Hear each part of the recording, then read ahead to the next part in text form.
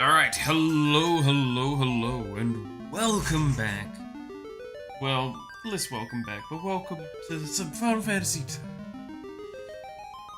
Live started 20 seconds ago, man. You've been streaming long today? Yeah, it's like, gotta get on that grind, right? 20 seconds a day, and, you never know, it's gonna get you far. Goddamn. I'm gonna be, as a pre-warning, loopy a little bit today, because, you know when, like, you go to bed, you just can't get to sleep properly for, like, 2 hours. You get up, then spend, like, 3 hours doing some stuff to try and kind of, like, maybe tire yourself out a little bit, or just kind of, like, relax out. And then when you finally get to bed, you still take like another half an hour to fall asleep, and it's like midnight, and you have to get up at like 6 in the morning. Yeah, so I might be a little loopy today. I apologize in advance. It's not even that I'm tired, that's the worst part.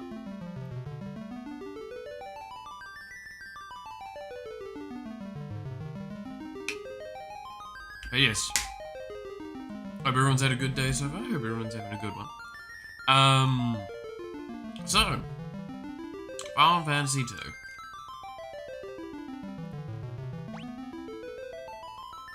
Don't worry, I'm medicating myself, so I'll not understand what's going on. Sweet. Let's go. But yes, Final Fantasy II. So, to preface this, kind of like how we did with prefacing Final Fantasy I played this back when I was a kid. Now, the big difference that needs to be made is I actually did not play anywhere near as much of this. I played this through, I think, once, and I do not remember it. I have never played it through since. I do not believe I've ever, like, done it, completed it a second time. I don't know why I liked Final Fantasy 1 more than 2. It just was more appealing to me. But it's not to say this game is bad, and this is going to be a loosely me trying to remember this game, but I'm gonna realistically have to probably go off like my own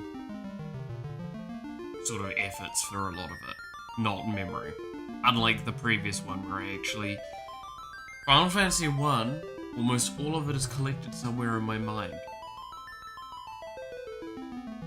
In this one, we're gonna have to figure it out. Figure it out as we go. So, also, you know one thing I wanted to comment on, and this is something that, like, I notice it, obviously, because I look over, so if you see me looking this way, that's because I'm looking at my Streamlabs, so I'm actually, like, looking at the stream, and looking at me and stuff. So one thing that I don't know if it's noticed, because I actually positioned a lot of the UI stuff for the stream pretty particularly. Arguably, there's an argument to be made that the frame could be a little bit better. I haven't probably positioned that in the best way. When I mean that, I mean this thing.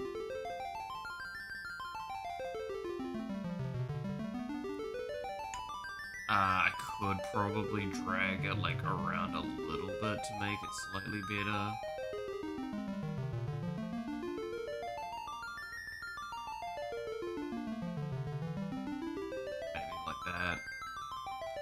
But the point is, so when I say that with the positioning, for example, the socials here,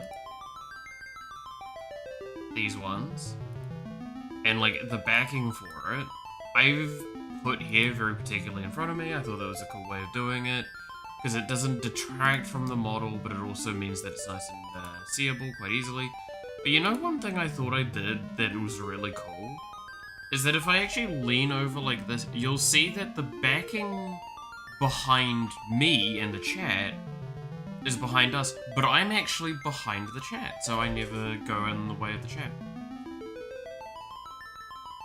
I thought that was actually a kind of cool thing, and it's a little subtle thing that like I've always been kind of happy that I did that, because it actually looks quite nice when it happens, and it never covers over you guys.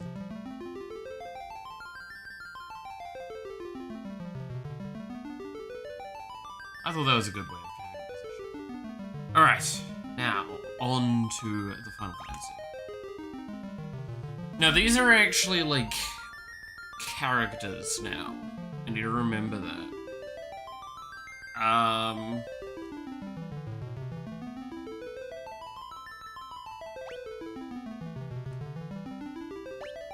Do I just leave them as defaults? I feel like I'm gonna leave them as just the defaults.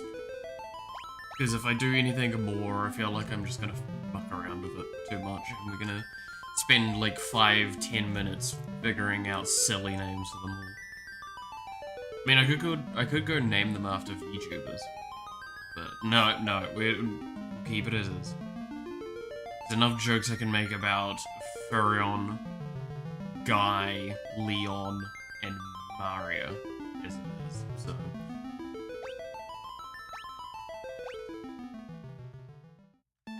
Let's see. Let's go. A long-lived peace.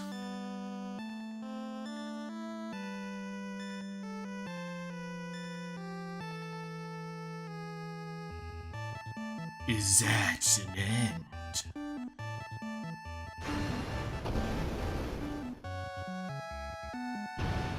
And that actually looked like he fired that out of his crotch, to be honest.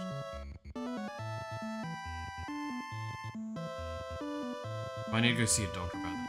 The Emperor of the Polemic has begun his campaign of world conquest.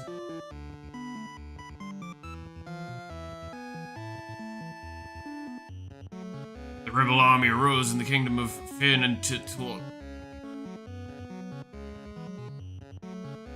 But the rebels' castle fell into all unassailed by the Empire.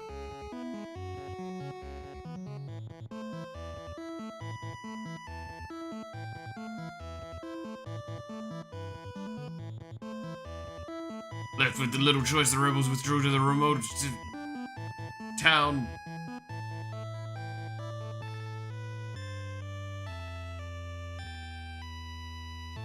For years from Finn also, they lost their parents at the hands of the Empire, but their escape wasn't over.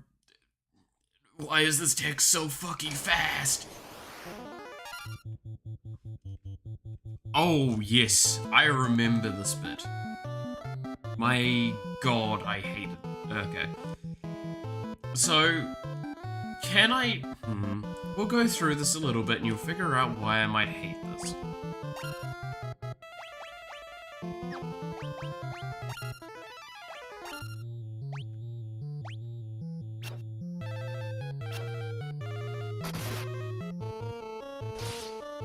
So to give you an idea, I have like 30-40 health on my characters. So yes, the game introduces you with a force fail state. And then we have this. Will he live? He will, sense a strong life force within him. He should regain consciousness soon. We found him like this on the escape from Flynn. Fallen from terrible wounds. By the time we brought them here, I feared it was already too late. His life is not in danger. The sigil will strengthen his life force. Let him rest now. Of course. Is this Dark Souls of Final Fantasy? God damn it. But I will say this, I've always disliked force fail states. I give Dark Souls a little bit of credit, where even if there is a force fail state, for the most part they have it as a you can beat it. So like that fight there, you could beat it, but you...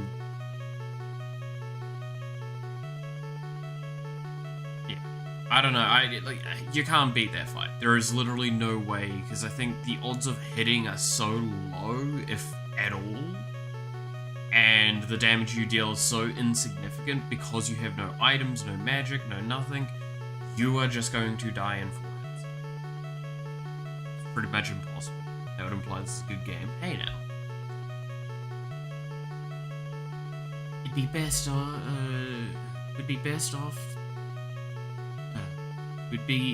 We'd best be off to the meeting. I imagine they're already waiting for us. If the Empire is allowed to complete the dreadnought they're building in Bufusk, their attack will begin in earnest. We cannot sit idly by and watch. We must act.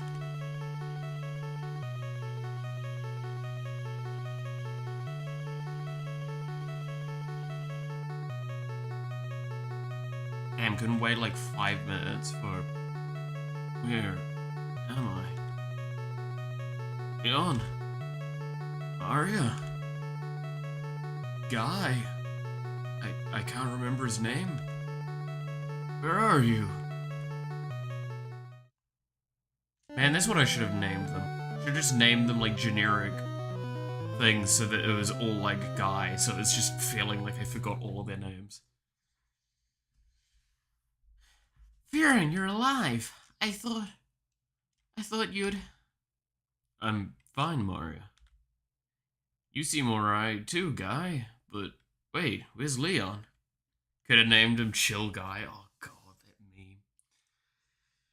Dude, I stand by the only reason that meme's funny to me is the guy that made like the initial thing for it getting so upset over that. And I think that's what most people find funny about it. Right?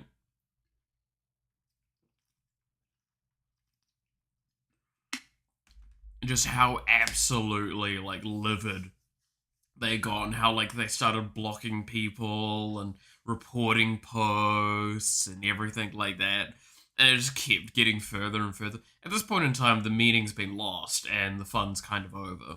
But, like, it's just funny how it starts.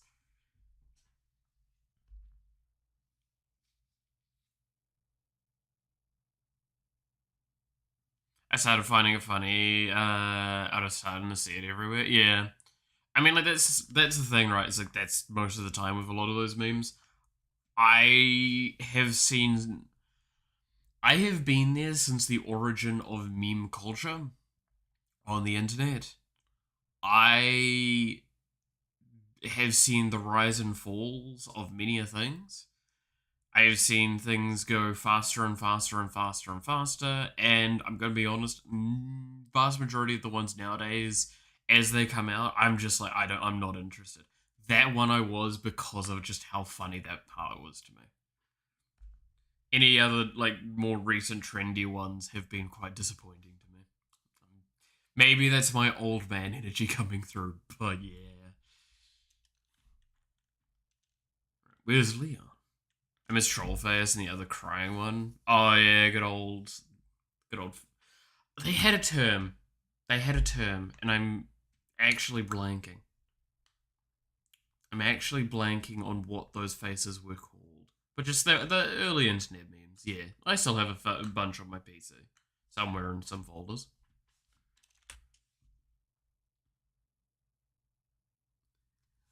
Princess of Flame saved us.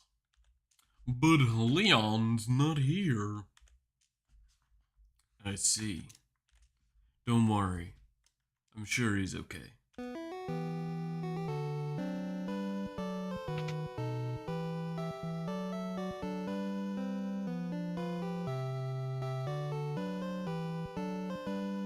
So you've regained your strength. Very good. Your life force is strong indeed.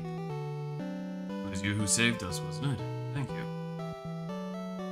Forgive me, Your Highness, but there is something I must ask of you. Please let us join the rebel army. I could never allow such a thing. You know nothing of battle.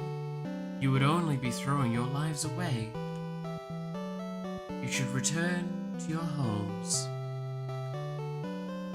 But we have no homes, not anymore. Imperial's attacked and our parents... Oh god, our parents! They grounded us! I'm truly sorry, but that changes nothing. I and I'll permit you to join our army. If you have nowhere else to go, you're welcome to stay here in Altair. Isn't that like the Assassin's Creed stuff for one? If you know our password, you should be able to live here well enough.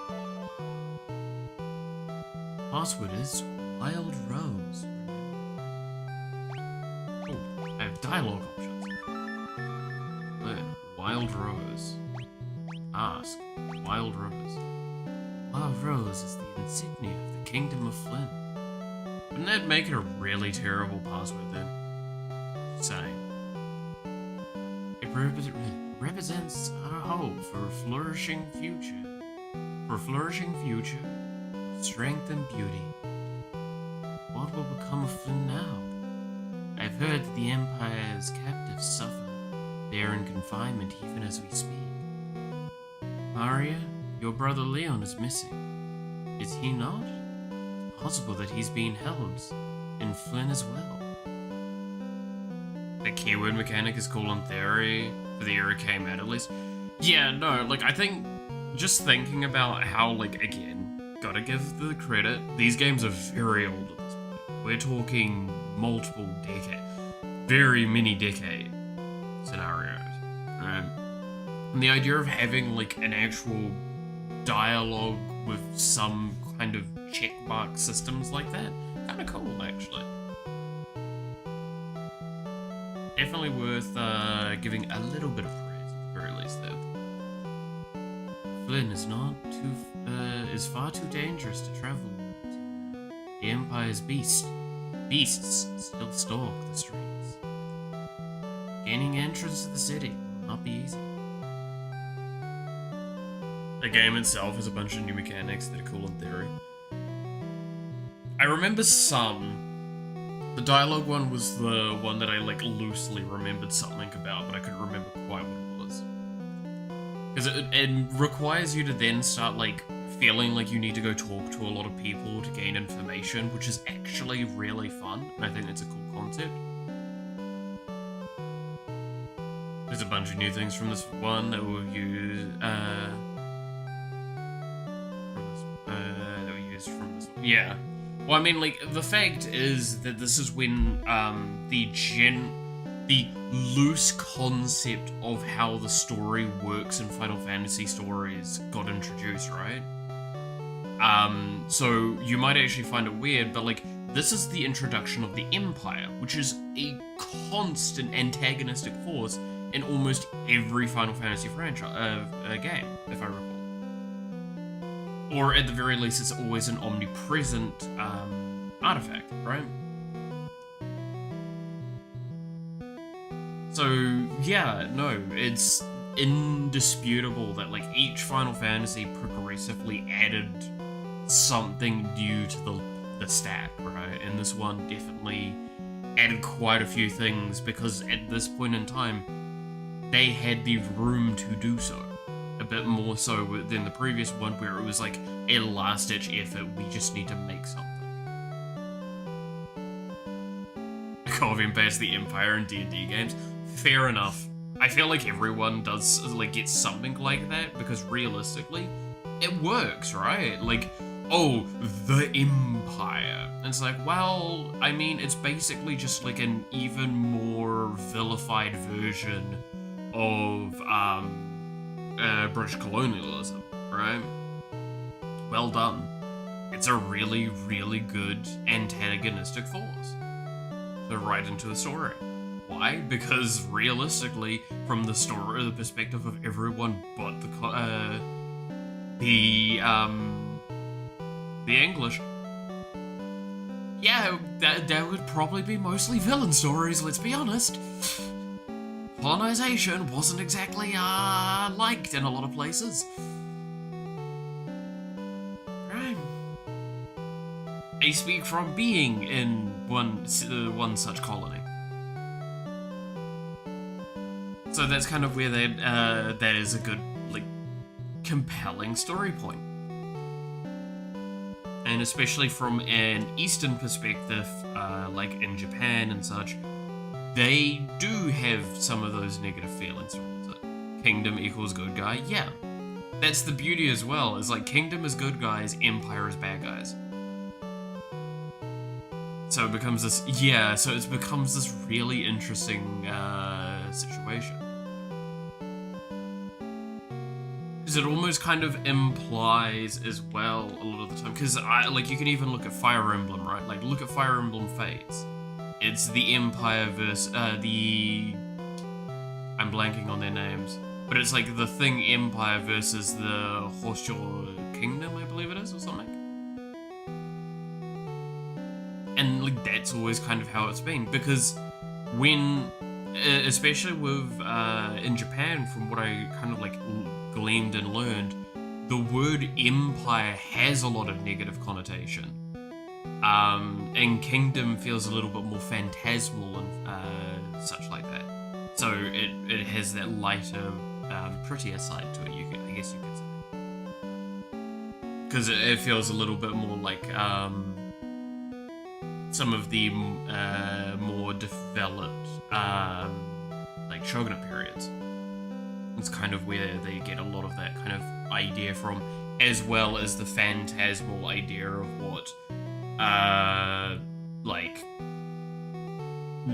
nobles and noble and country swords and sorcery were like for like old school British Empire, or just English in general, I guess. So that's always an important one. The man on my right is Min Wu. Is Mace Windu.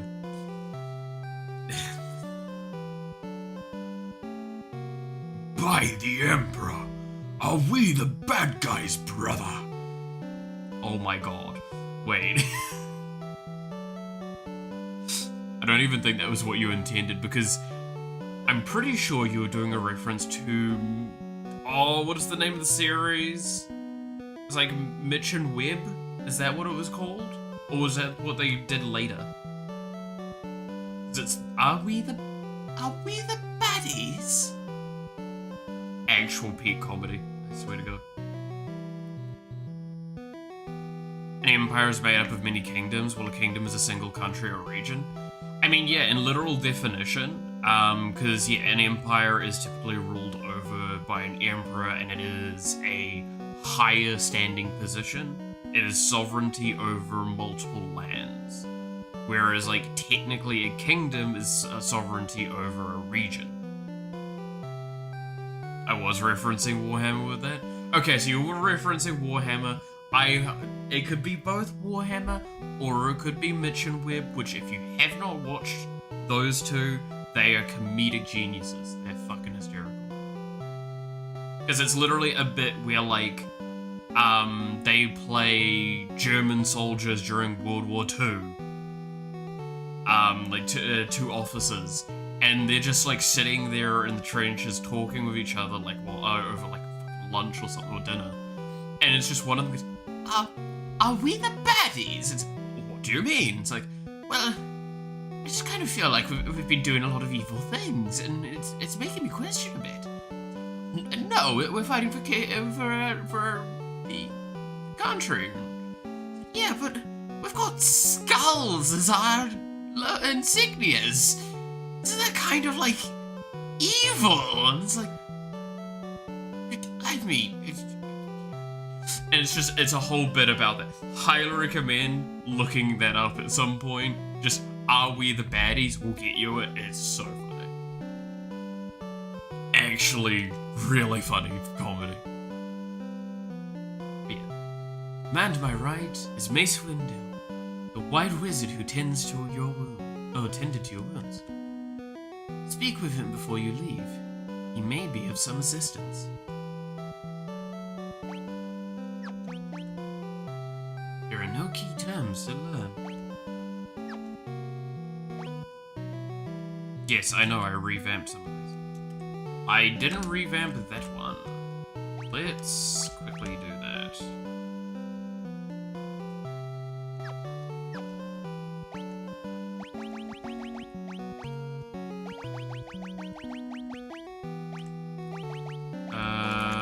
Where is it? Instead of...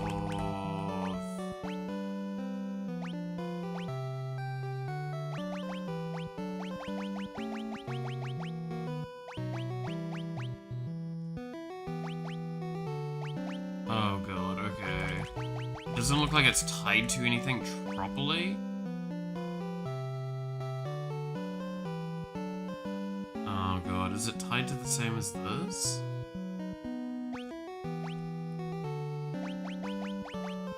I'm surprised you don't play with a joystick. I could play with a controller.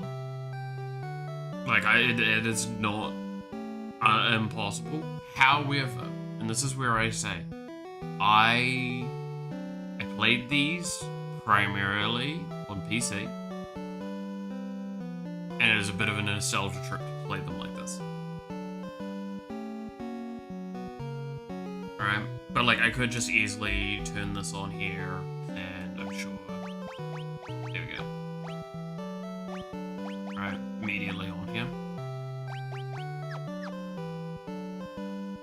Now I have to fucking understand where all the things are. Shit. Yeah, that's scrolling the page.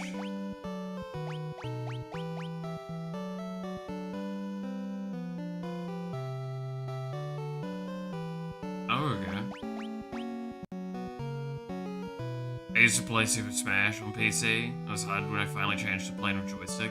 See, like, that's that thing, right? It's like, it's not that even it's hard now, especially because I have played so many different games now with controller, but I was a PC person for the longest time. Like, again, outside of playing like GoldenEye at friends and Lego Star Wars at friends and stuff like that, the first console I ever owned was the PlayStation 2, like a fat PS2, which is still just like over to my, it's like 3 meters away from me on top of my closet. On my cupboard, sorry. But that was given to me by a neighbor / friend of mine because he had just bought a PS3 and he didn't want to play it anymore. And he was like, hey, look, I know you kind of want to have something like this, here's this. That was how I got my first gaming console.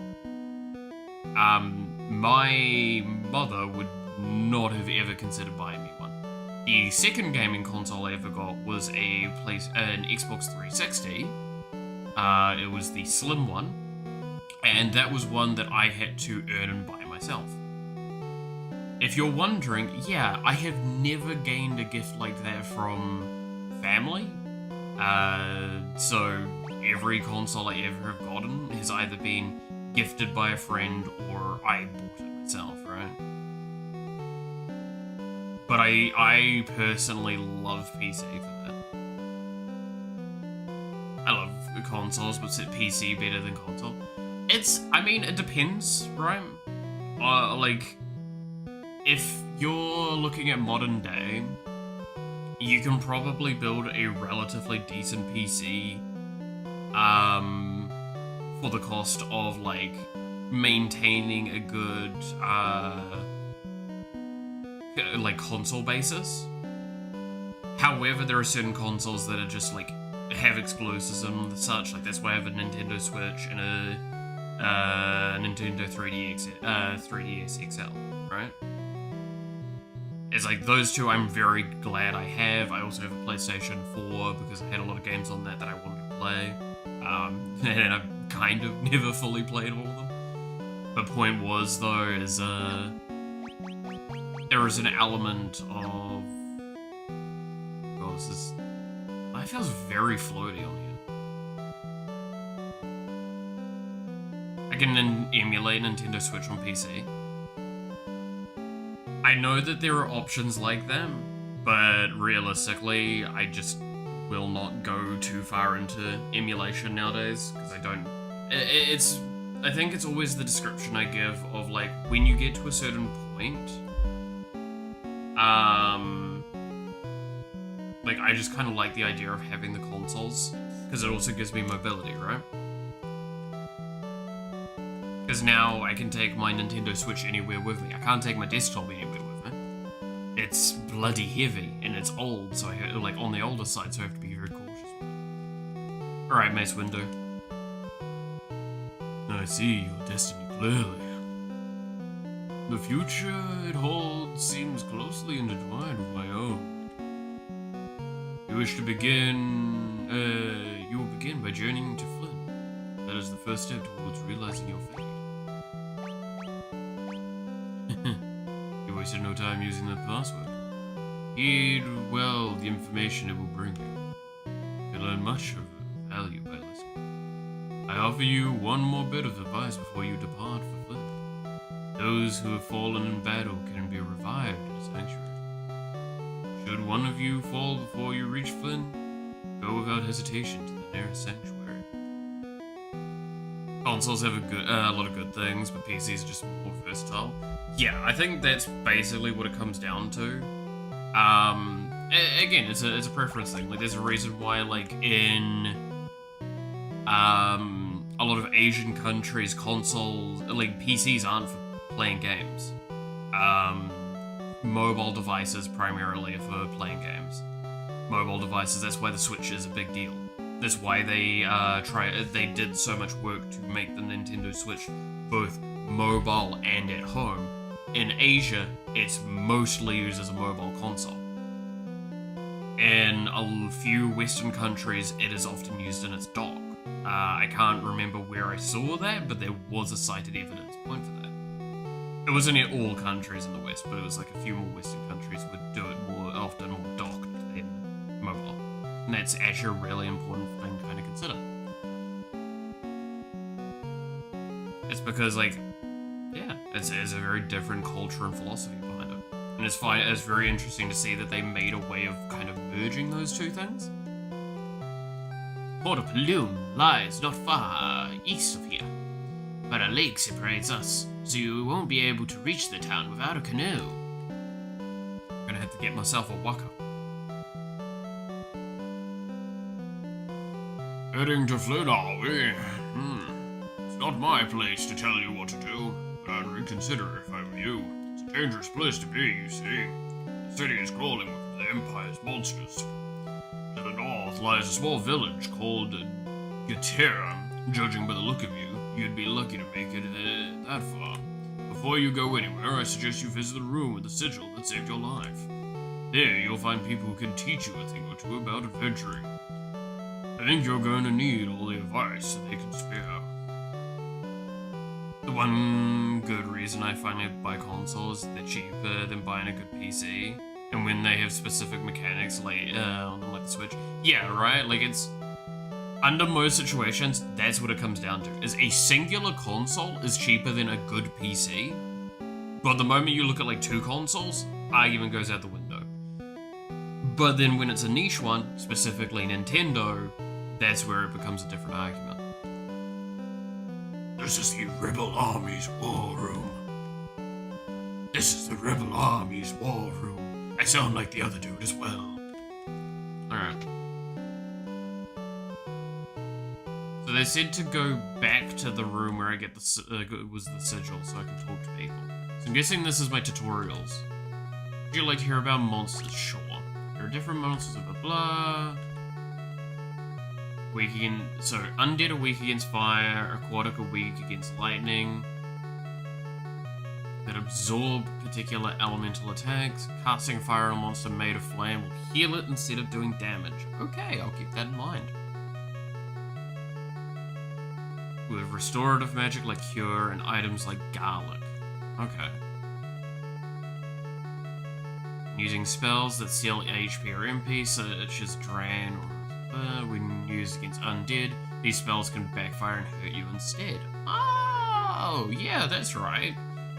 I forgot that, like, this is when they actually started adding, like, spell elements, in a much more deep fashion. Which is kind of cool. Tell me about chests, sure. Treasure chests can contain things like items and gil, mini treasure chests, or rare items. You will not find for sale in a shop. If you're lucky enough to come across such items, hold on to them. Treasure chests aren't all gil and glory. Some conceal monsters lurking within. Until you open it, but monsters often accompany especially good loot. Yeah.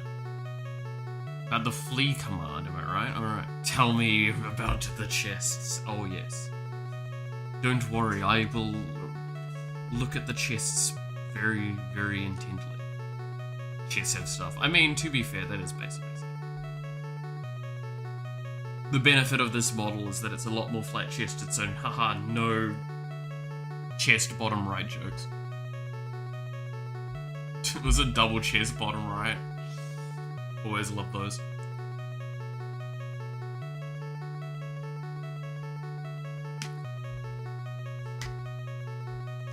Okay, what's a flee command? There's no point in fighting or losing battle. If the foe is too difficult, you better flee. Think carefully before you act. Realistically, if I remember the game, the base game, we shouldn't have to use the flee command basically ever, because we can kind of stay ahead of the curve pretty safely. I don't know how much maybe rebalance in the Pixel version though. Large chest on my body, which isn't good because I'm a man. Same. No. Dude, it's the same thing of, I remember, it's still probably the case, like, there was one of the people I hung out with, and she was, always, like, quite a bit of a unpleasant person in some regards. And there was just one time where, like, I was at a drinking thing, and she was just kind of, like, yelling, going, like, why, like, I've got plenty of sex appeal and all this sort of stuff. How are people not dating me? I yell across the room because I was just really fed up with them being an annoying sort, because, yeah. I basically say, it's probably because I have a bigger chest than you do, and I'm a guy. And just the whole room, outside of the music, just went silent, looked at me, looked at her, and you could just hear almost a ripple effect of fucking giggles.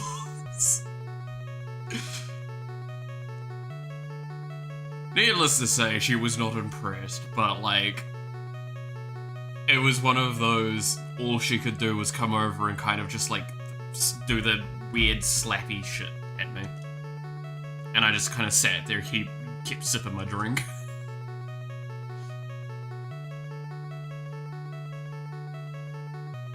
I made jokes about the comparison to, like, it's one of those things that's just, to be fair though, I think still to this day, one of my favorite versions of that was that one meme where it's like the guy, like, I think it's a dude talking to like, the girl going like, okay, if you don't have any hands, is there a point in wearing gloves? Well, no. It's like, if you don't have any feet, is there any reason to wear socks? Or wear shoes? No. It's like, if that's the case, then why do you wear bras? And you just see the moment her brain clicks, and just the like mix of I want to kill you, but damn, that was funny. Her friend is flat like that, but she doesn't like it when we joke about it. Sometimes still do, but I don't know, it doesn't feel like trying. Yeah, it's one of those difficult ones where, like, realistically, there should be no reason to care, right? Some people are insecure about it because it's in a sense, in their mind, like, it makes them an abnormal thing, and nobody likes being abnormal, really. But, you know,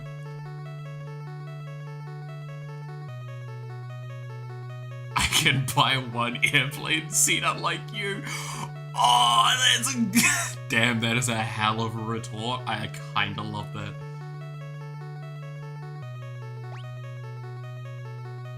That's actually so fucking rude.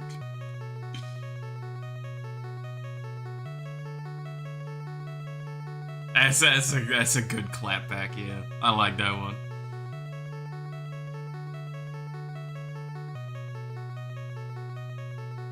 2 free hands, but allows a character to attack the same damage force from the rear row of the party formation.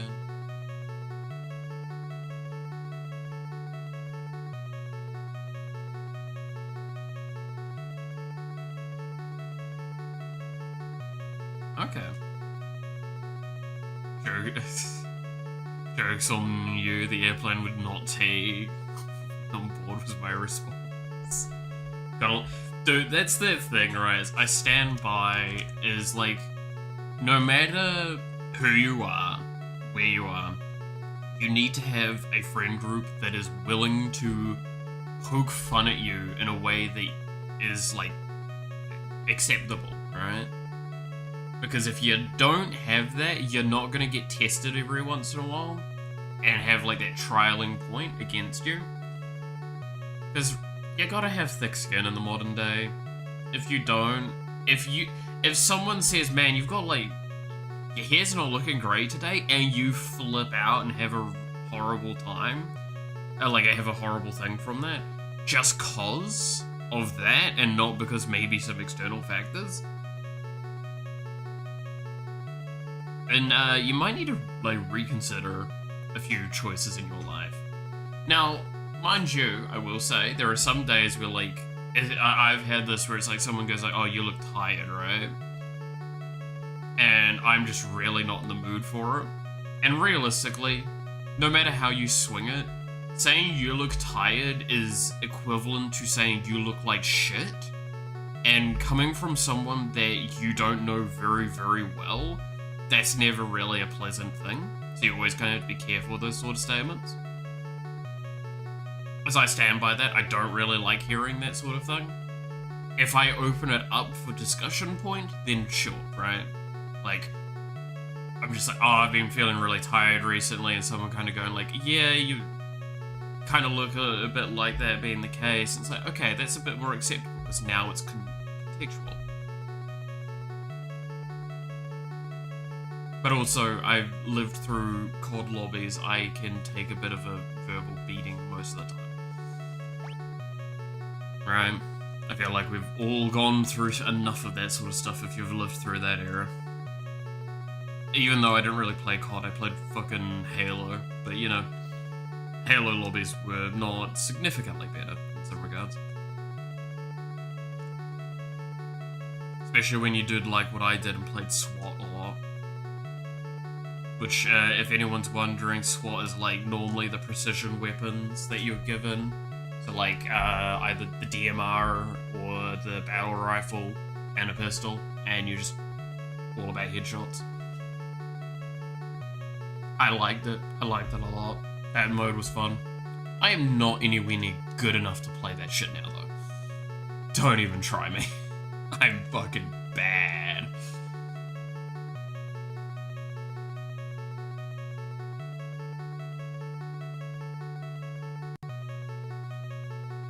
May improve. There are 11 different attributes that can change. Would you like me to explain the 11? Yeah, no, go ahead. If a character loses HP during battle, the maximum will increase. And a lot of battle to also increase thing. Okay, yeah, alright.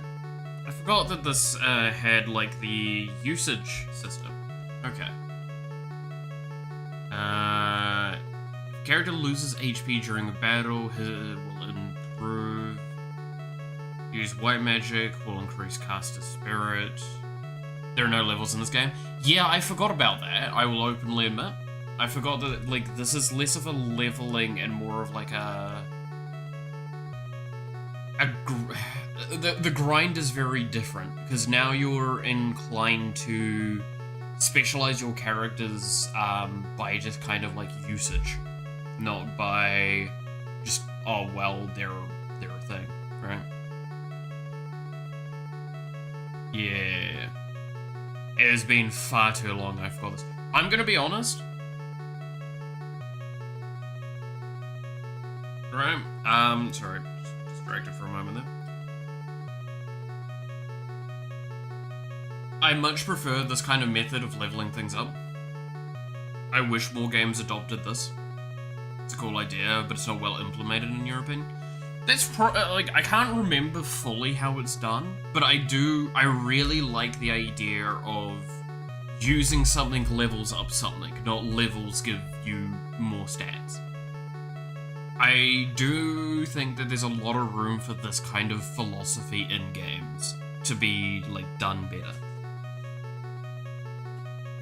I mean, there's a reason why we kind of like isekai anime, right? Because, like, this is a big thing we see in a lot of them. It's like, oh, they're born as a child, they figure out that you can use magic, so they start using magic as a child.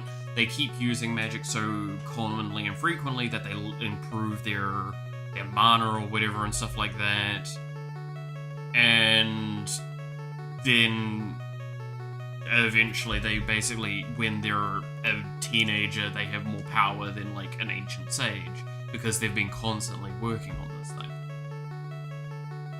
Which is a philosophy that we could understand from our world, that makes sense. But their world, maybe it's not introduced yet. Punch yourself. You know, that's actually a good point. If I punched myself in this world, would that give me both strength and endurance? The way it's made in this game, you end up just going into battle, defending with 3 characters and attacking your own characters. So their HP goes up. Then you heal them so the MP goes up, and MP goes up, and then the heal spell goes up.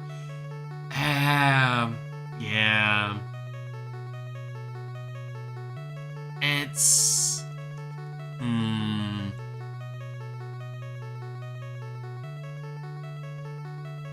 I mean, the argument there is like, what would you do to change that, right?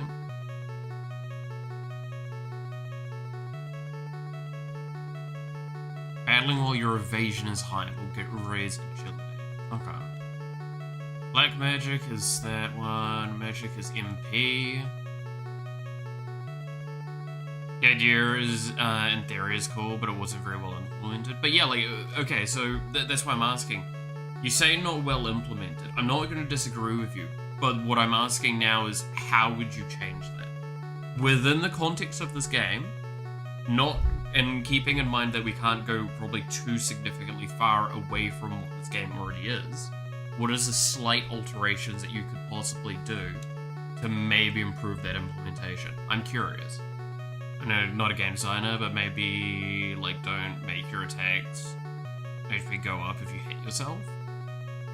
But isn't that a really interesting skill scenario? Because now you've got a expression that the player can now do something that may not seem super intuitive, but also intuitive at the same time. Because they said specifically, health goes up when health goes down, right?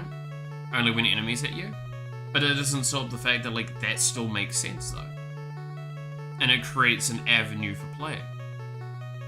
It's not, like, don't get me wrong, I see the validity of a thing there. Maybe make it when you hit yourself, it's not as good as enemies hitting you. See, now that one I agree with. I think that's what I would agree with that kind of adding.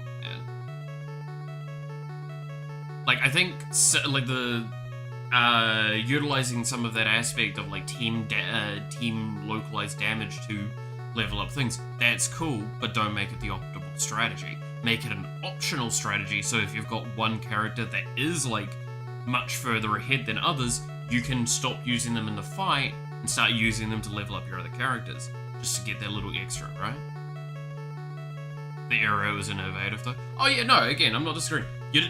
I must iterate, I'm a game developer myself, so this is the stuff that I find very curious, is like looking at these older games and trying to figure out what would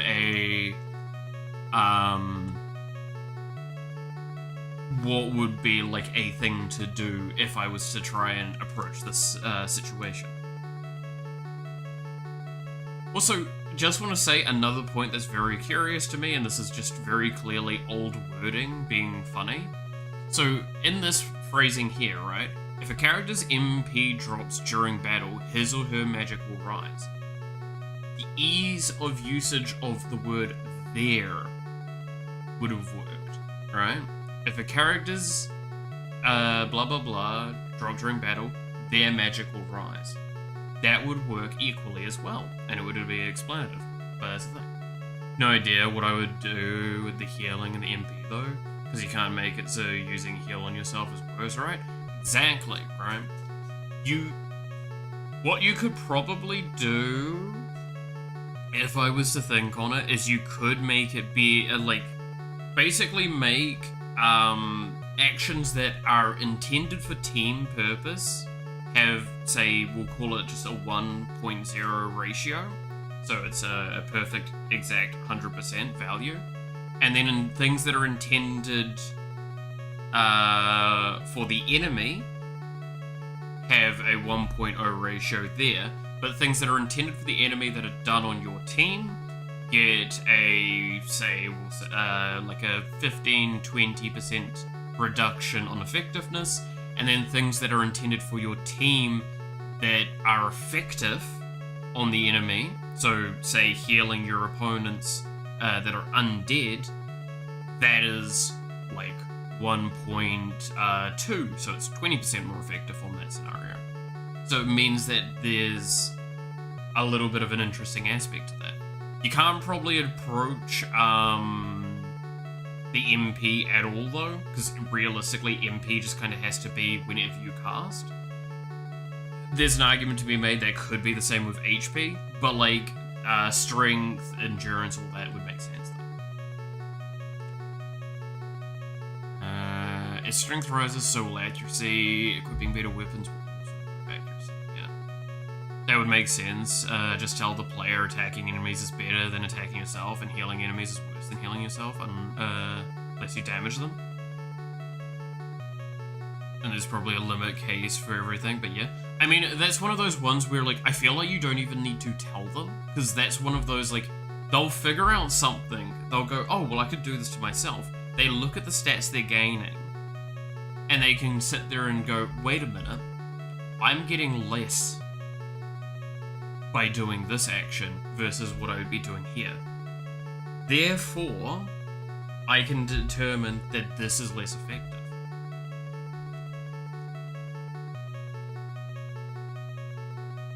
But I think something along those sort of lines would be a cool idea. So there we go.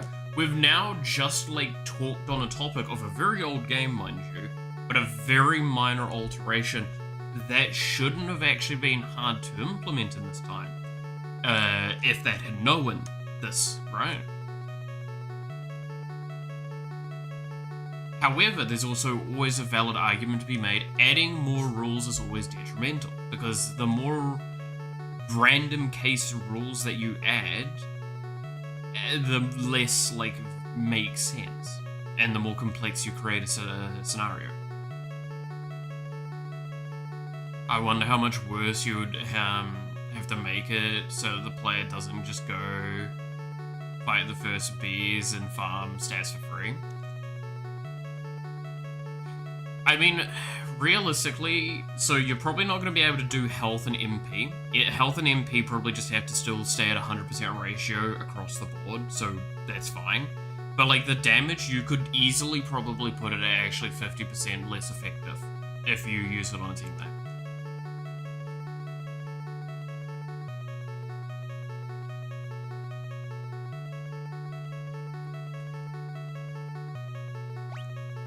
And to do broad categories, weapon skill levels and magic skill levels. Wait, small weapon skills and axes. Spells like cure and fire have their own skill level. Blah blah blah. Yeah, I remember some of this.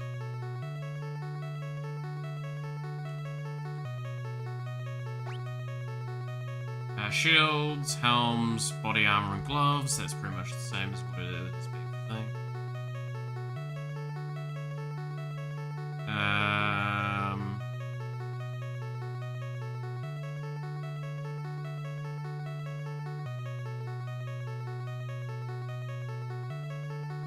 Should you so choose, you can equip 2 shields, 1 in each hand. This makes your attack empty-handed, however. If you want a tank, basically, is the fun part.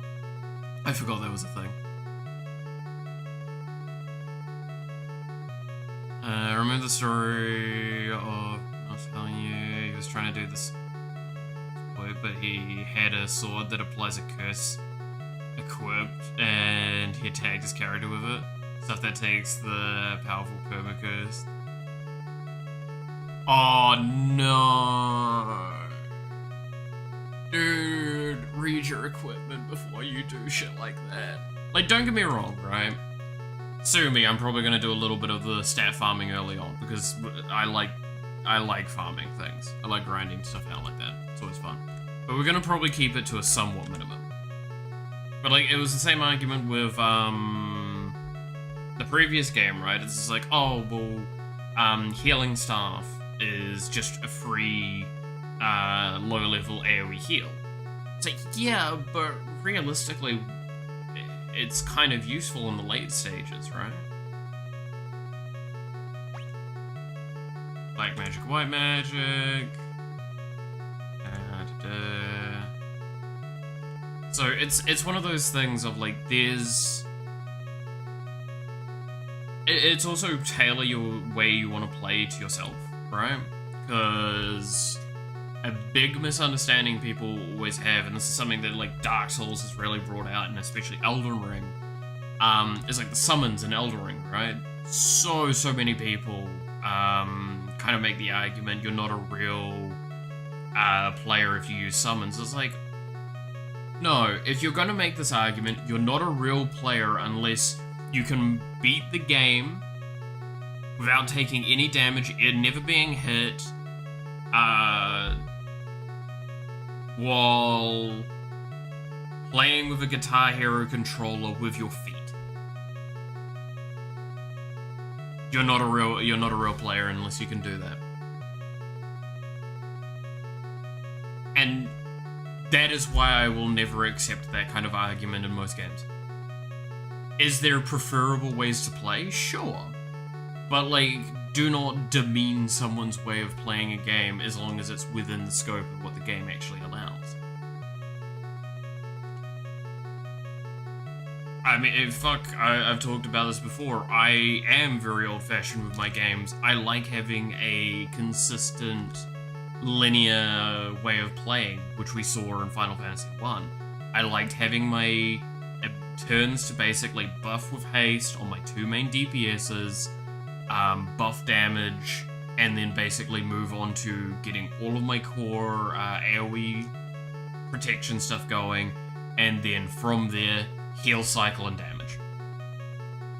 We saw that in Persona 5 Royale as well. I got Izanagi or Okami, Cario fairly early on, to everyone's dismay, and I eventually grinded it up, make it really strong, and do that sort of thing, right? You've never beaten Dark Souls unless you use Baby and a blender controller to do so. Fucking wait, goddamn RT references. I stand by, I would use that controller. In a heartbeat would I use that controller. Even if it is a fire hazard.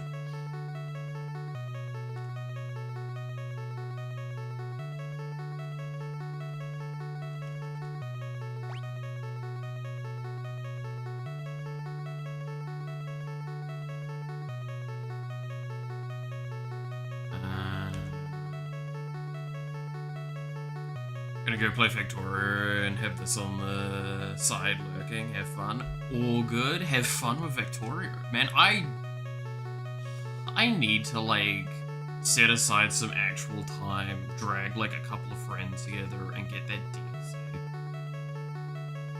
DLC. / expansion. And just, like, play. I just really want to play to that expansion. I really want to try it out. It looks really fun. Doug brought that controller at an auction. Yes, I did see the auction. It was, I really love the Sea Dogs auctions. I have watched both of them, and I think they're a phenomenal thing, and I hope more people kind of consider doing stuff like that in the future. Or that Sea Dogs one gets just big enough that, it can be a large-scale annual event. I really hope, because can I just say, by the way, regardless of anything, Connor does actually do a lot of really awesome and cool things. And overall, he's earned a lot of goodwill from me, especially with the way he acts on a lot of subjects. It's not even like... So, I don't know if anyone's watched it. Chris released a video talking about, like, some of the stuff that he's... the subjects at the moment. around content creators, specifically like certain large-scale creators that are not so pleasant. I even had a rant about it myself recently, and I completely agree with Chris on a lot of points that he makes. Not every point, but a lot of the points he makes. If you watch that video, you'll kind of get where I'm going with this. Is the problem nowadays we see with like just content creators in general is this kind of, how do I describe it? Is this issue where a bunch of them will buy a bunch of goodwill by taking certain actions and being a philanthropist, and then just be scumbags the rest of the time and feel that it's justified and safe because they're behind that wall of, well, I also did this. And that's something that like both Connor and Chris are really, really good for, is because while they do these things, especially Connor, they're also actually genuinely good people, and they don't let a lot of this go too far beyond them. And it's very important to acknowledge that. However, if they do something that goes too far, I'm going to be willing to more than call them out on that. But that's the point, is that they've not done anything that we know of at this stage that really is call-out worthy. Yes, battle formation. Okay, can I just mention, by the way, on this battle formation thing, quickly? I was a little screwed up in Final Fantasy 1 because I thought the formation system was in that game, not in this game. I thought it was introduced in the first game, not the second one. So take that as you will.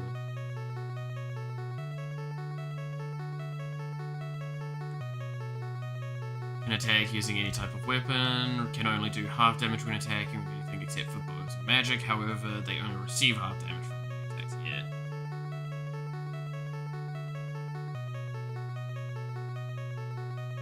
But yeah, there's two specific content creators that are really high-end on the platform,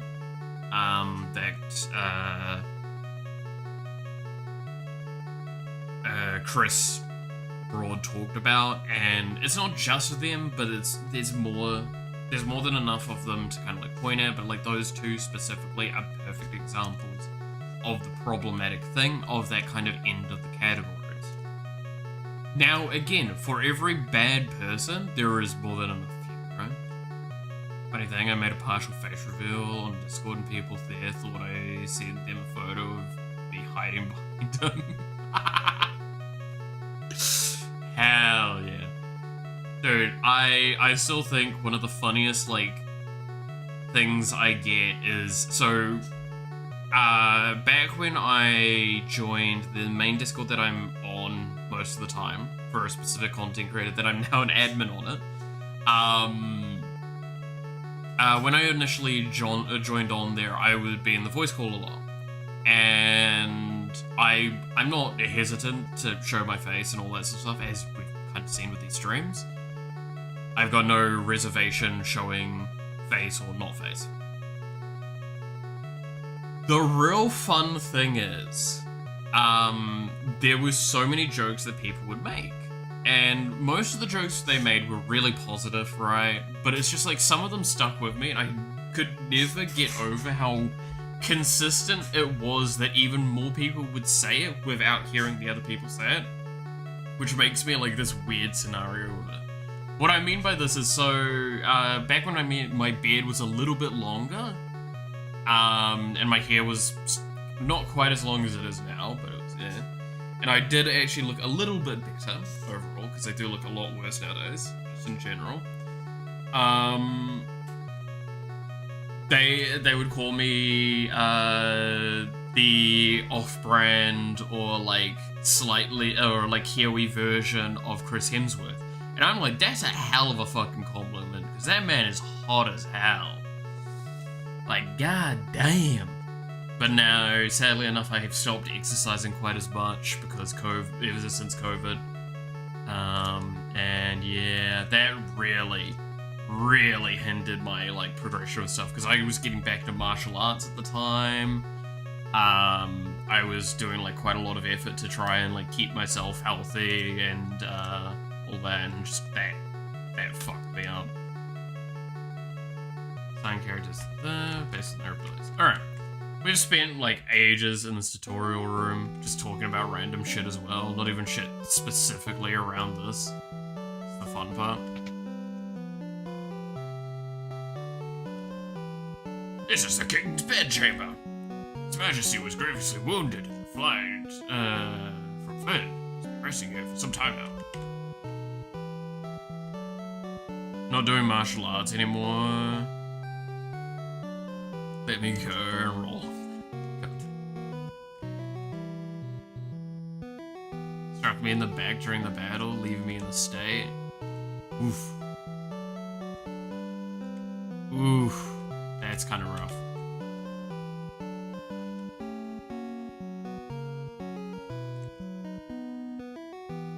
Getting something like that in the back's never fun. So of course, by the way, we have to explore everywhere.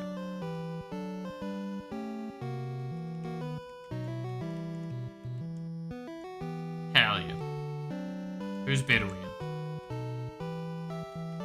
Probably the princess's one, right?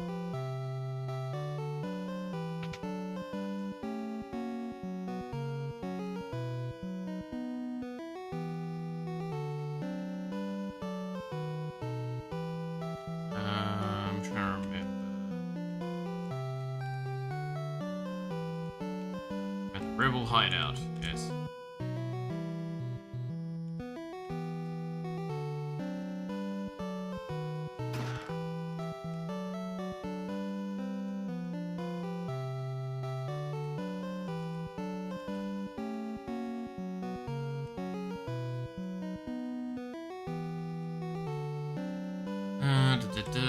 She's moved. Alright. Let's go outside and see what happens.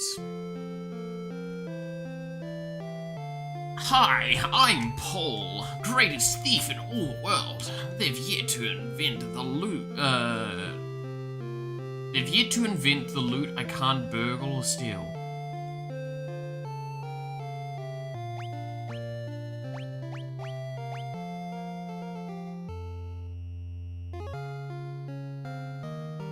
Oh, that's actually... okay, that's... yeah. That actually is kind of very sweet and very tragic. My name is Gordon. I was once Prince Cashew Nuts. I'm nothing but a coward.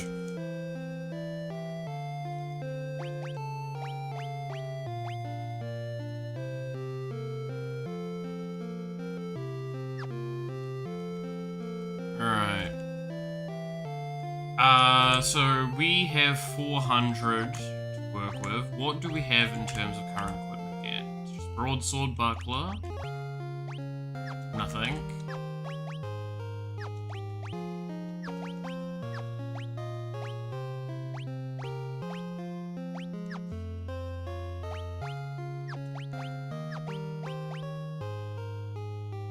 Alright, so we do have to keep in mind now we've got magic defense and magic interference as values. Alright.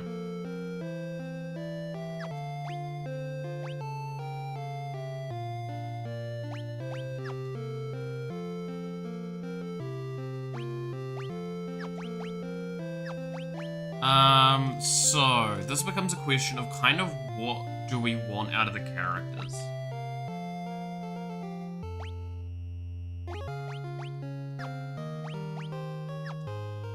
I don't believe any of them actually have, like, per se, massive statistical differences.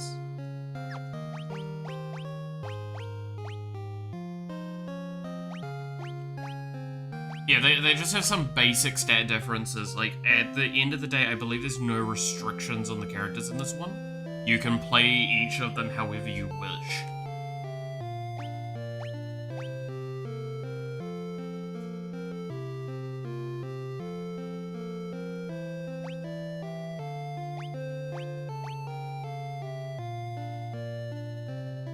if you so choose to, you can force them into them, right?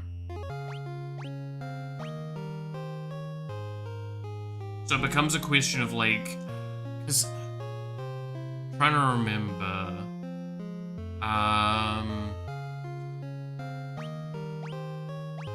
how do I want to play each of the characters? I'm trying, like, the problem is I'm trying to remember what the game has as build paths, and that's a problem because I cannot at all remember build paths. Like, I'm definitely gonna want at least one character as a ranged DPS, which this early on, that just means bow. That's probably gonna be Miriam, because she does have the lowest HP pool. So that's just probably safer. Probably long term, she's gonna turn into a magic user though, right?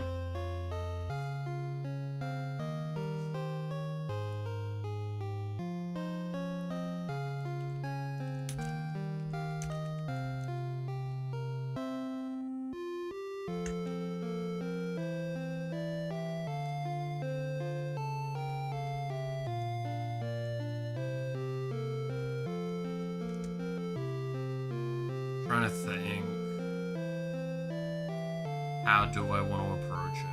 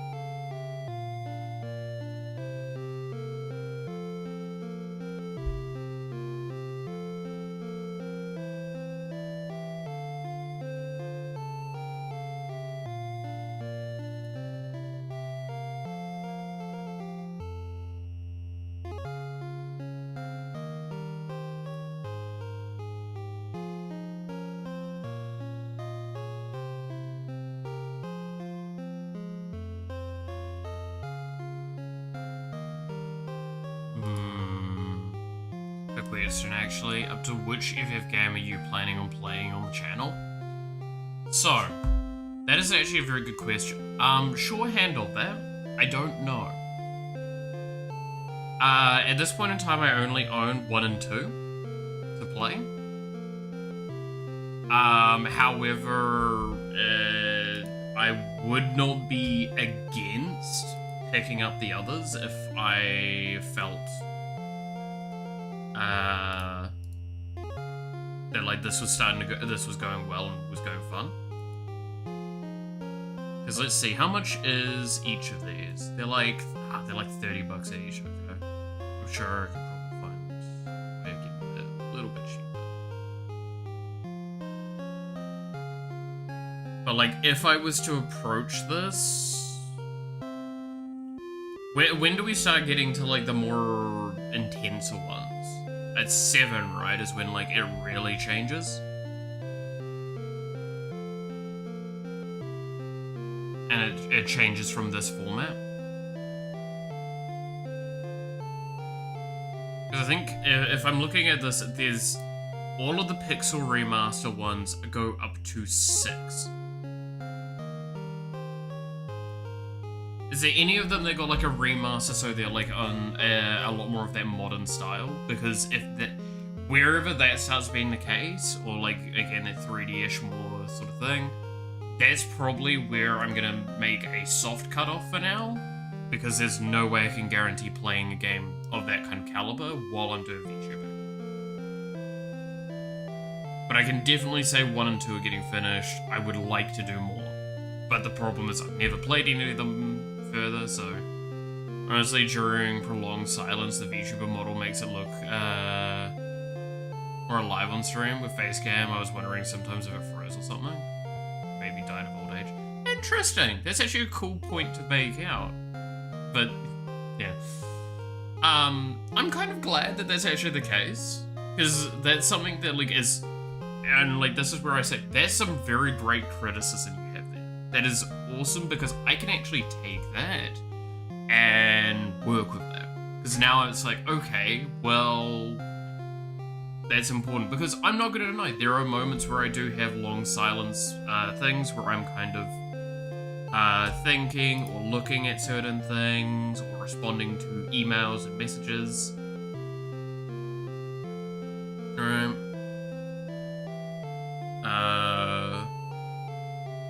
So that's kind of how that just how that goes, right?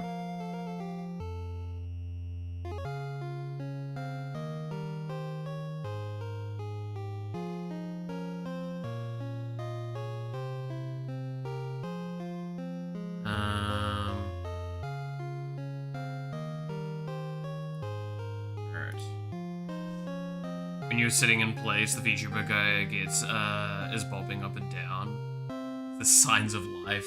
Fair. I mean, a fun little thing, so this is something that pissed me off whenever I would watch the streams myself.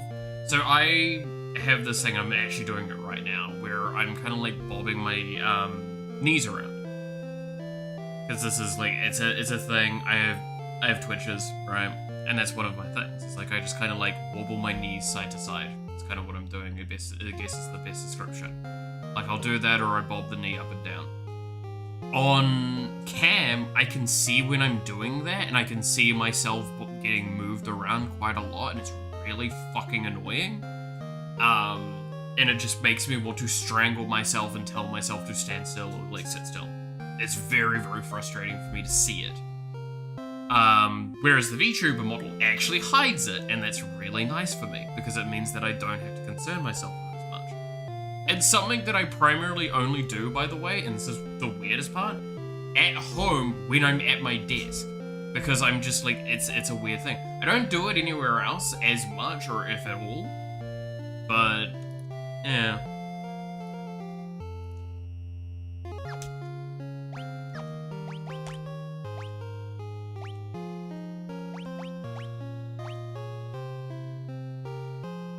Okay, this is gonna seem wild, but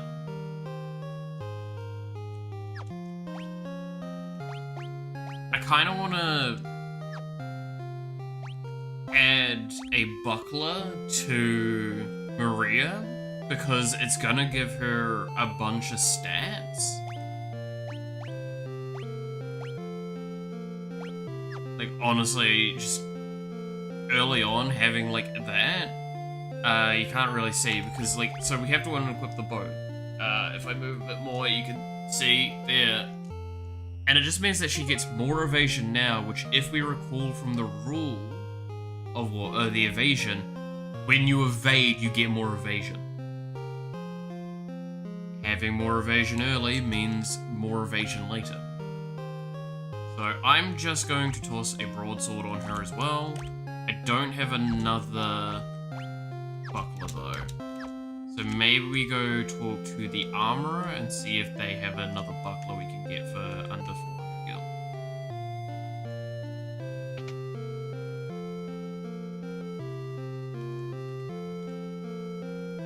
Yes, we can.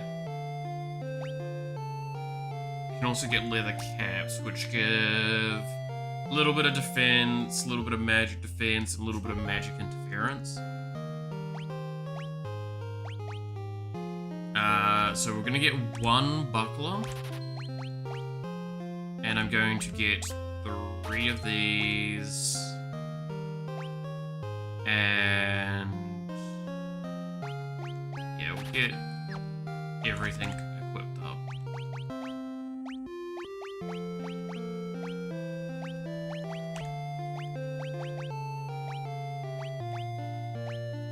Because by having these values higher, I deal less damage, but I have like overall better things. This one actually gives me less evasion though. I should probably keep that in mind. Yeah, I do get less evasion. I'm gonna leave them off then for a hot second. Because I want to have as high of evasion as I can. More evasion means more evades, which means more evasion.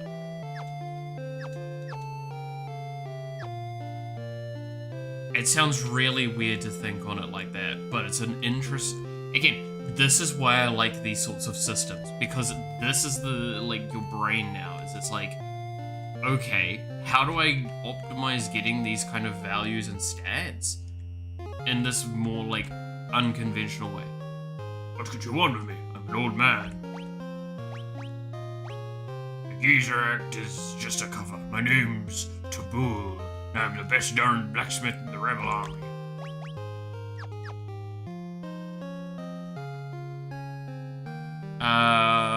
Knife. Ooh, that does give evasion.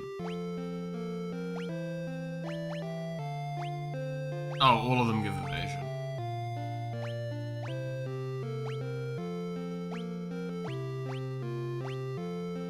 I don't like that. That needs to not be an upgrade symbol. That needs to be a side grade symbol. And that's something that bugs me because I know the first game did that better. Right?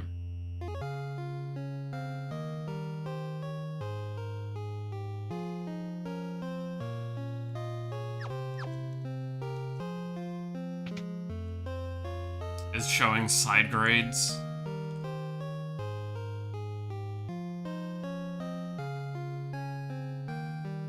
Okay, and then we've got white magic here.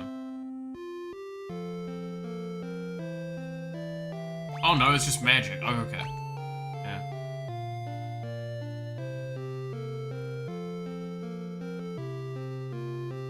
Yeah, happened to be the cursed sequel.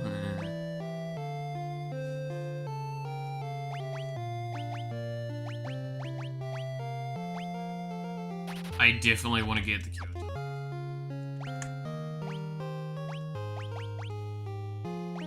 So, how do I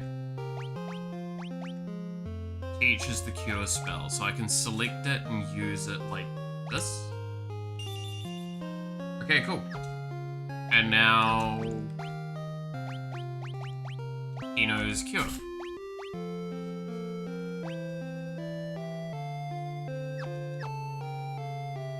Cool. Good to know.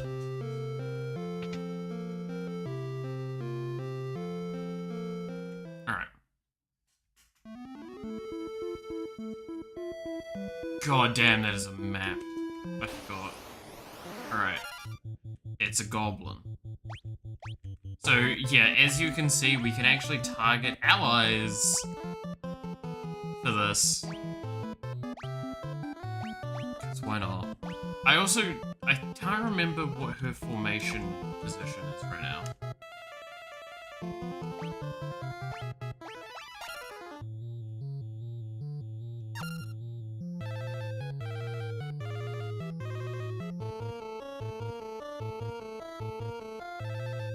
Bad news, I've lost your human residence and have moved into a box. Oh god. I hope you're all good in that box there, millipedes. So, I feel like a bunch of millipedes in a box would be fine. I don't know. I mean, do a bunch of millipedes need a human residence? Did you really need all that space? I feel like you just need, like... Do you need warmth as an insect? I think you do, right?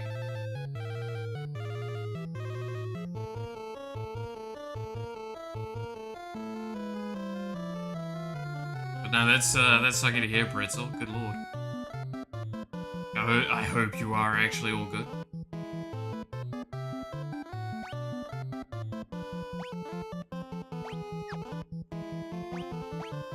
So if I do this...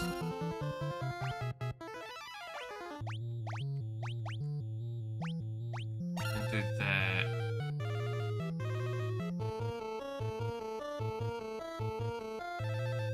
Oh god, what do you want me to refer to you as now at this point? Because, like, your name changes every couple of weeks and I get confused, okay?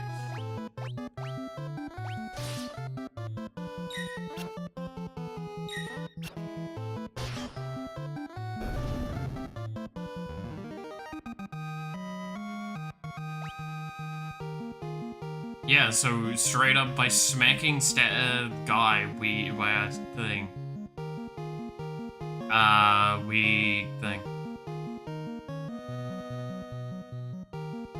Trying to get better at RP. I'm alright at combat, but not that.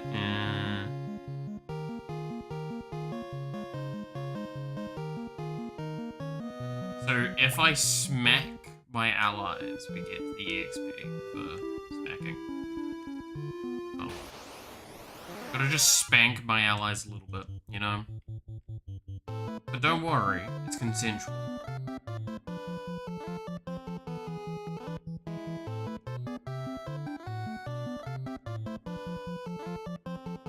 My character is a piece of toast that uses Mage Hand to carry itself, many role-playing opportunities. Dude, that sounds fucking amazing! What do you mean? Wait, that's actually so good! What?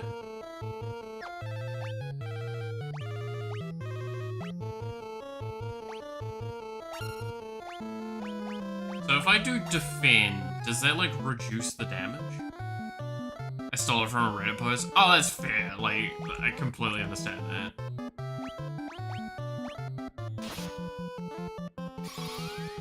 We just kill one on myself. Damn, 28 health.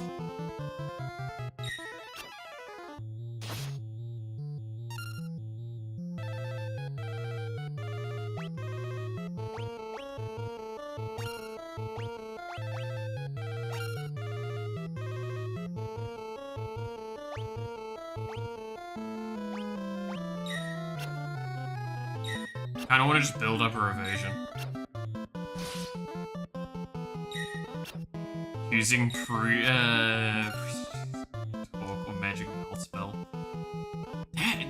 Dude, there's so many actually stupid opportunities with that sound really funny, I'm gonna be honest.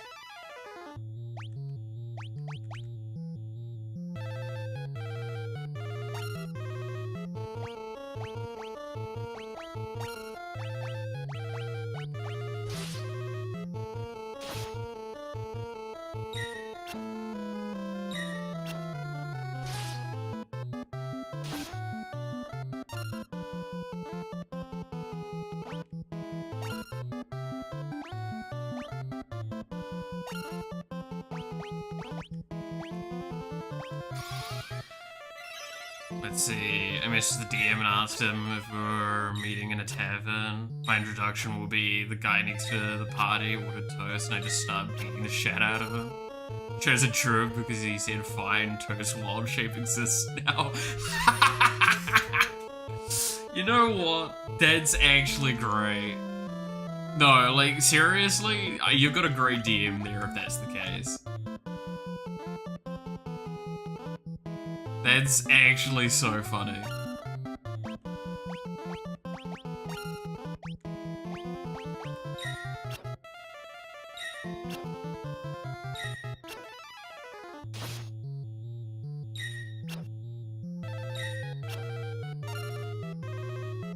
I wonder, should I put everyone in the back row? Because they're gonna deal less damage, but they're just gonna take less damage?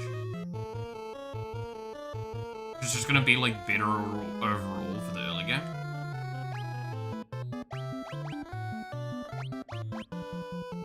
Dude, just optimizing the early game in the stupidest fucking way. I'm gonna be honest, we're gonna only do this for a little bit, because this is just kind of funny that this is how this mechanic kind of works.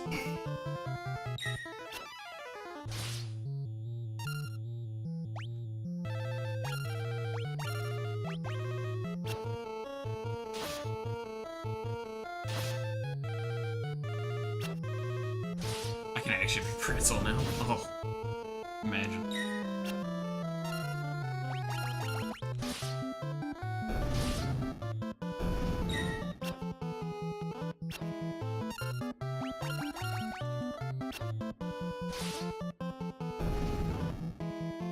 So let's see what we get out of this. We got a lot of levels from this, yeah. Oh well, leveling up proficiencies. That's the important thing. But oh my god, look at that! What? So 10 more health, 1 more strength, 1 more stamina, 10% more evasion, and like 1% more magic defense.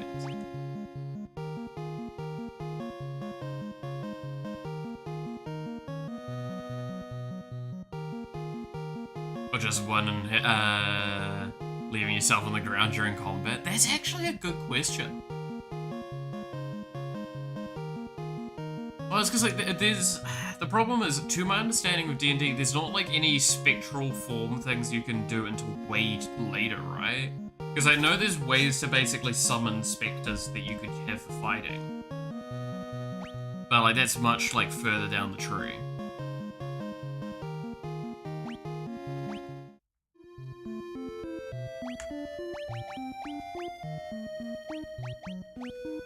Oh, the position on the thing indicates where they are. Okay, good to keep that in mind. Yeah, so I'm gonna put everyone... I'm a DM, I'm curious on how other players, what other people are playing. I'll just burn their fingers. No, that's bad.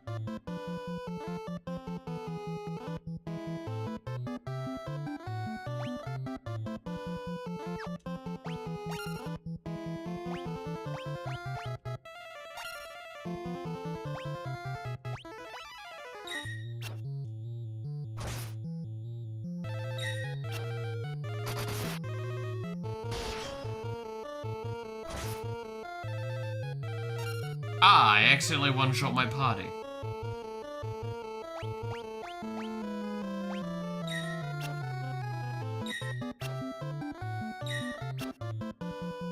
Okay, so that's the problem with having everyone in the same row doing the tactic that I'm going for.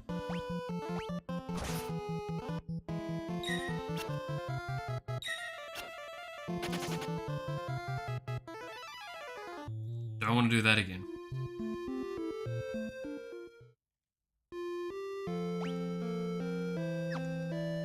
Oh, are status effects locked to the fight now? Yes, they are. Okay.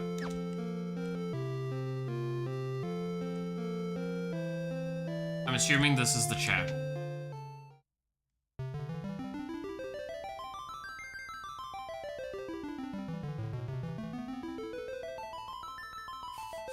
Can I just mention that it looks like he's basically just yeeting them? Like, here's some bodies, get them back up again.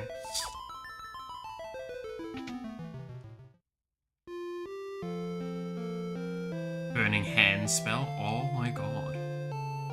Wait, that's... This is a serious campaign, but he said, fuck it, it's funny. And it's the first character, go for it. Burning hands, anyway, I have the fun. Like, that's the thing, right? I'm gonna be honest, I could never play a serious session of D&D. Like a true serious session. Any sessions of D&D I would play need to have the willingness of me to actually just fuck with shit. And be like completely off the wall bonkers.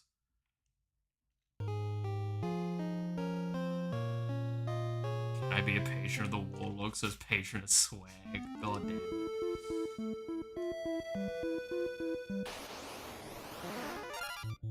Okay, I need to change their formations out, actually, now that I think about it, because we need to ensure that our people are in the front.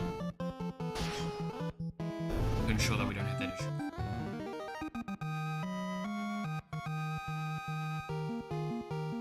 I'm begging for one serious game, never comes, and I'm happy anyway. Like, that's the thing, right? I mean this with, like, the most thing. Do you really want a serious game? So I feel like nobody actually wants a serious game. There's like the charm of D&D. It's the charm of these sorts of things. Like, if you want to play those sorts of games seriously, ironically enough, just play one of these. Alright?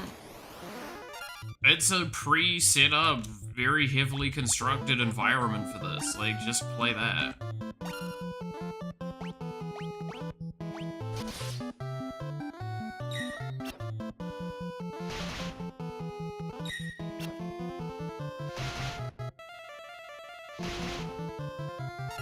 Okay, I might need to put them unarmed to be able to do this if we want to keep the grinding going, because I'm now starting to deal like way too much damage.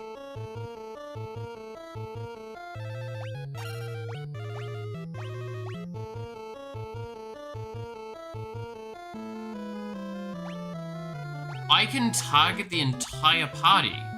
Was I gonna like cast it 3 times basically? So I use up 3 mana?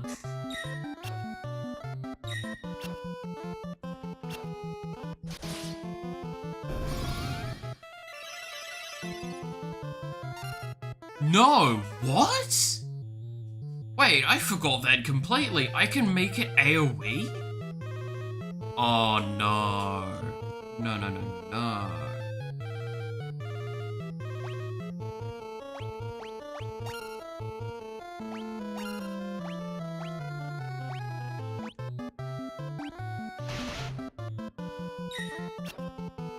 Are you playing modular?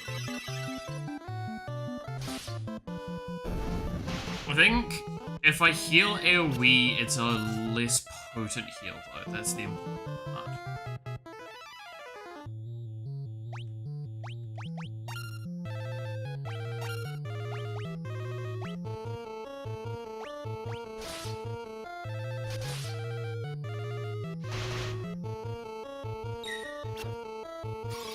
I don't know, I heard the word homebrew once. I mean, it could always be like kind of a little thing of like, here's all the core stuff and then it's homebrew stuff on top of it, right? That's kind of the main thing I've heard pretty consistently.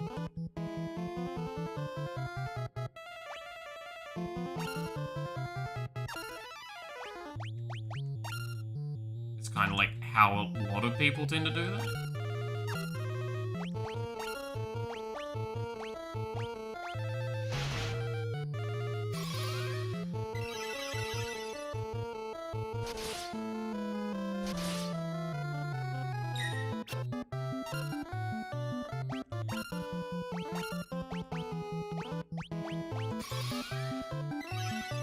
What's more seductive than toes? Exactly.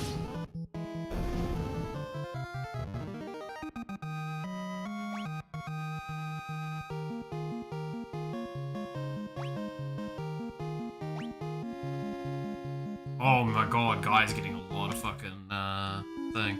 Okay, yeah, so, for the funnies, at least for now, I'm going to remove their weapons. And we're going to deal with only having a buckler. And see how this goes. I love the idea of how bad this is. Okay, I have a question though. So we've heard about like what it does during thing. What happens if I use it out of combat?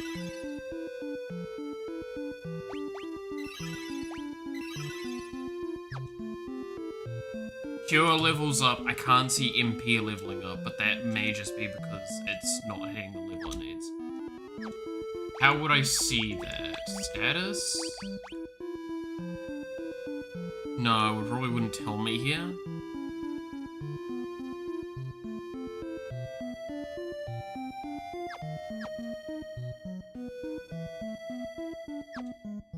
Gonna have to look at that potentially. My first game was with no book, 0 experience as DM or player, and only lots of ideas of basic ways for a game. It was one of my best campaigns. My other option for a player character was apparently overused guys in a trench coat, except it was just lots of insects and using a disguise spell. That actually sounds really funny. No, you gotta have, yeah, it gotta be Swarm. That was it, the Nazi bees, Nazi wasps, or whatever it is. If you have no idea what I'm talking about, this is a fucking actual villain for Spider-Man. Look up Swarm, like Marvel Swarm.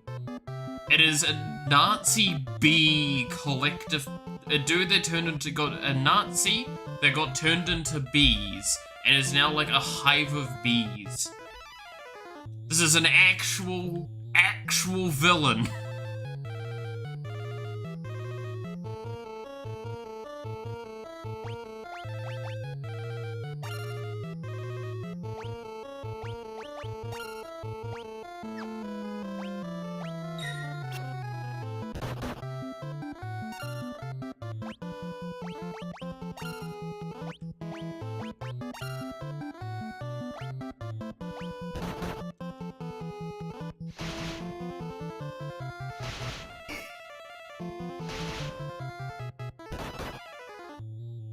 So if I auto this, do they attack? No, so they will try and attack whatever's first in the list. They won't auto attack themselves. Okay.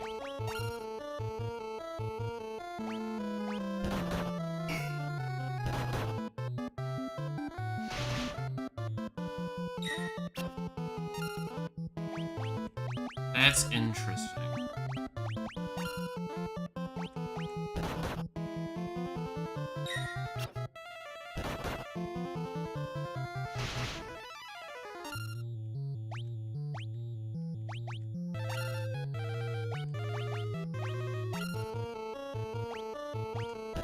I mean, I might as well make this dude more tanky with this crap. This is such a weird thing, is like the early game you can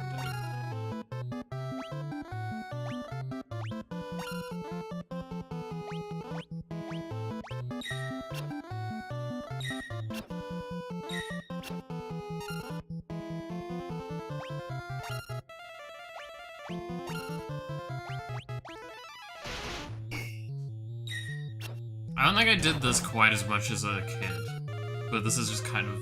I just want to do this a little bit, because it's just funny.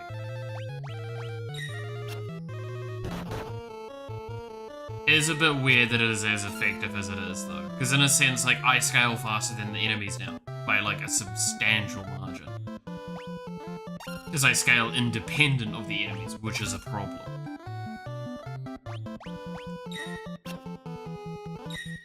Scaling separate to the things that are around you is always a dangerous, dangerous thing. Because what can end up happening is now I could just leave all my stats off for ages, get all of the stuff up to a pretty notable level, and now I'm just like, eh. I remember you B-movie, gotta take a shower and forget about it. What do you mean? What's wrong with the B-movie? No, no, no, no. Get your fucking ass back here. What is wrong with the B-movie? I want to fucking know your complaint.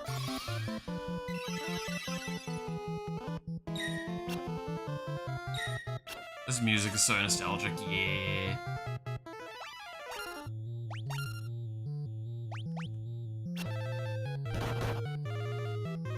B-movie was beautiful. Exactly. Was it really stupid? Yes, but it was really funny. Okay, Cure leveled up, Hands leveled up. I don't really care about Hands leveling up because I'm only doing that because haha, it's funny and I do less damage theoretically. Because I've got shields. God damn, stat increase. Happy. Good bit of HP there. I do need a lot more HP on her because I feel scared having a squishy character at all.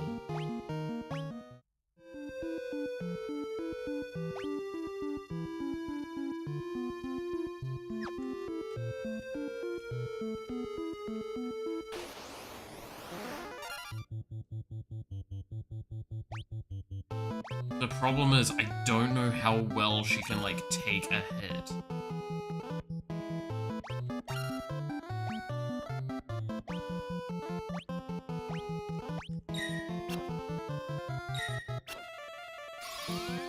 Evasion's good, though. Evasion's good. Oh god, that heals a lot more now. What the fuck? A level 2 AoE heals as much as the single target level 1. That's actually really notable.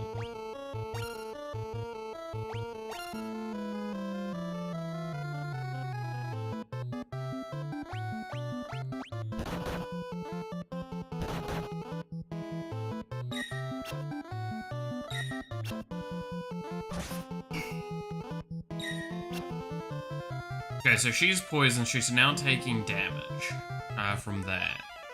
So I'm wondering if we come out of this combat, will she still have the poison on her, or is that just now a local status effect?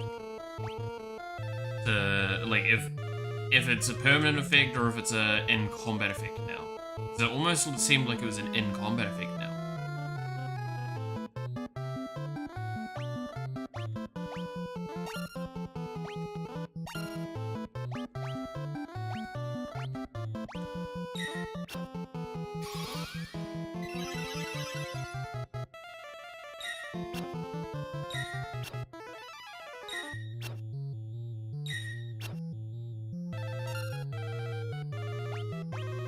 This is very stupid.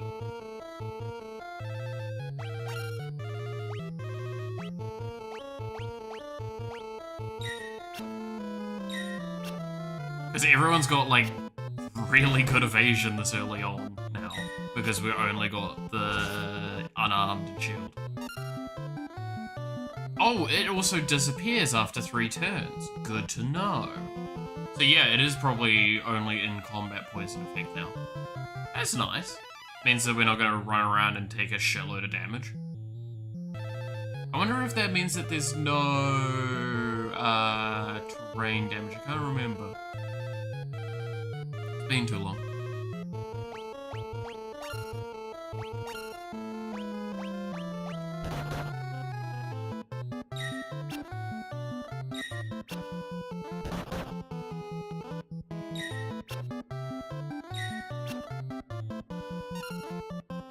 Alright, let's start beating up the enemy.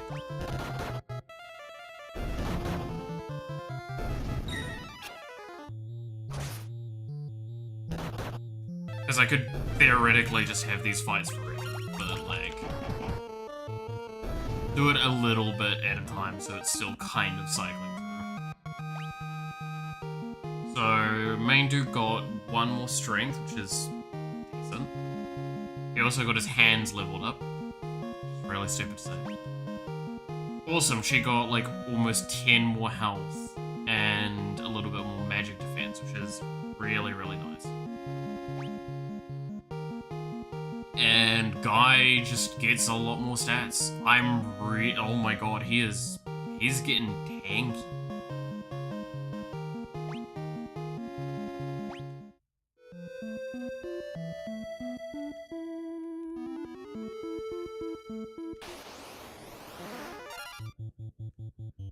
Good old leg eaters. Eat this leg, bitch. Wait.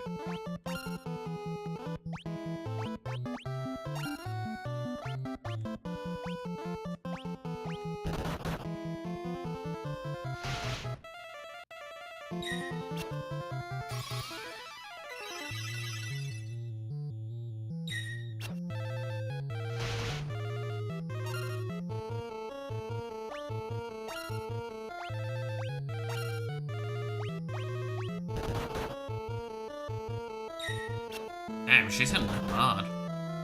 Oh damn, he hits him hard. Yeah.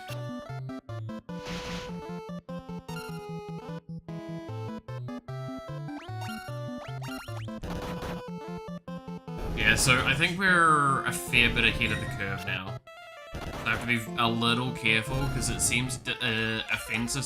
So this is kind of what I was talking about actually. If we go back to the discussion we had originally, it seems here offensive stats level faster than defensive stats. With that being the case, it actually means that this strategy scales scary. Because it means if I'm not paying attention, I could quickly outscale my own tank power and just die. Now, admittedly, we could just put on some more armor and compensate for a lot of that very, very quickly. Also, wow, that amount of MP. That's nice. That doesn't just increase, though. That is total max. It doesn't actually give us value back. So we do want to go into the end.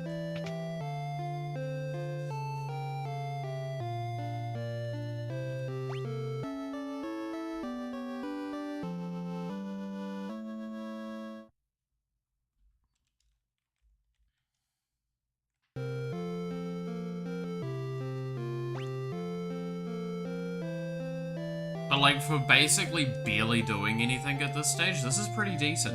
The problem is, Maria is a character we're going to want as a DPS. Like, specifically a magic DPS, right? Long term. So I think what we're going to do is... I'm going to see how much money the spells are. They're 150 each.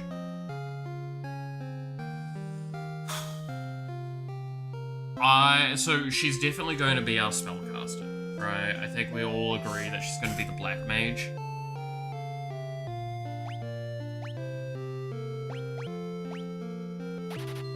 So let's start teaching her now.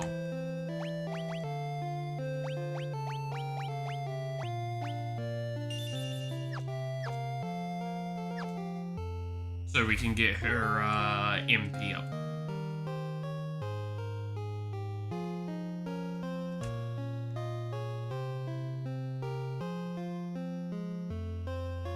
Because MPs are the big thing at this point, is like, the more MP we have, the more we can cast it, the more we can cast it, the more we can level everything else up around it.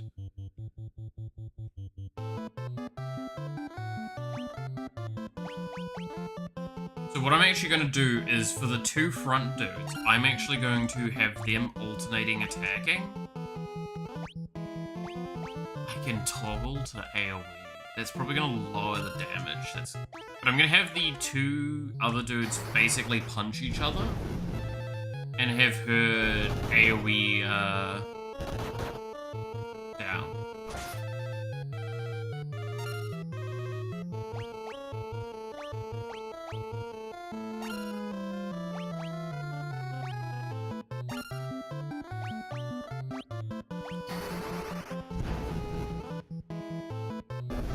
Oh, there's a lot of damage, that's it. So, she's already gotten 5 more MP, she's got 1 more magic, and she's got 1 more intelligence, which is great. Can I? I don't think I can target spells of my allies like that, though. Can I?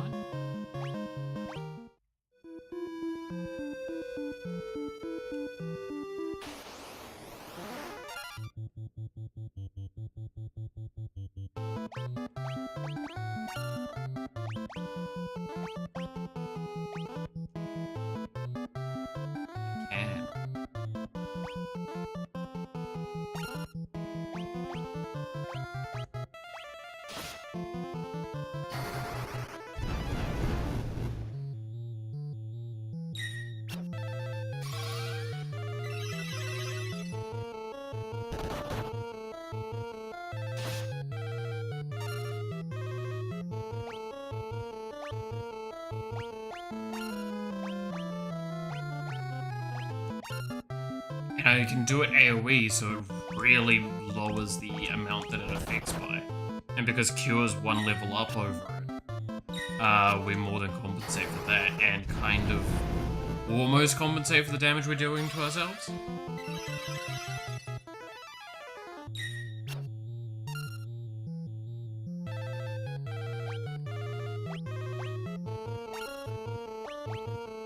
This is such a... Okay, I will openly admit this is starting to get weird, but, like, this is making this game very different, because this is almost turning this into, like, an incremental. If you would believe that as an explanation for this. But, like, you get kind of what I mean, is that this turns it into almost, like, I just want to keep getting the stats up and up and up and up. So it's now trying to find the most efficient way to cycle those stats going upwards. I will openly admit, very, very much, this is poor game design. If I'm targeting here and I press that, it doesn't toggle to that. Okay, cool, keep that in mind. This does cost 2 MP since it leveled up. That is this thing that needs to be kept in mind, is that when they level up, they do increase in cost. That does matter. So potency goes up basically by, I would assume, maybe triple, if double maybe. Which is a very, very notable amount at this stage.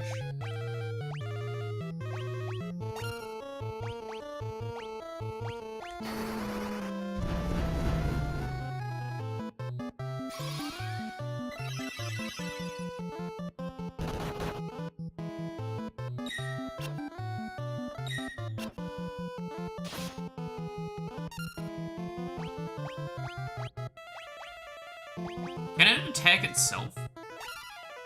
Looks like I can.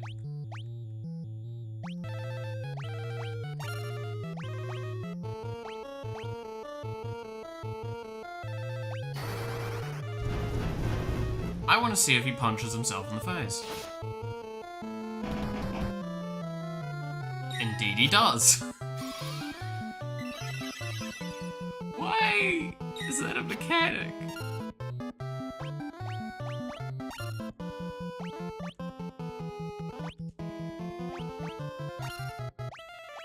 At what point in the development cycle was this something that was like... Because this had to have been realized.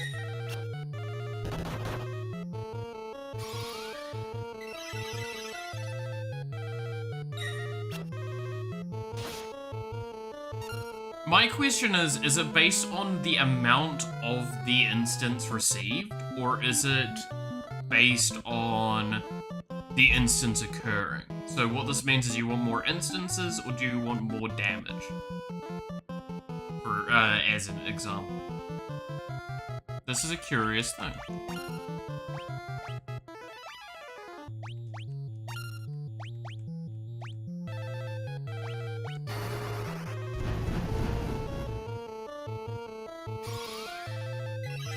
This creates some very weird, like, interactions and thought processes.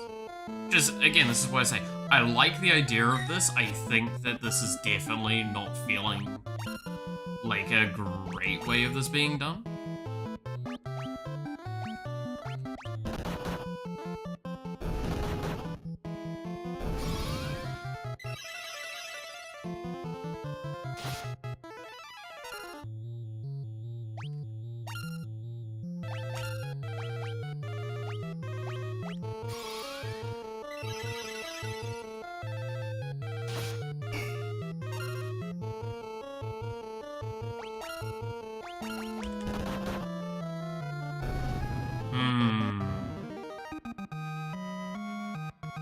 Furion went up with both shields in hand, nice. So, stamina went up, HP went up by a lot, that's really good. So I think it is the amount at a time, not the instance count.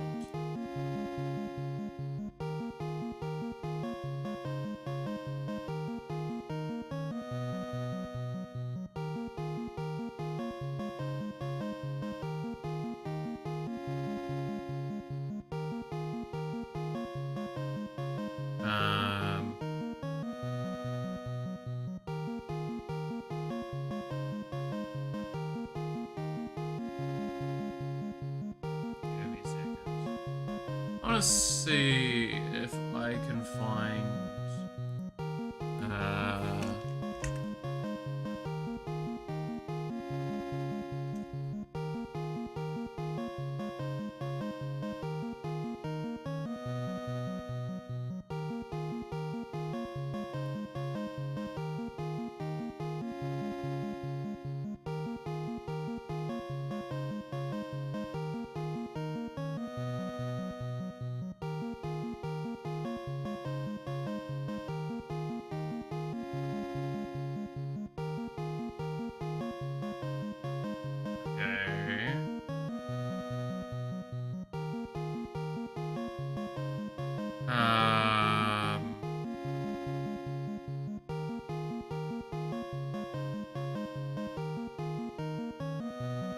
that's not quite what I want the answer. I want to just find out whether it's leveling based on the amount or based on instance. I'm just looking that up right now.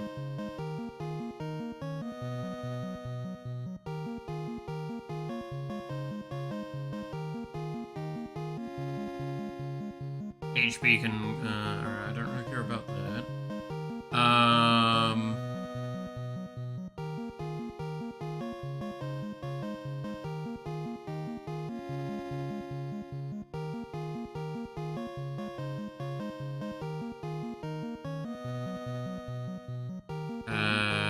Can rank up, depending on the actions taken in battle.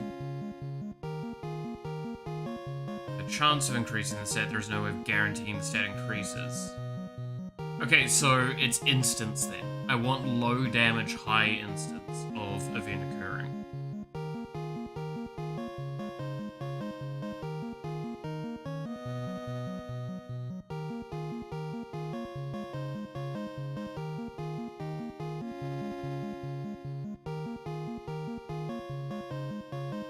Yeah. Interesting. Well, we've learnt more. Also, some of the quick read stuff that I just saw there was basically like, hey, doing the grinding's really unnecessary.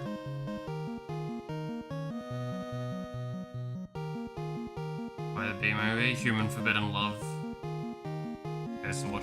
Dude, the romance plot on it, definitely a bit weird. I will give you that. But still.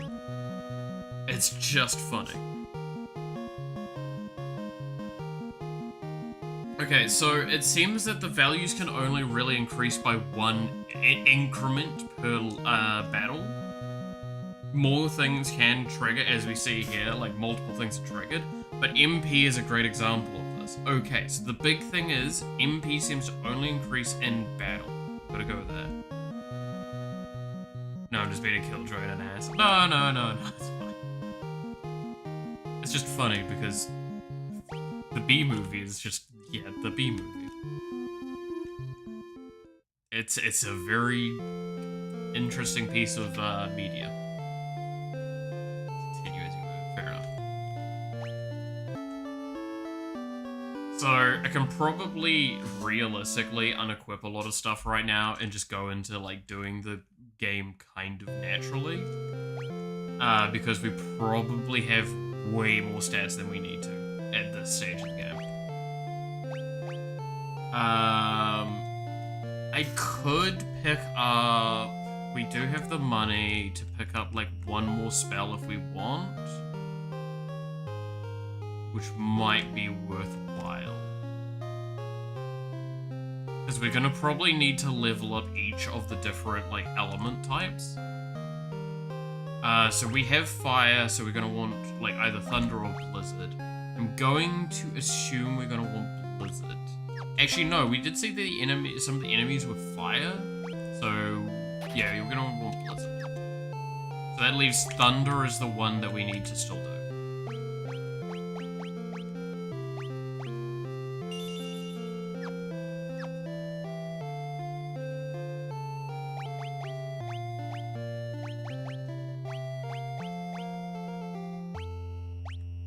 So I'm gonna go back to him having a broadsword, and I'm actually going to equip them all kind of correctly now because their evasion's a lot higher, so the defensive stats are just better to have at this stage.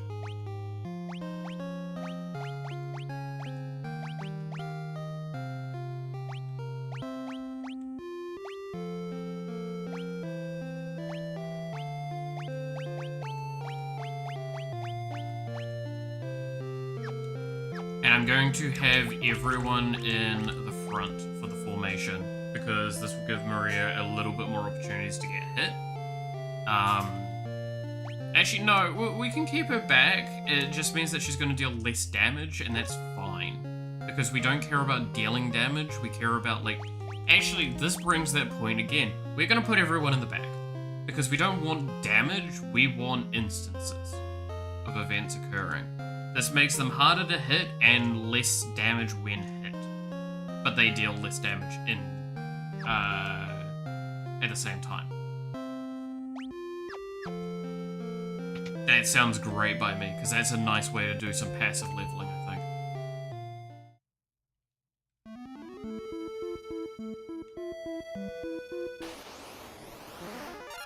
So now I'm just going to, like, let it autoplay for the most part.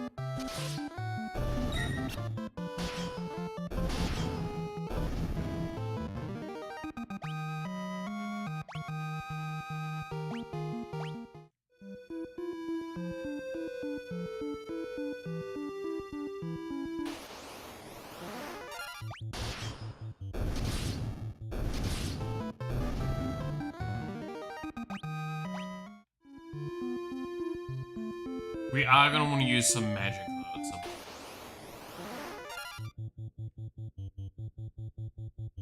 When Malith explains RPG, it feels like watching this guy. Oh, good old Bob Ross.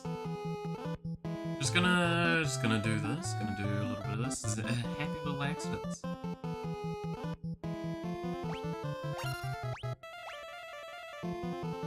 Okay, I'm gonna use fire a little bit more.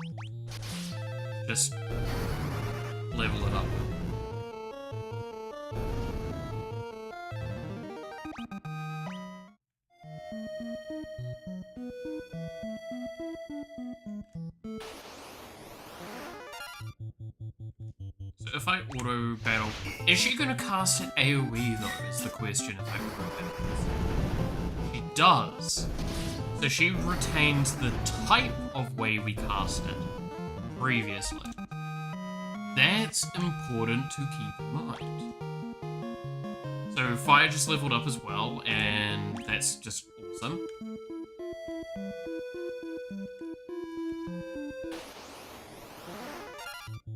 Just gonna stab the shit out of that snake and his friend, because everybody needs a friend in hell on their way.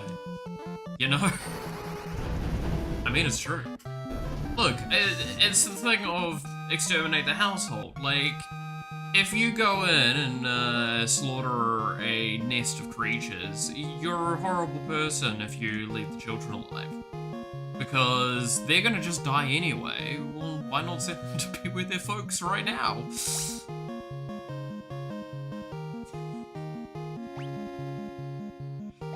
It sounds a lot worse out loud than I thought it might have.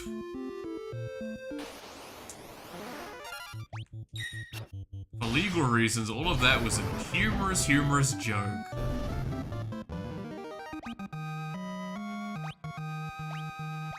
Okay, so yeah, HP can just level up when you do thing. That's pretty good.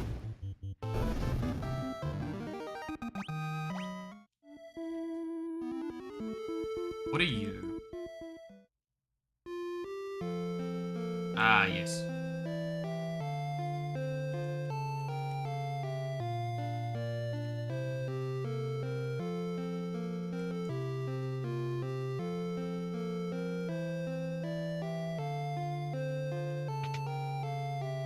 Send the little ones to meet their parents on the farm up north. Exactly.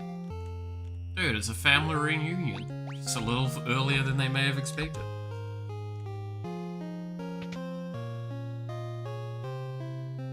I'm not cruel. I'm calculated.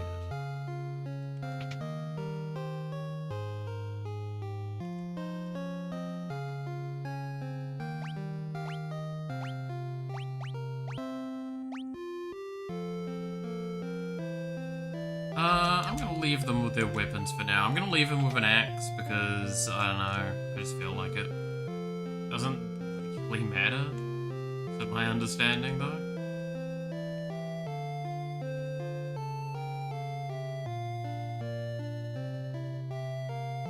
Is there anything at these shops that I need to pay attention to? Potion, eye drops, antidote. Antidote feels less important. Cross, mallet, maiden's kiss, gold needle. These are probably the ones I might need. Phoenix down, ether, cottage, and elixir. Good god, that's expensive right now. I can't wait to fill my inventory with them later because haha funny.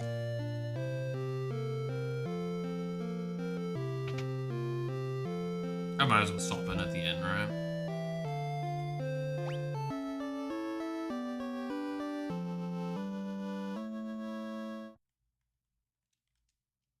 Also, do the inn... I want to double check something. So I feel like I'm... Ah! The cost scales with the relative need, I think. So I can just sleep and it's 0 gold right now. But like, if I took damage, I assume it's probably going to increase how much it costs.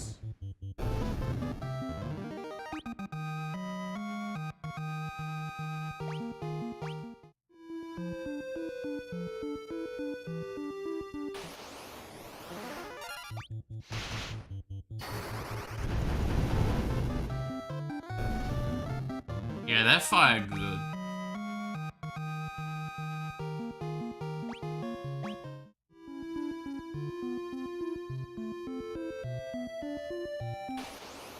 I do like being able to burn things.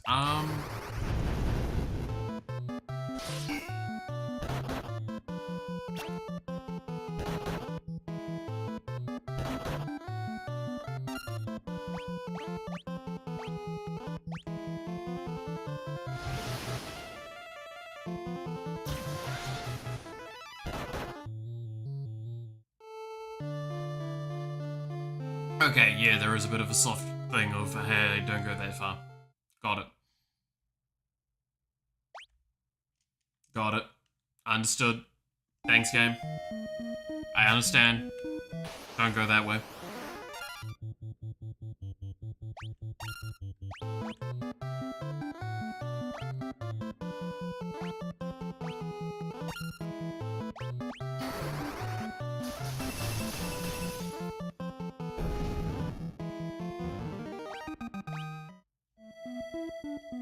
I got fucking sent to the farm up north, good lord. Good to know that, there is dudes that will just happily one-shot me that are just over there. I'm now remembering that, and you wanna know the worst part is, I remember coming into this game, going that way, because I was just exploring around, dying, and being like, damn, fuck this game, and didn't play it for like a week.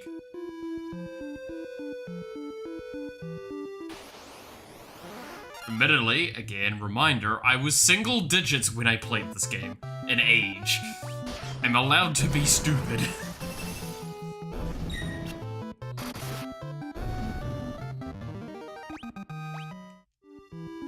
But that's mildly funny. Relatable to my current age? Yeah, that's fair.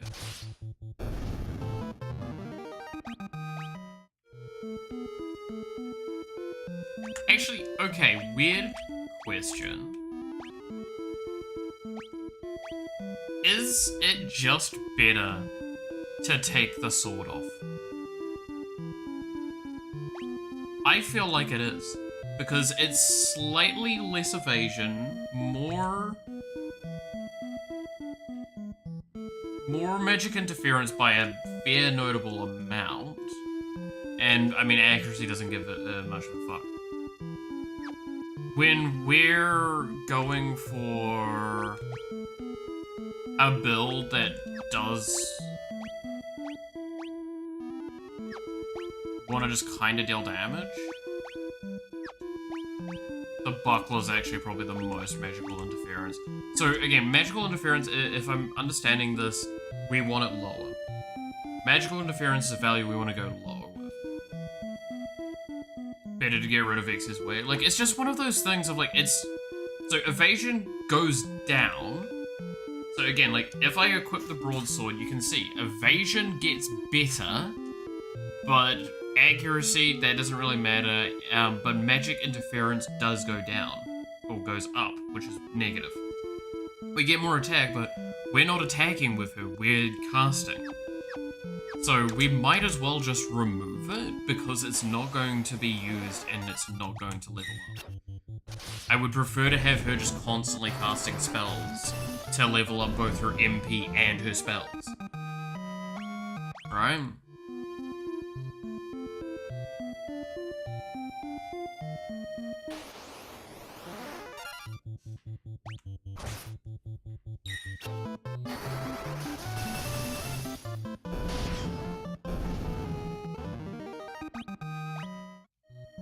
Or like have a chance at leveling those things up.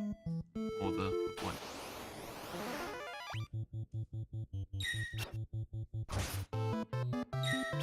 I'm actually really good with them getting an ambush off, because that just means that I get free, like, evasion and hit points out of the encounter.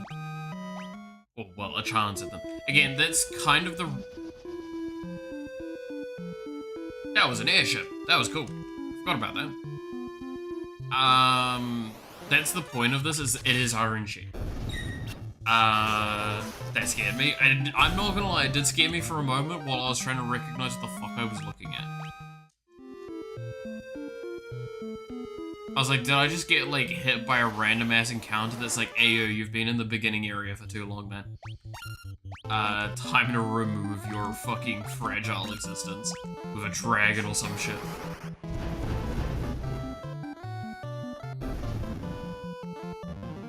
Dragging these nuts, haha.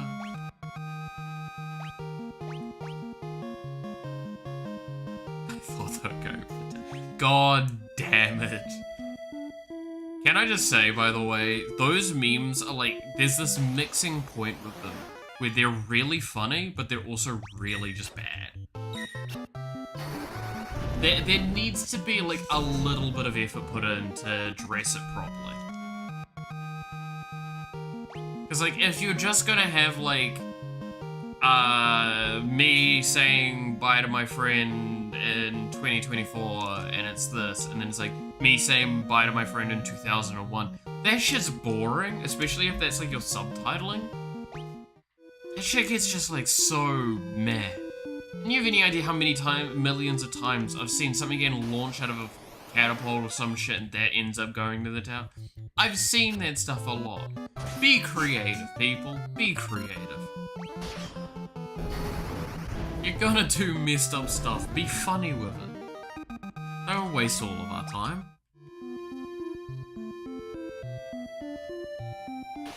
There needs to be an effort for them. Yeah.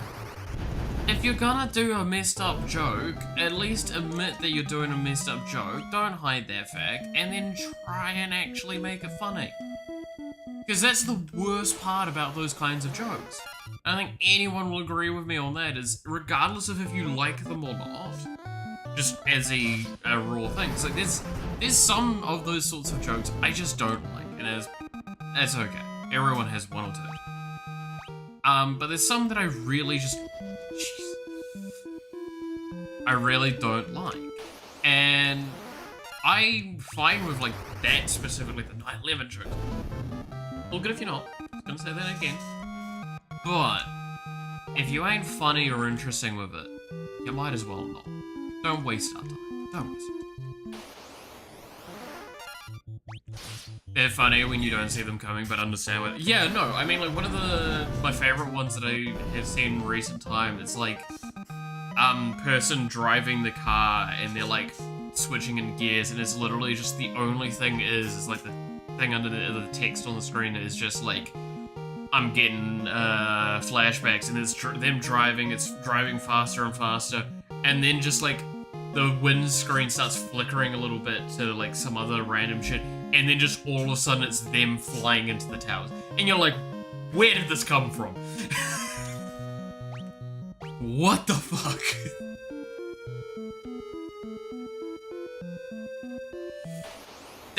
That's a great one. That's a good example of that being done funnily, because you're not expecting it, but you're like, I can see where this is coming from.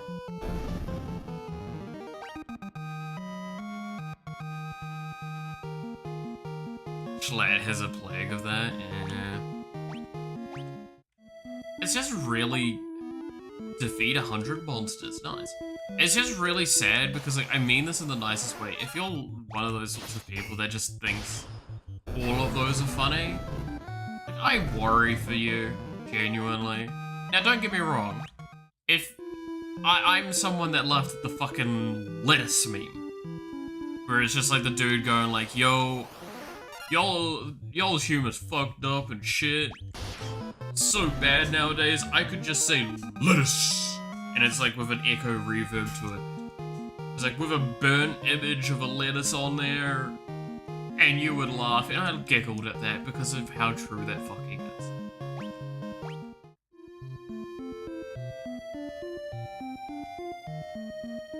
That's cool. But also, you laugh at those really dumb ones when you're tired? I understand, we're all like that.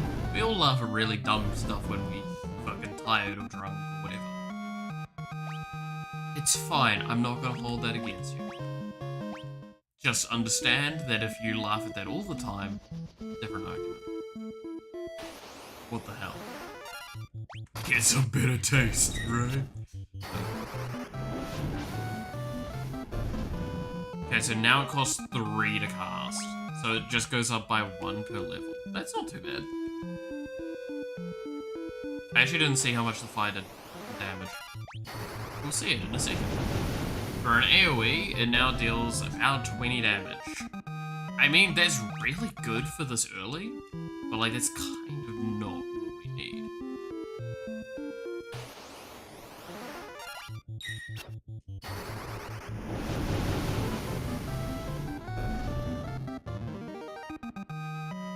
Haven't even put reverb on it, dumb.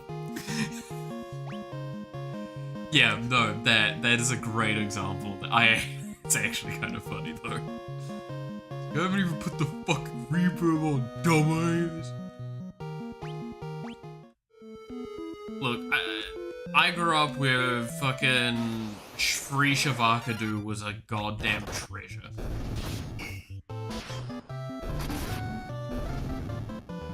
And that's not a good sign, by the way.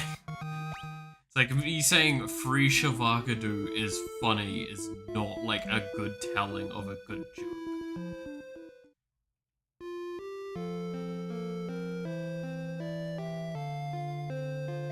Can I...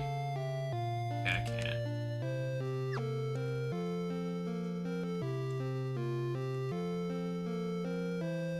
Just wanted to double check if there was any spells here. So now it's 81 gil to rest. So yeah, it increases the cost based on need of it. I like that. I like that approach a lot more than just scaling it up by area, because if you're good at the game and hyper-optimizing, which you don't really need to by the end, in Final Fantasy 1, you would just go back to the beginning areas all the time.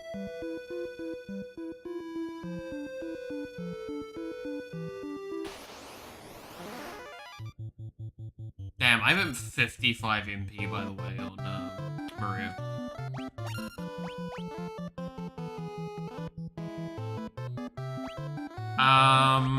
I'm just gonna keep leveling up fire, I'm gonna be honest.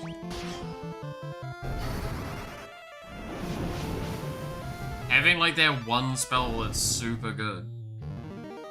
I'm just sitting on a 15-year-old funny YouTube clip.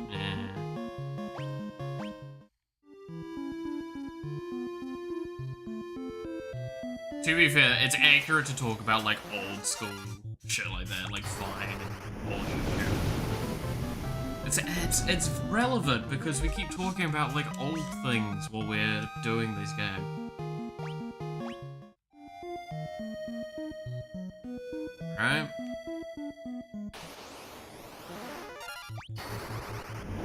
Can I say, by the way, so again, just going into this is a really interesting thing, where one of the issues I want to bring up with this, and this is why, so, actually, that's, if I was to change one major element of this, I would not make it per se random, but I would make it not on instances. I would make it on value done.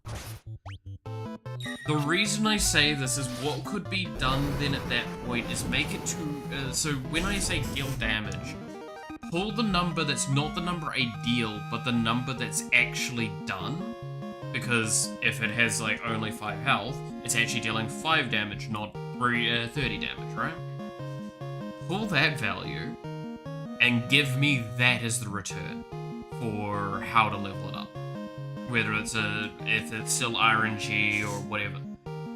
The reason I'm saying that as a suggestion is that now, even if I'm doing self-damage, the inclination is to do as much at a time as I can to get as many potential level up rocks. By doing more like that, it creates a thing of lower levels are actually less effective. Like lower level enemies. Because right now, I'm pretty confident in saying this in the stupidest way possible. And I can't believe this is actually how I genuinely believe this. At this point in time, the difference in power, like a difference in ability to level right now versus like the next area potentially, is actually almost unnecessary because I'm still just getting my levels.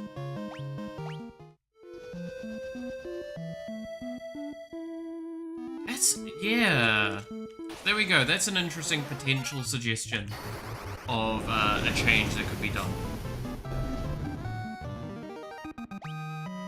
Right? Maybe.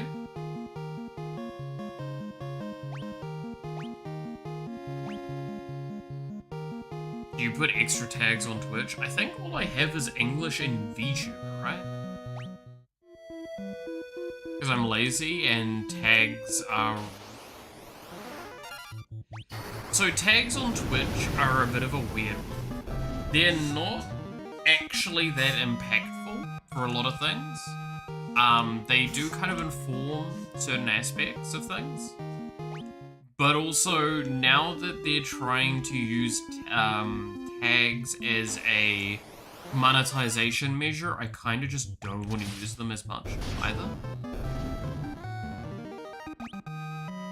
I don't know, maybe that's a big misunderstanding on my end, because I haven't done as much research into Twitch as I have with YouTube.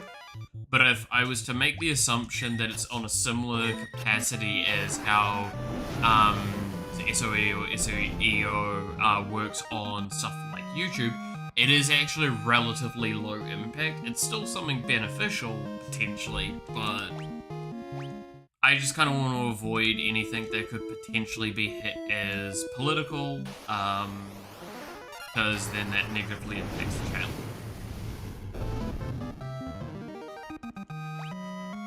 But yeah, no, it should only just be the two. It should just be English and VTuber, I believe, on Twitch.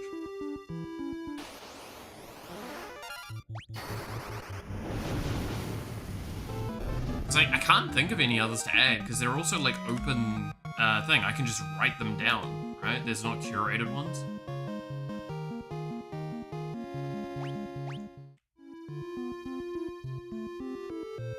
Good, if you have a couple, like adding the game you were playing, or what you were doing. So, what does adding the game do? Because, like, I'm already playing in the game's category. So, would that not already put it in a situation where what the game I'm playing's tag would be kind of like already automatically there? Because it would already pre-suggest the channel relative to people if they're interested in that sort of thing.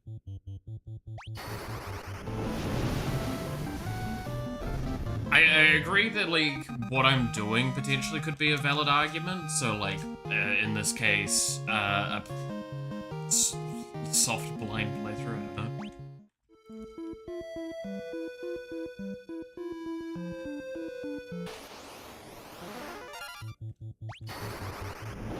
But it's just, yeah, it's a curious one, because, like, again, this is one of those ones where I should probably go and look up how impactful Twitch tags are to the game. Or to the streaming. Discoverability, because realistically, the sucky part is Twitch discoverability sucks ass. And that's just how that is.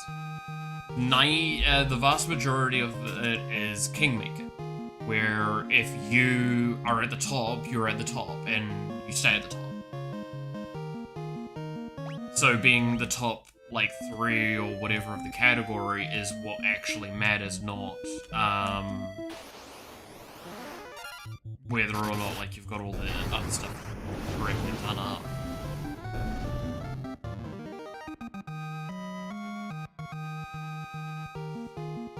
Asman only has English and bold tags on his stream. I mean, I believe he also ran political a few times just so he wouldn't get monetization or ads because he just doesn't like them.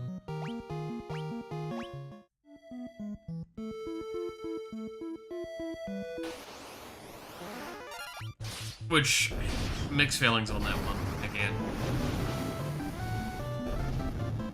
But many other similar channels put a lot of tags.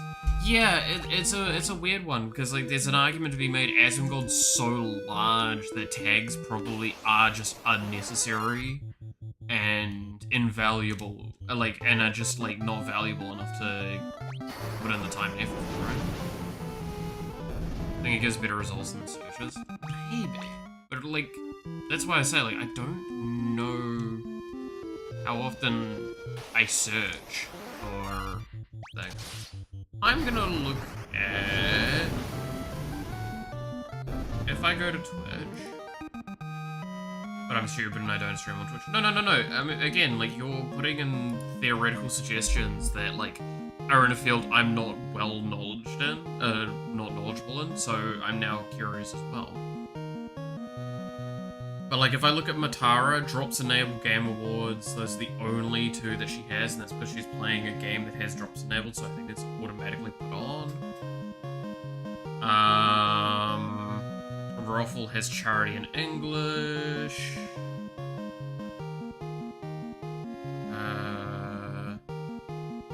there's anyone else that I know is like someone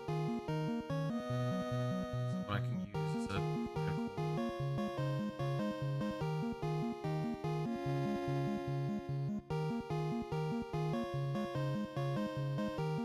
yeah, like I see some that have like 5, 6 more, right? And I don't think there's anything wrong with that. But like the more I'm looking, I don't really see more than just 1 or 2 a lot of the time.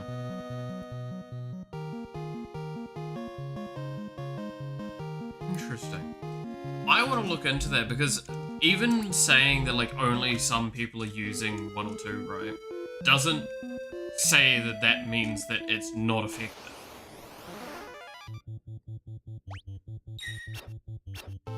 Add alt tag, you know what?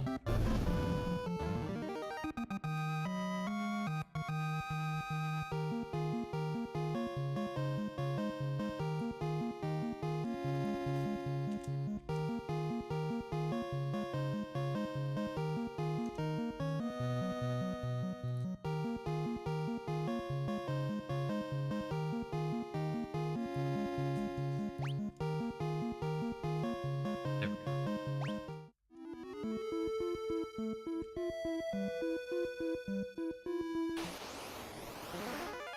I guess the other aspect of the tags, and maybe you can call me out on this, is so a lot of my streams I just kind of use pre-formatted things that I already have. I'm lazy. With Twitch, basically the only thing that actually changes is the game that the category I'm in and the title. Nothing else changes. I don't plug anything through Twitch because it's just not really valuable to me. And on YouTube, I don't know if you've ever looked, but like the descriptions of the videos don't really change, and there's a few times, especially if you go actually look at the tags in those videos, you'll see I actually just use fucking previous ones and I just mix around the tags a little bit. I mean, game dev is basically in every single one that I use and play, because realistically, it's a way of ensuring that people that come in can find that this is game dev orientated tool that we do.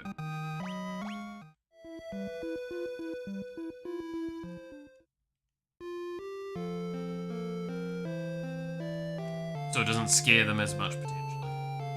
Or it means that those that are interested in that field have somewhere that they can kind of like nudge into a bit easier. I became a VTuber. I have indeed gained anime skin. Yes. Now it's Thunder we wanted.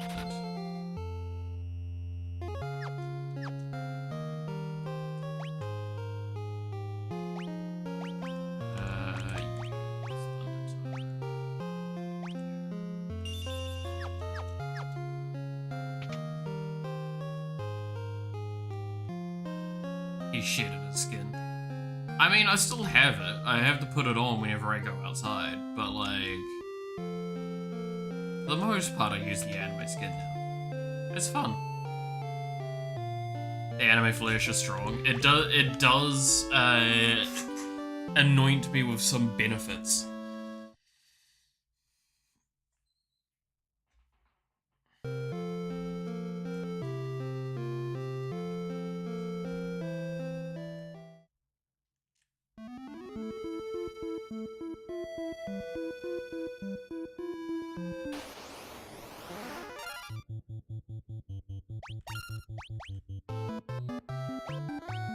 Okay, well now I clearly have to just use lightning for a bit to get that going. I'm going to use Cure as well, because I want Cure to level up and I want Guy to have more MP.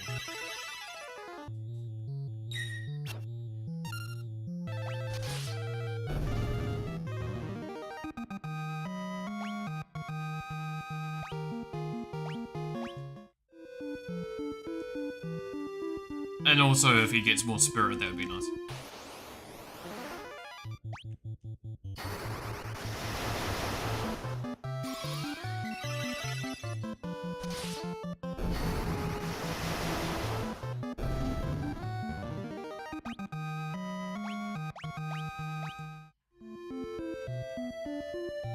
yeah, fear me, for I become stronger with every passing day. I become more and more in tune with my anime form. It's like the demon lord that's just like, I have this vessel that is the vessel I use to survive in this modern era. And I am waiting for that one moment the hero makes the wrong step and I can finally truly inhabit. I've just literally listed off fucking Diablo 3's plot. God damn it.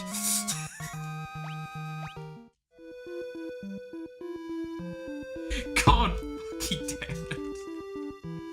It's literally Diablo 3 plot, yeah. Just that bit of anime and I'm Diablo apparently.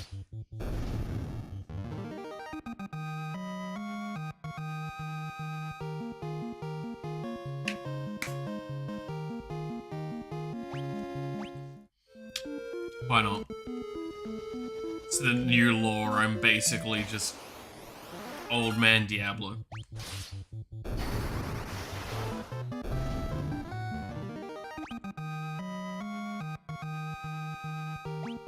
Dun, dun, dun, dun.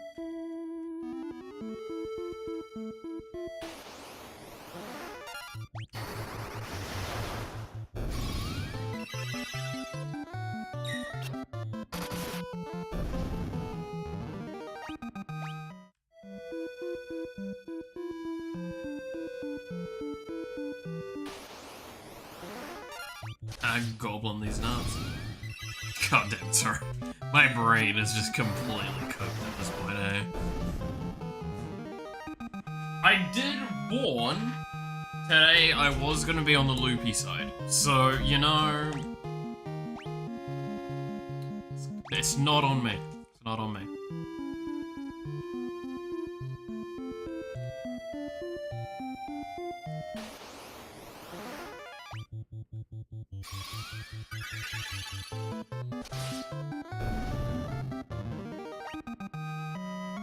Awesome, he gets more MP. That's a big one. I like that.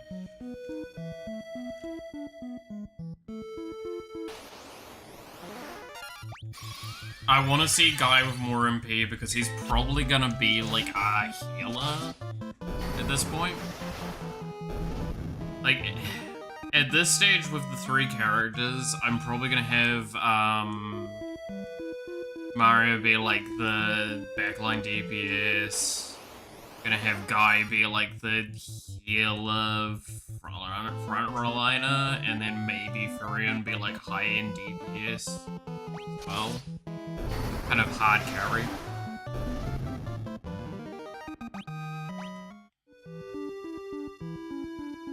I mean, fuck, later I might just give Guy 2 shields and see how that goes.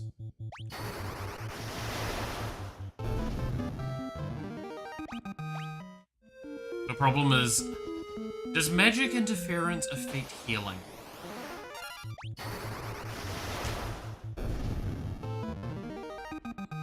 That's one I don't know.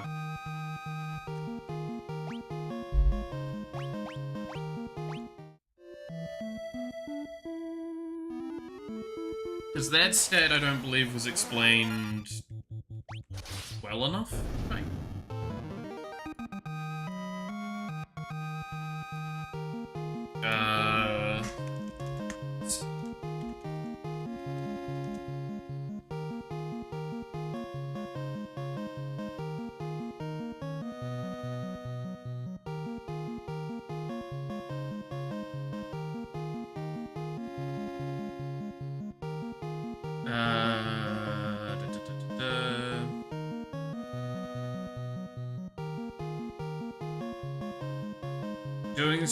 So let's see. Magic interference is essentially a magical penalty incurred on your magic users.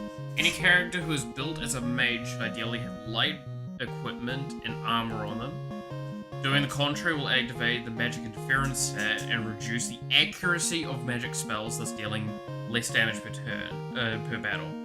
This effect affects all types of magic spells, including black and white-based magic spells. Therefore, for instance, if you want to heal your comrade, you build your character wears, but your character wears heavy armor, blah blah blah. Your cure spell might not be as accurate, and you might miss.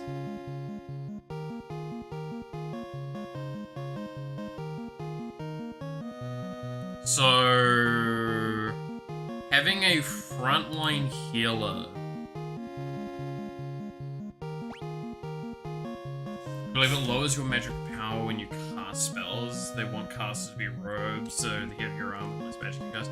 Yeah, that's kind of the idea, is it's like magic interference is basically weight from the previous one, but the difference is that it doesn't affect your evasion, it affects your accuracy with the spell. So clearly, under almost all situations, if you have a dedicated caster, you're going to have to aim for low magic interference. But the fact that it also affects the accuracy of your healing is really fucking scary. Because if I have a healer that, like I was joking around giving bloody 2 shields to Guy, shields have a lot of magic interference, which immediately makes that a really bad idea. For the fact that, like, he would just dumpster his magic interference and his heals would just be less useful by a long shot. So we want to avoid that, probably. Which creates this really awkward spot, because, like, he's clearly good for being a tank, but, like, I kind of want to just build him as a healer, but, like, now it creates this middle ground thing, so I guess if I find really good tanky, low magic interference gear, I give it to him. If I find good just evasive gear, I give it to Maria. And kind of go like that. I feel like is the way you kind of try and play them. But then the question's big, do I put him in the, do I put Guy in the front line or in the back line? I would feel like I need to put him in the front line because that just makes him able to do better, but like if he's kind of mainly there to just cast and heal, wouldn't it make more sense to just keep him in the back and just have him as off damage from time to time? Because then I would have to worry less about the shields, and I could just have him as shield unarmed the vast majority of the time. I feel like that's how you would want to play him. Me trying to hyper-optimize a game that is, like, fucking ancient as well. This is the fun part of me.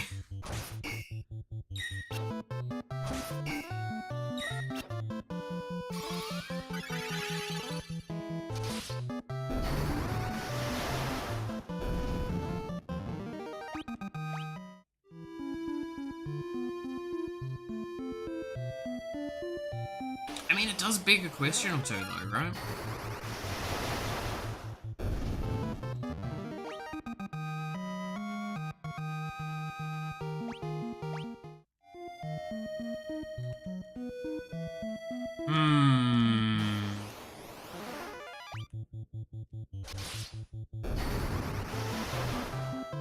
I love how, like, this is gonna be, like, the early game. It's just me sitting here thinking about this sort of stuff for ages. Because it's really... This is why I like this, is because it creates such a weird way of doing characters.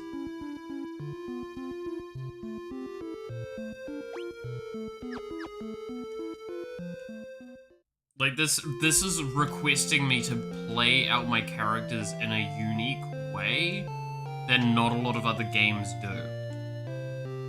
Because it's about, not only is it about, like, having good, powerful things, it's about optimizing your way of getting to the max point of those powerful things as well.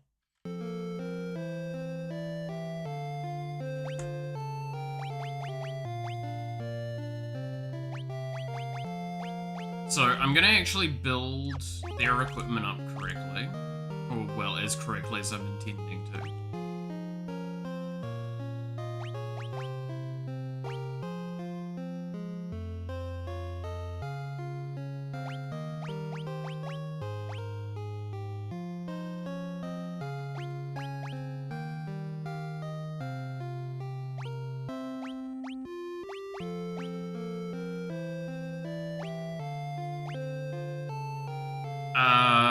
God, it adds 70 magic interference, by the way, having the buckler. Like, that is so much. But look at that evasion. It goes from 43% evasion to 11. There's no way in hell I can remove that shield right now. That's so much of the tank. Like, that evasion is so much of her potency.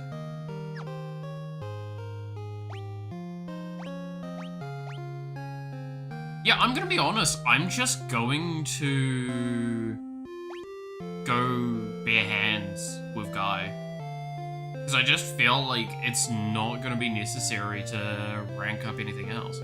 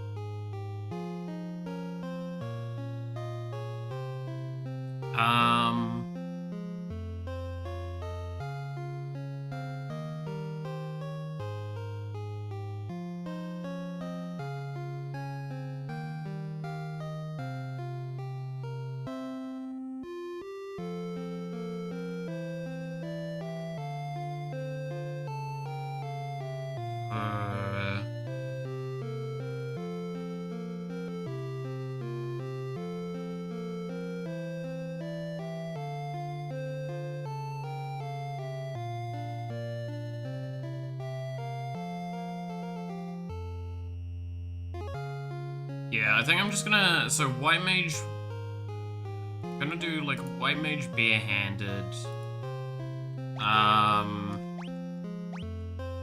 But now I'm just gonna, so if I do this, this unequips the thing, because this is a two-handed.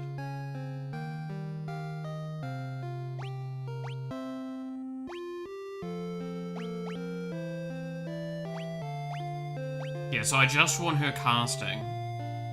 This is gonna make her useless the moment she runs out of spells, but that is fine. And then, long term, ironically enough, I wonder if we just like double equip weapons on this point. Once we get like the evasion stat high enough to compensate for the loss of taking the buckler off.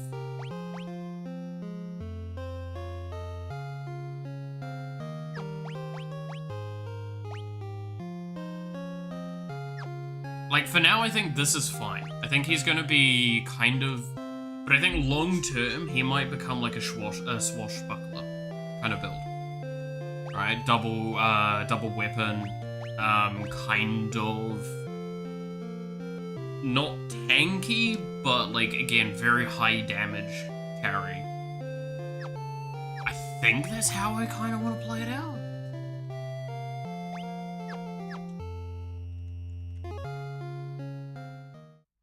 But I definitely need to just leave the shields alone for now, because we want to have,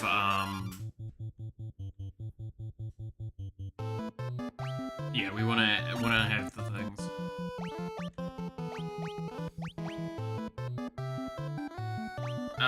I'm going to go back to using Blizzard for leveling, and I'm going to let Guy go back to just attacking.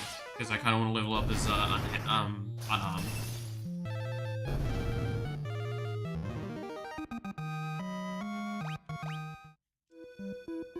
But I want Blizzard because I have a feeling we saw fire creatures being summoned in the cutscene, right? So we probably want to have ice ready for when that happens. Okay, is this forest scary? The forest is not that much more scary, if at all. Good to know.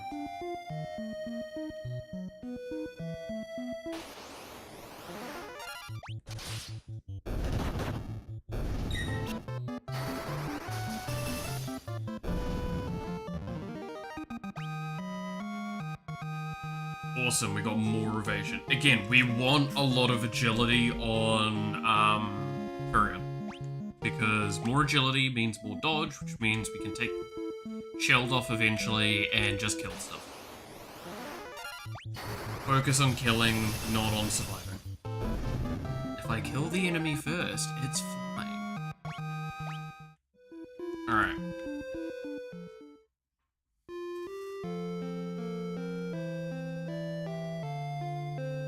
It's just as we've heard. The city is crawling with Imperial soldiers. We have to be careful. Make sure not to get too close.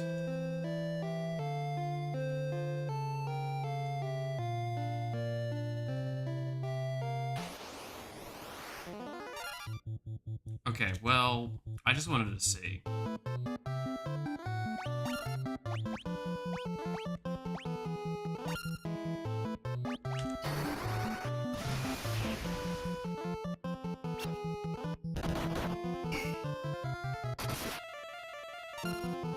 That was a bad idea.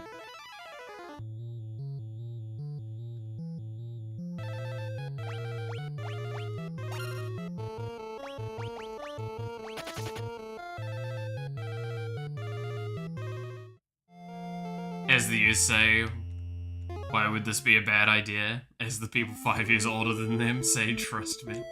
Yeah, so we need to go back and heal.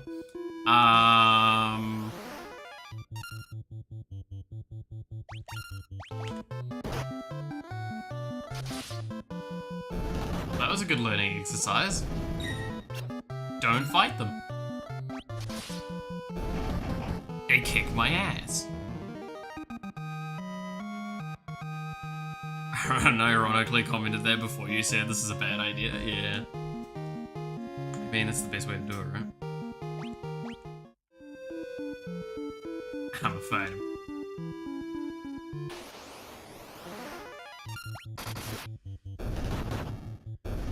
Hey, look. I knew it was probably not going to be a wise idea. The fact is, it was just a straight up one-shot, though. Was not prepared for that. So we've learned to not fuck with the captains right now. We're just not there in power level. That's fine. We've learned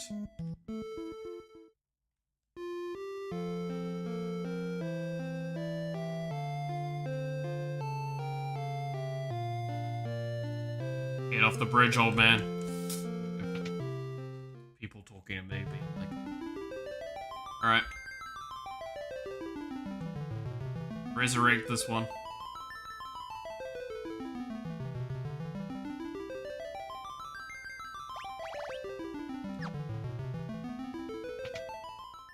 And of course, she only comes back at 1 HP, so we gotta go to the inn now. Pain.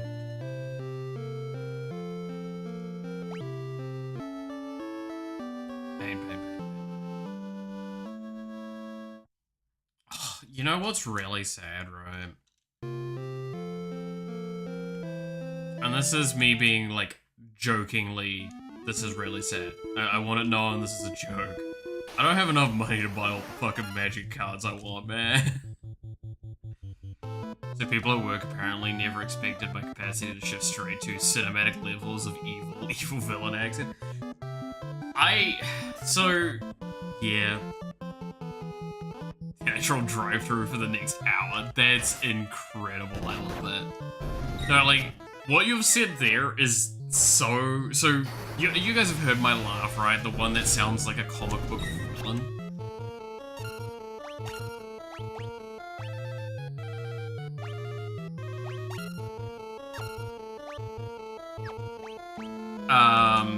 That's like my natural laugh. Sorry, I got distracted for a moment. Like, that is a perfect example of people do not believe that being my natural laugh, nor do they expect me to just, like, pull out the fucking evil, like...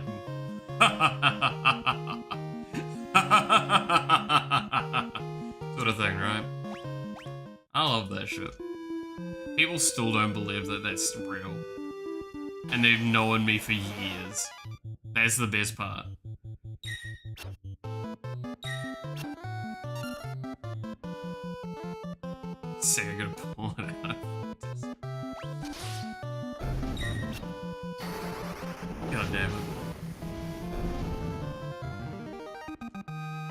Yes, you see, I'm here to explain my evil plan. I'm going to twirl my moustache and pat a cat in my lap.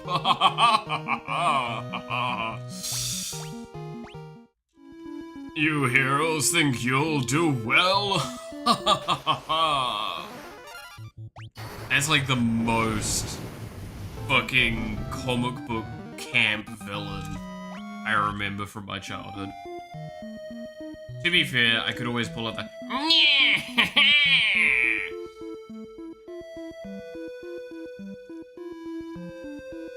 I'll get you one of these days, He-Man!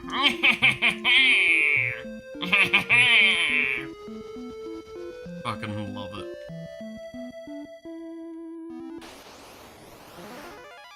If you can tell, I belt these from my fucking chest. It's great. He-Man! I'm here to take over the castle! The Castle Grayskull! Become master of the universe!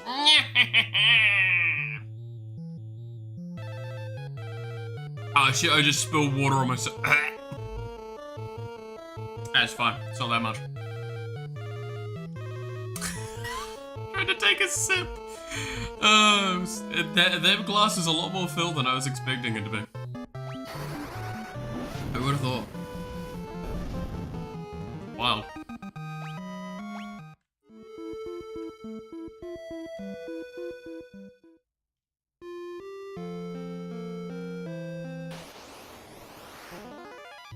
Oh no, they're gobbling these nuts. And they just kind of pop, huh?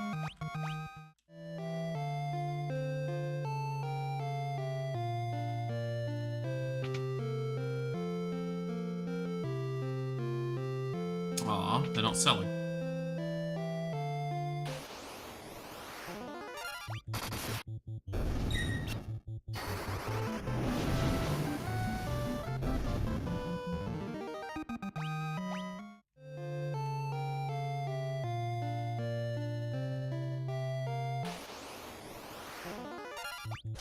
Okay.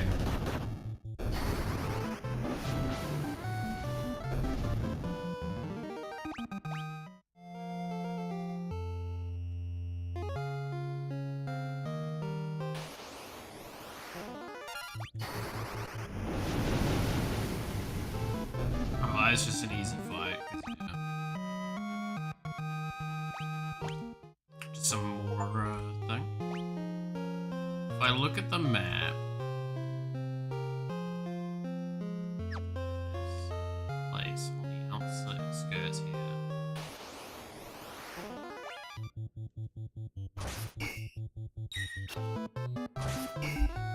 Man, such incredible damage. Number 0 turns up.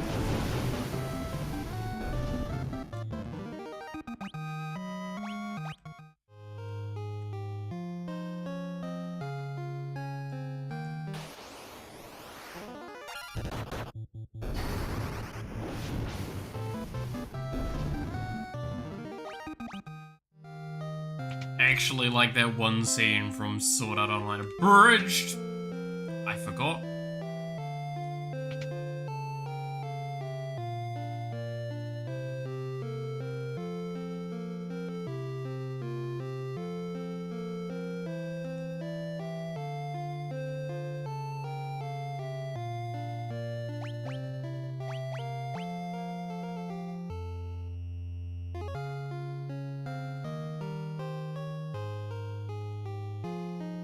I've had it with this place. You guys can take it from here. Don't let us down. Oh, you just pissed off, huh?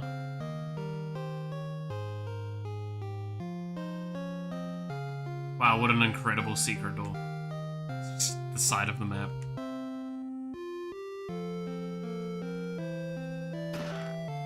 Potion, nice. And a potion, nice. And a potion, nice. Hey, buddy. Are you gonna turn me over to the Empire? At least have decency to kill me first. No one would take me alive. So, you're rebel soldiers, aren't you? My name's Scott. I'm the Prince of Cashew Nuts. Prince Scott? Great Scott! Who told you you fell in the battle? Thank goodness you're still alive. I am, but not for much longer. I'm afraid I must ask a favor of you. There's something you must tell my brother, Gordon Freeman. Tell him I know he has great strength. He must learn to have more faith in himself. I also have a message for the king. Tell him the reason Finn fell so quickly is that Count Borheg betrayed us and has been made a general in the Imperial Army. There's one more thing. Tell Hilda I love her. Blech. Oh, for God's sake. No, don't deliver that last message. Confessions of a dying man, that would only bring her pain. My brother Leon. Have you heard of him? I'm sorry, I have not. I wish I could be of more help.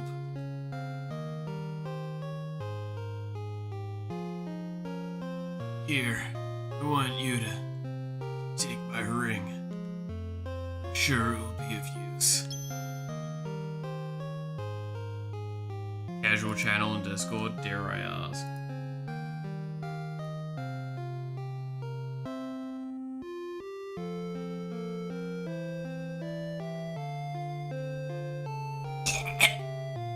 Alright, thanks. Thanks for that.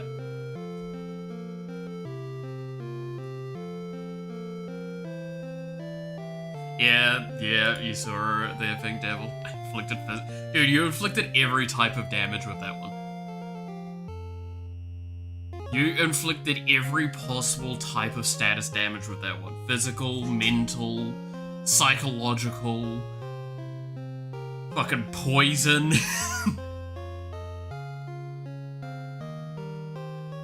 Wither, you fucking inflicted some wither damage with that as well. Goddamn. Maybe it's all the talking, but I've grown extremely tired, so I got out of bed. If you'll excuse me, I need a rest just for a little while.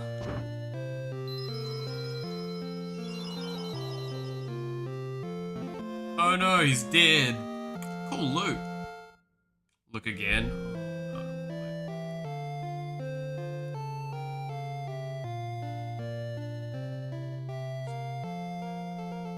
Oh, brother, ew. Brother, ew. No. That's fucking disgusting.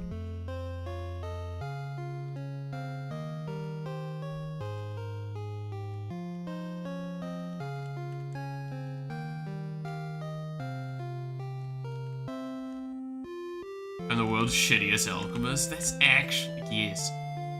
That is an accurate description of what you're kind of doing there.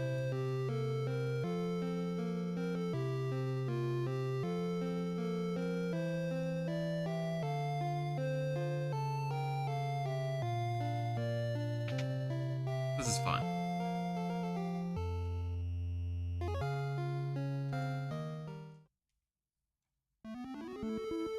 Can I just... No, I can't. Okay. Socially shitty and skill level shitty? Come true. Like, I'm the world's shittiest alchemist. I have really... It's like, but you have really high stats. That was not what I meant by shitty.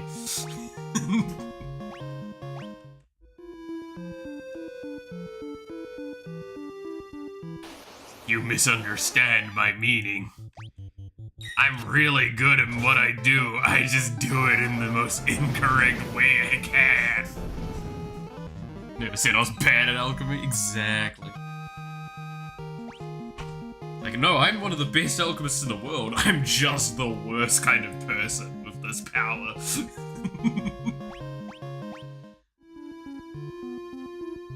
I love that idea. Dude, imagine, like, a character going on a quest and it's like, you have to go to the world's shittiest alchemist. Like, but isn't that, like, counterintuitive? It's like, you'll understand when you get there. It's like, holy shit, you're so incredible at making these. Why do they call you the shittiest? It's like, well, you see, here's a potion. Try this. It's like, okay. And you get turned into a fucking rabbit with antlers the size of a truck and actively cannot stop fucking defecating, and it's just like, do that for 5 minutes, come out of, that was hell, what the fuck was, that's what they mean by shitty.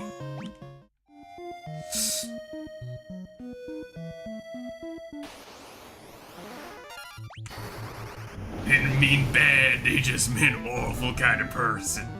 It's the best kind of way of doing this shit. I don't know why he went more southern also. The Southern Alchemist.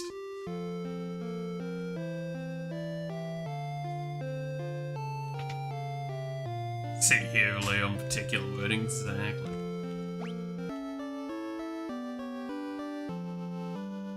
I'm the best at being the worst at things, exactly.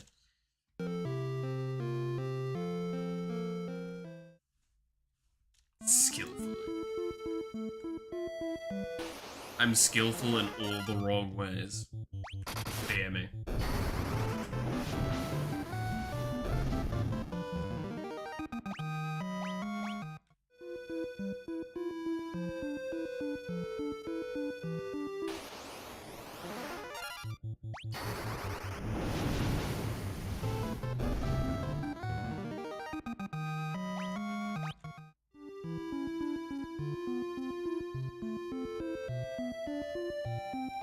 Look, they're almost touching tips, but they're 5 feet apart because they're not gay. How land works, right? What's a peninsula?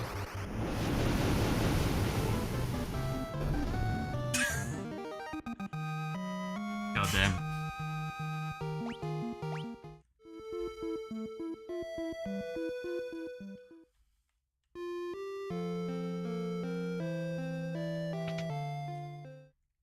Oh yeah, I need to go talk to this dude, because he thinks he's a fucking useless sack of shit. Your brother's dead.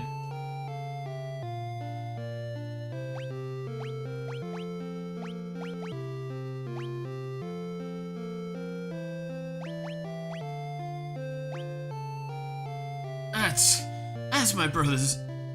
It's that ring. It's my brother's. Really said all those things about me.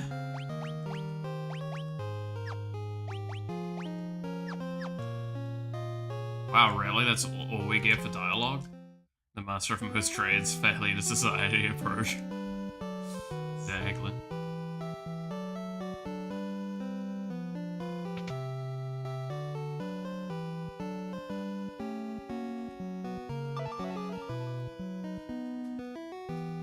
Our password is Wild Rose, remember it well. Ring belonged to Scott. Great Scott! Is he alive?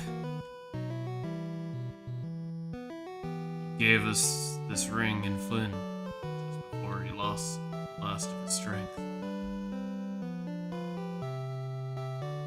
It may be rude, but man, your stomach wants to tell you to eat some fucking lettuce. That's fair. Yeah. I help. It's the last time I had lettuce. Now that you say this, I'm now curious and thinking about this. It's probably been about a month. Should probably have some lettuce. I don't have that many vegetables in my diet nowadays because I'm fucking stupid. Also, fun fact, your stomach has a neuron layer around it. Your stomach has the intelligence of a cat. That is one of the strangest facts I have ever been given in my entire life. I don't know what to do with this information. I don't even know if I'm glad I have it. Thanks?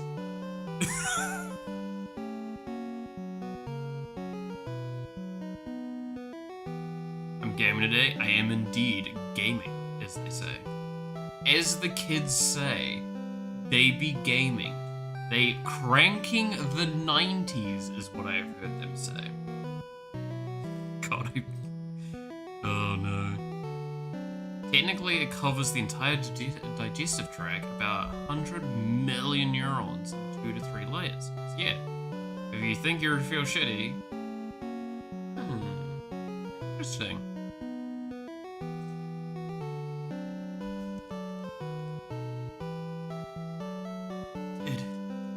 Did he say anything? No, nothing. Your Highness, please, the ring belongs with you. No, keep it. It suits a personage of courage. You infiltrated Flynn and returned to tell the tale. You've proven yourself quite capable.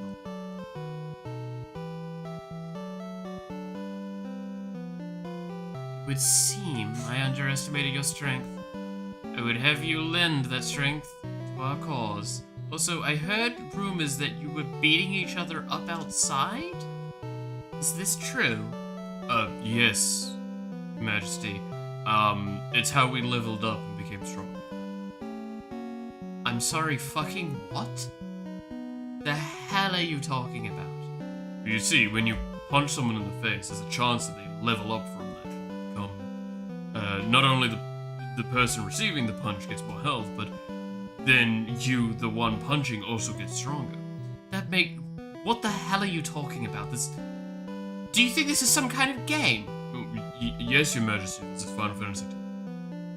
What?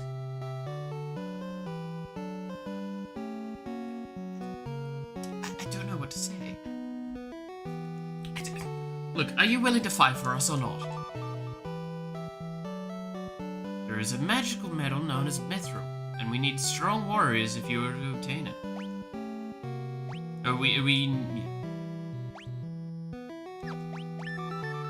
Mithril. Cool.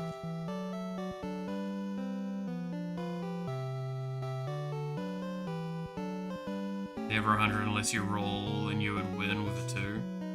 Okay.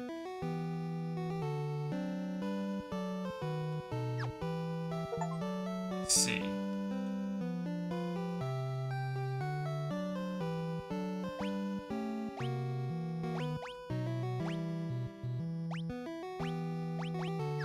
Doesn't know shit about that. Okay. So I guess we go talk to the blacksmith.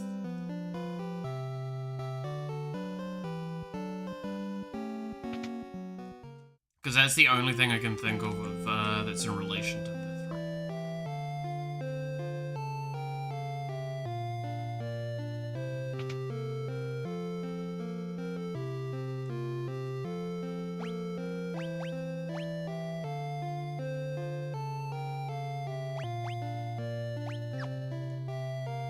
No? Okay.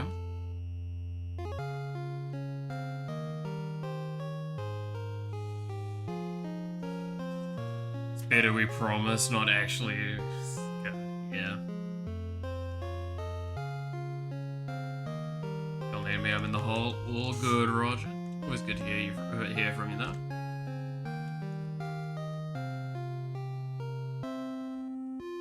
Maybe this guy knows about mithril?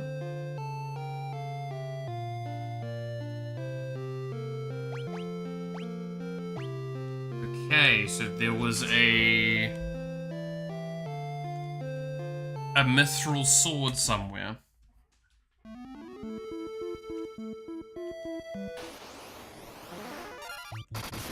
So we need to fucking somehow get the mithril sword? Yes?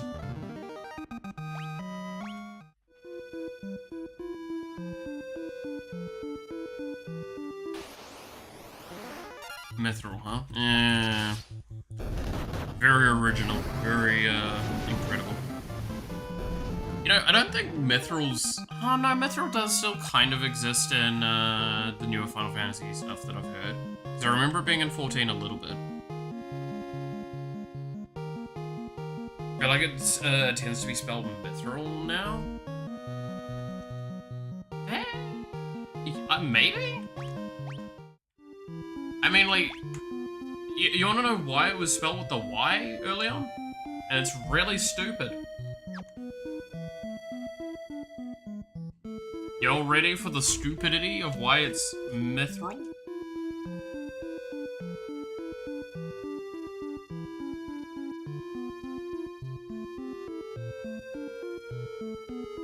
It's a myth? Exactly.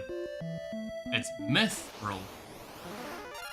There's a bit more to it, but that's the short end of the thing for it. Very stupid.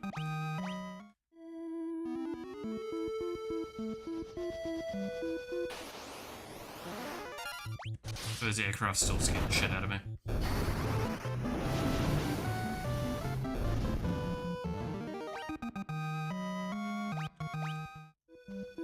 So yeah, tank stats seem to just like universally randomly level up.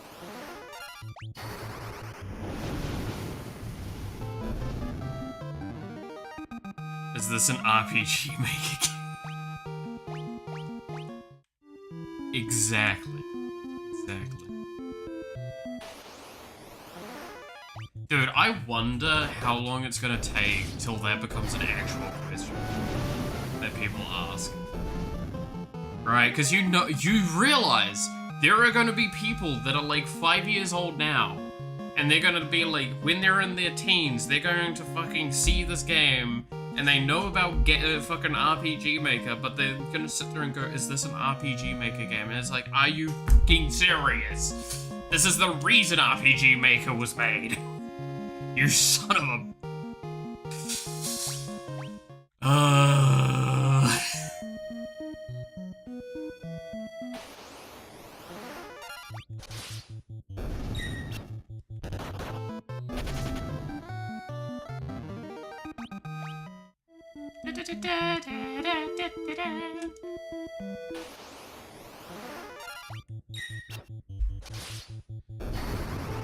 I kind of want to just like double my tank stats at this point, honestly, right? So is it, you know?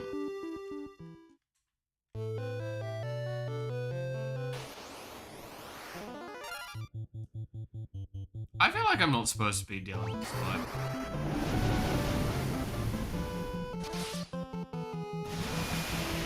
Yeah, I'm not supposed to be dealing with this fight.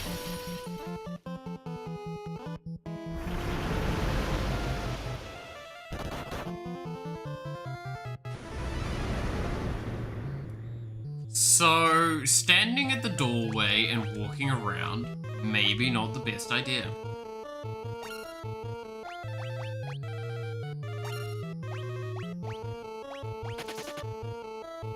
Get me the fuck out. I accidentally activated like fights from inside of there. That's mildly funny.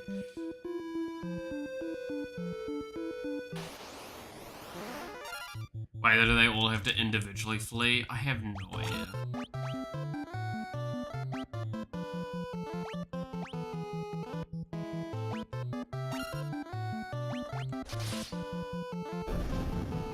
I guess it's just to like, it's one of them has like is doing the action, and if one succeeds, all succeed. Because sometimes you can fail at a flee.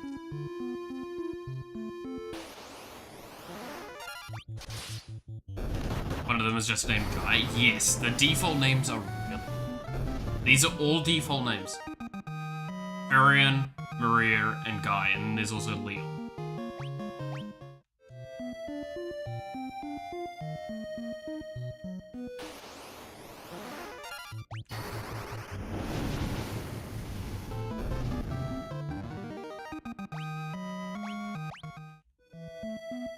Maybe I need to explore around in the just, like, general city a bit more. I'm trying to remember what I need to be doing.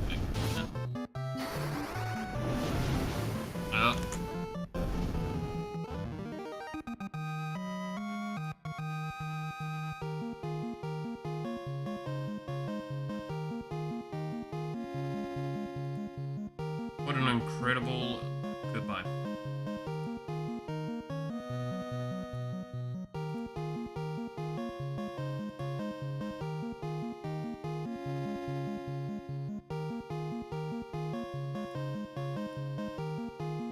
Okay.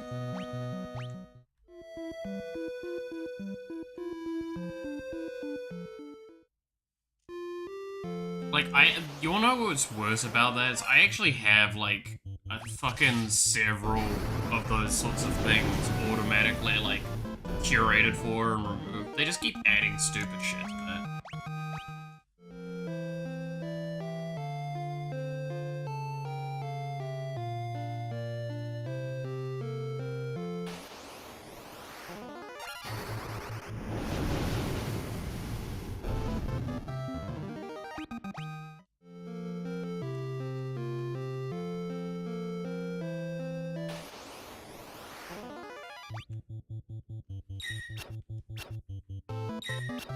Yeah, see, like, the enemy just then tried to flee, but it missed the flee.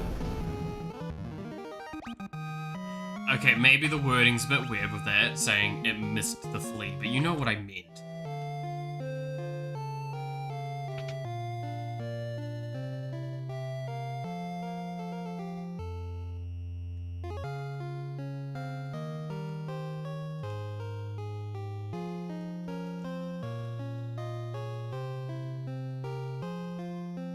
Is there nothing? Yeah? Okay.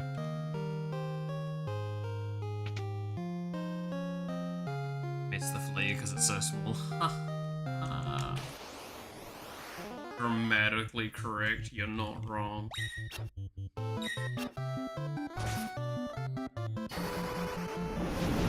I do really like seeing these evasions because there's a chance of that leading to level up. And I want more evasion level ups.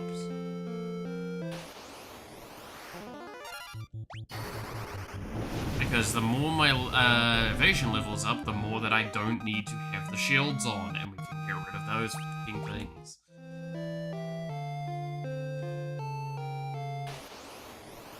Leg Eater? Yeah, it's a Leg Eater.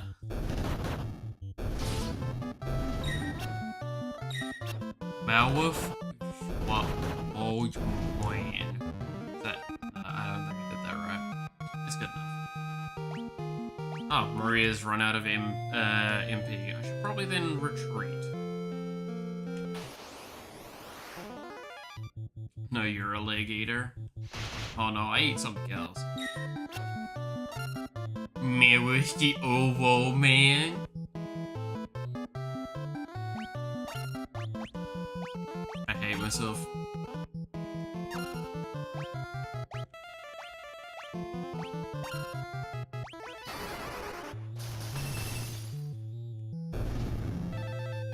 Huh? What?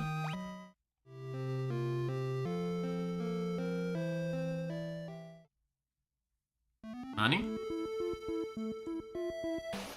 Nan desu ka?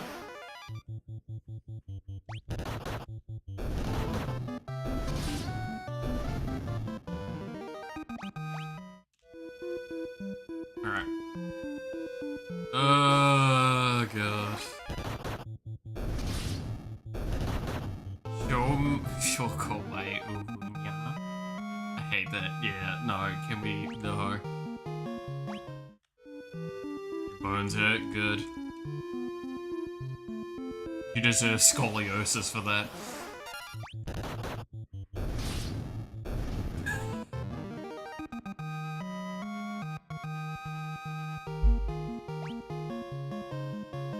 Tooth.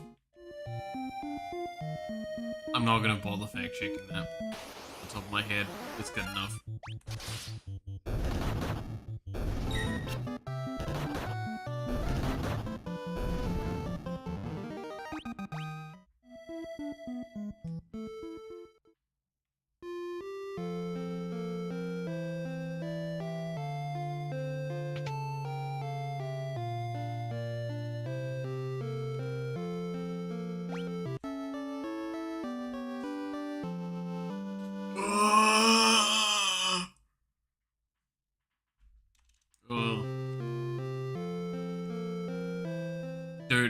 what's gonna be like kind of depressing?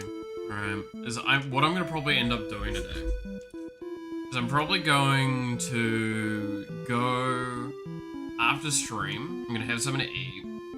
I'm going to have like a snooze, and then I'm gonna head off for the Magic Gathering stuff.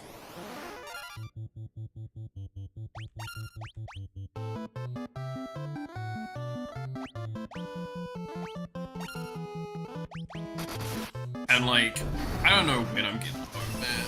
It's gonna be interesting. It's gotta be late, that's what I can say for damn certain.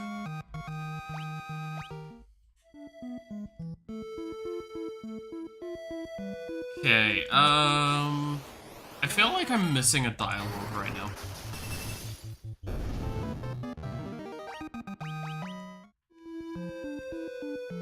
So let's come back here and figure out if that's the case.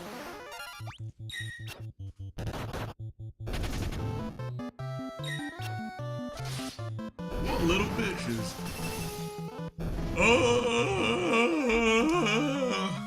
God damn. I need to stop doing that.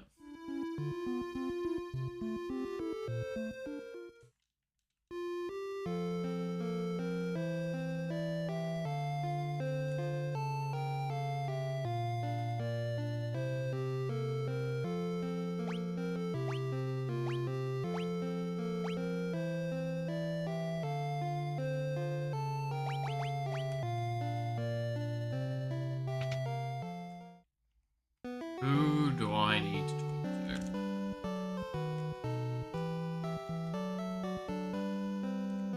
Wait, what?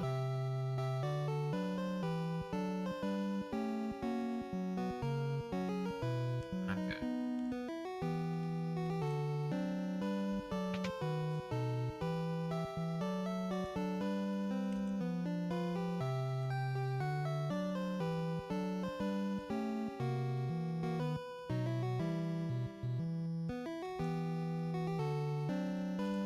So I need a canoe for that place.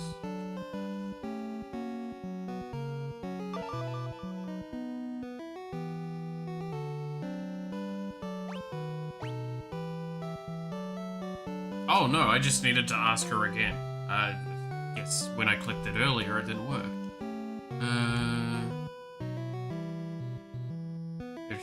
Judge Joseph, a man living in Salamand with the task of finding a source of mithril. Do not know the cause, but we've been out of contact for some time now. How do you go to Minwu?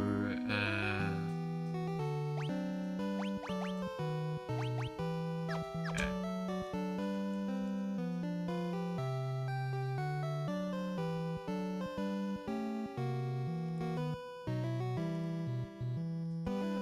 Oh, Minwu has joined the party. Okay. Yes, that's right. Because you get, like, there are people that turn up and join your party temporarily. Forgot about that. So what do you have to offer me in terms of things? You're kind of understated. Not gonna lie. You're a healer. That's not up for debate. Okay. Do you come with a heal? Oh, you come with a lot of shit. Okay.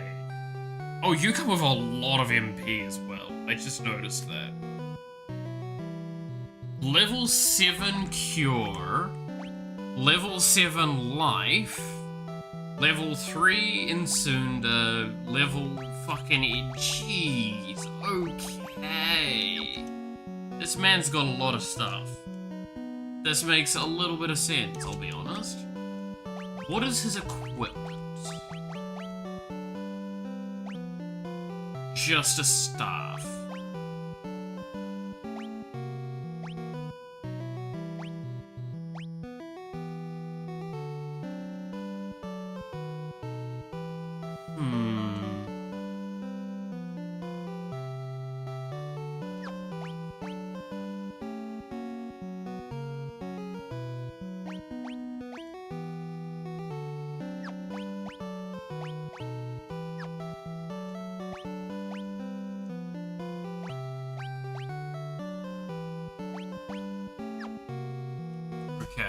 I'm gonna be back in a quick moment. So just give me a sec.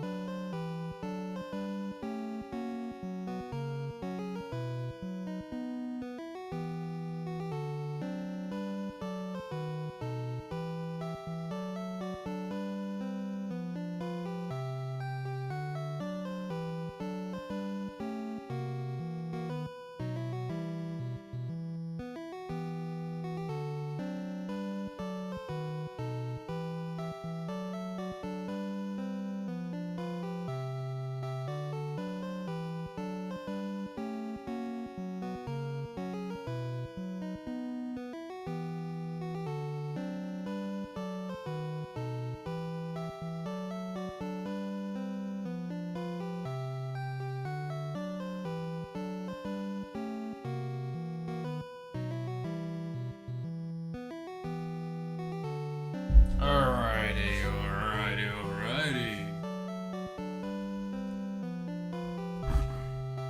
I have returned. My poor little fucking anime skin there looking a bit sleepy was kinda cute. Huh.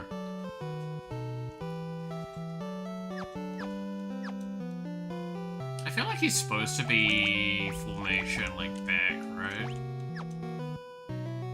Just by his design.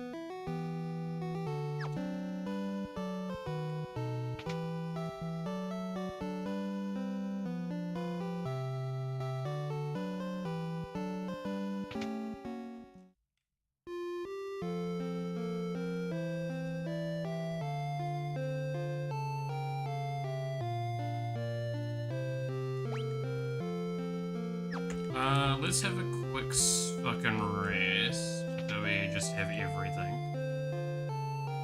That's not the end. My brain. Doing well.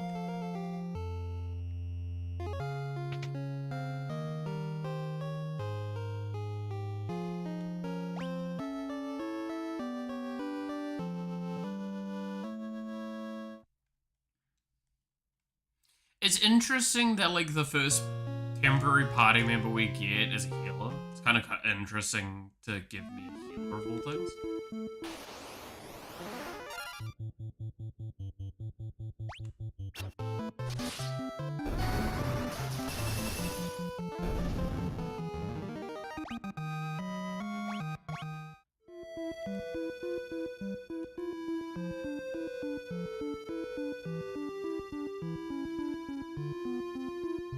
Do I get fights in the wall? Surely I would have gotten a fight if there's fights in the wall.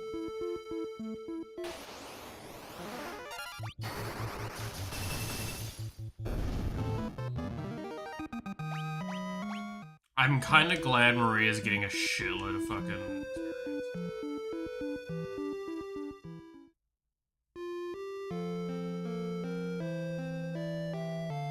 folks wouldn't be looking to book passage on a ship with you, but the two gear will see you safely to port. Empire hasn't attacked one more port, at least not yet. There's a ship heading out of our little port will take you straight port.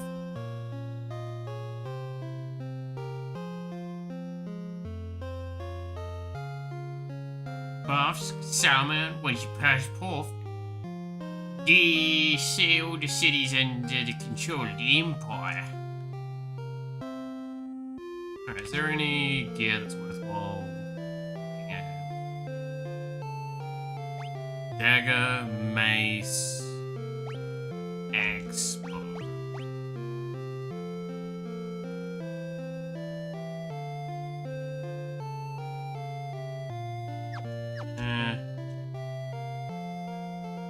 At some point I'll probably go through and level everyone up with a bunch of stuff, right? But like, for now, it's not very necessary nor beneficial. I don't want to streamline our leveling. Bronze shield. So defense 2, evasion 10, interference 70 versus. Okay, so it is a just raw upgrade.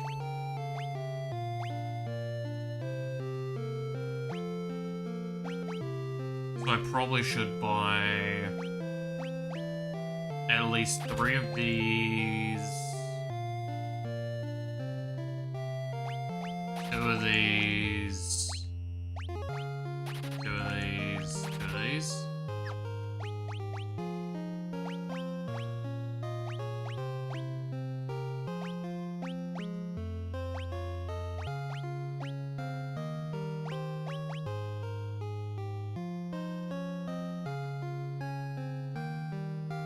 Honestly?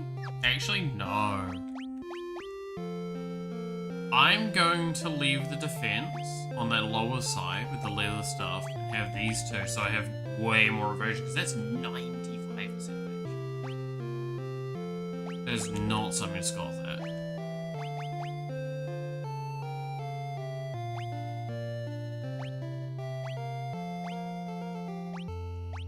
We were going to give you a bronze shield as well, so that's a straight up upgrade. Then I'll do the same with him, because I don't really care. Like, 1 defense minus 3 evasion isn't really worth it there. My plus 2 defense minus 5 evasion is a lot. Especially when, and this is okay, so can I just say, this is like the beauty of this kind of aspect of this stuff. It's like, I'm sitting here going, but I want to have high evasion right now, because high evasion now means I can have less care about evasion later. Because if we evade more often now, we evade, which therefore means we get more evasion potentially. And if we have more evasion, it means that again, the stat becomes a less necessary on the gear and is more come from rich get richer scenario. So the best case scenario is that like eventually evaders get evader. Exactly. But it's like, that's a cool system. I really like that. I do agree though that like there is some aspects of this that are a bit weird and funky. I don't like quite that it's based on like, if this occurred during combat, random chance of occurring the level up makes the level. I stand by RNG when it comes to like leveling and things, always just feels really disappointing. Because if it doesn't happen, it's not very rewarding. When it does happen, it just feels like finally, but not like in a satisfying way, in a begrudging way. And that's the difficulty with RNG, right?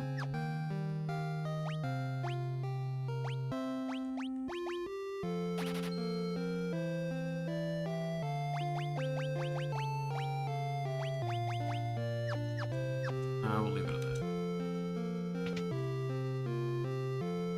what if you can reroll a microtransaction? No. God, please no. Okay, so what do we got here? We got Cure Blink. What is Blink? Create a double image raising invasion when in battle. Create a magic curtain raising defense when in battle. Envelops target in magic, raising magic defense when in battle. I would like to know if these stack. Because in the previous one, they do stack with each other. Like, you can perfectly grab all of them and put them on the effect on the characters. I'm gonna buy one of each at the very least to put that all on Guy.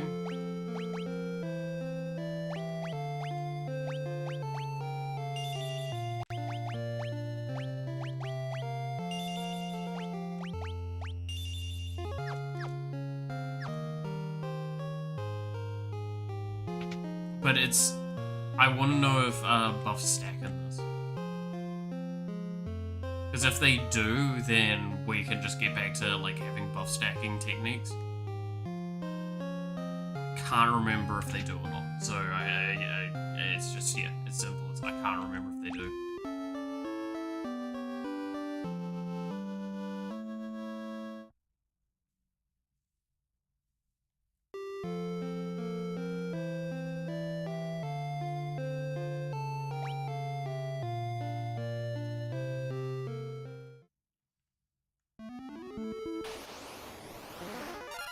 I feel like I'm still in the city, what the fuck? So what I'm actually going to do is a opportunity to be able to test this is I'm going to say blink my party and then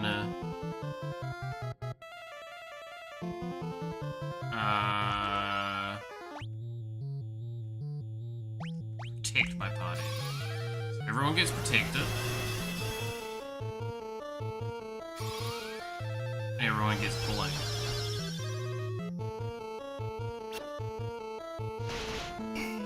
It stacks.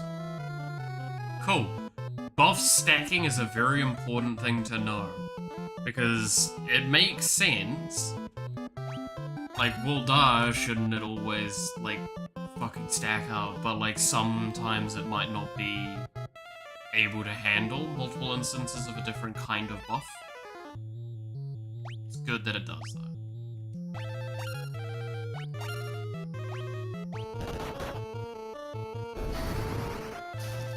Because this means that, you know, we have options available to us that are pretty potent.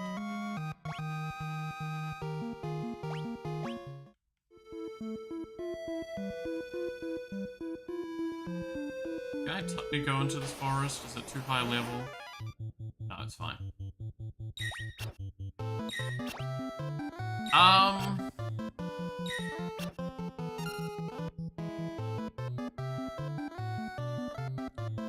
I really do need to level up Guy's spirit and his MP. Do we just spam protection for a while and do just some like quick leveling of it? Or do I just like move on?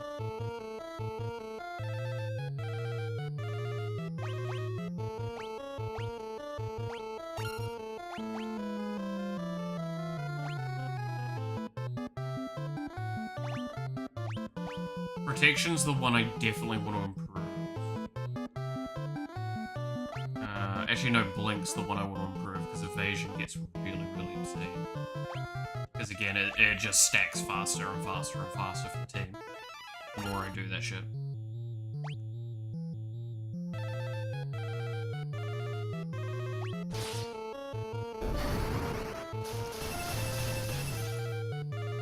The problem is that, yeah, so Maria's just gonna fucking kill everything. I'm probably just gonna swap her out to basic attack then.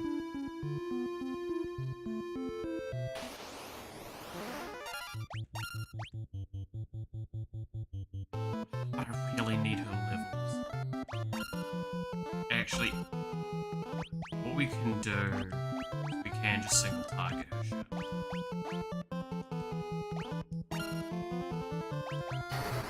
So now it's not an AoE wipe, so it means that the fight will, like, more likely get triggers on its casts. But yeah, now, like, this is the benefit we have of getting Blink, is that, like, not only is it leveling up his spell casting, so he's getting potentially more MP and potentially getting more spirit. We're also getting more evasion across the board.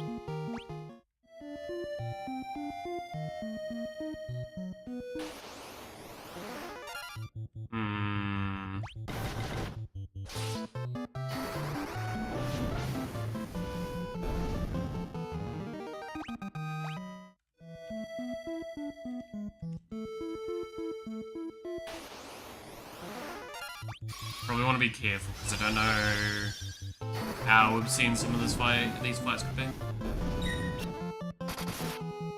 But yeah, so this just gives generally more opportunities for levels. If I fight like this.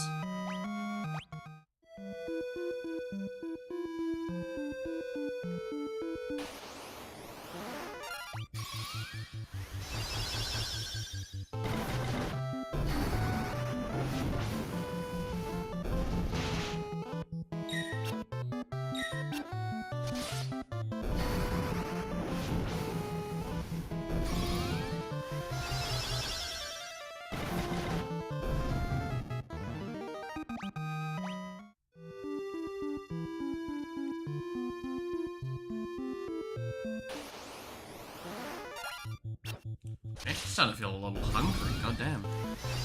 I guess it is almost lunch, and I didn't have that big of breakfast. And, oh no, I had a midnight snack, which was some leftovers from the last night that I made.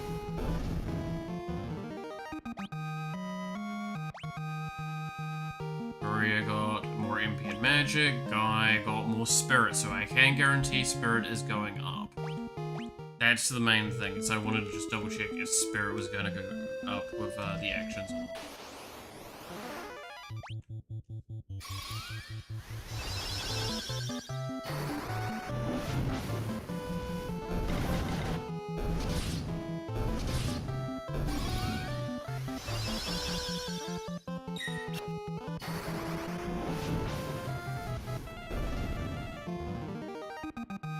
Blink leveled up, nice.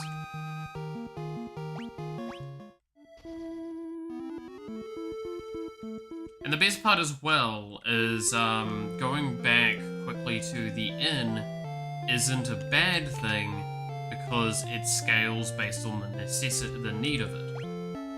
So the cost is relative to how much you're restoring. So I don't feel like I'm wasting gil by going back to it. As long as I make a profit of however theoretically much I would need to spend each time I fight.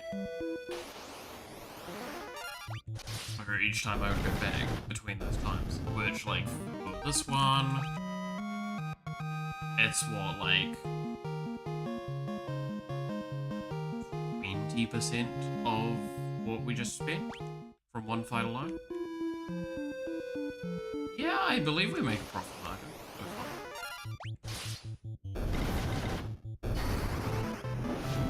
I really need Guy to have more MP, because he's only got, like, 50%.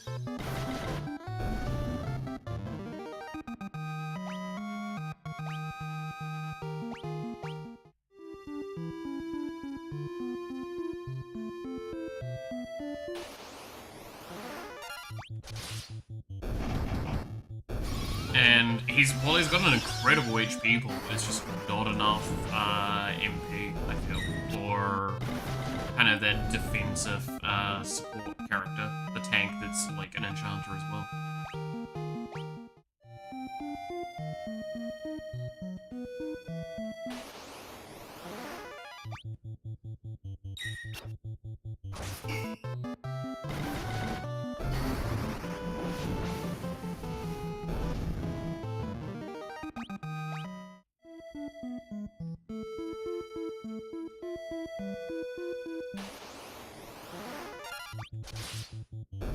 we aren't really getting that many good fights anymore. Like, these fights are just very disappointing.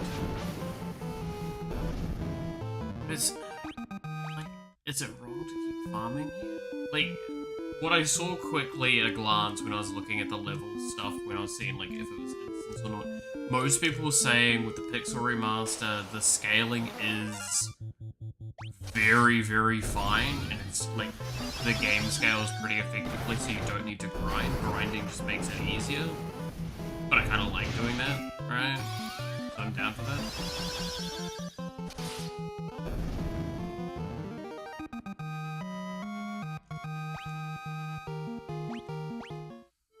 It's just mainly the SP, right? I would like to get one more level of SP total on Guy before continuing on.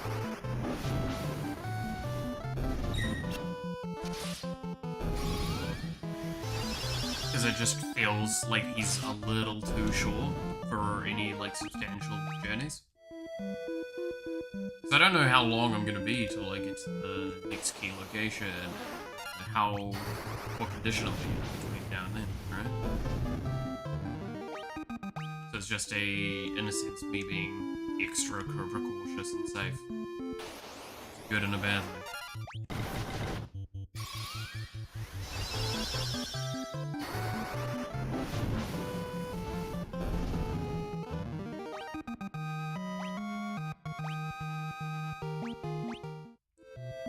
The fucking other healer is getting a shitload of strength. It's kind of funny.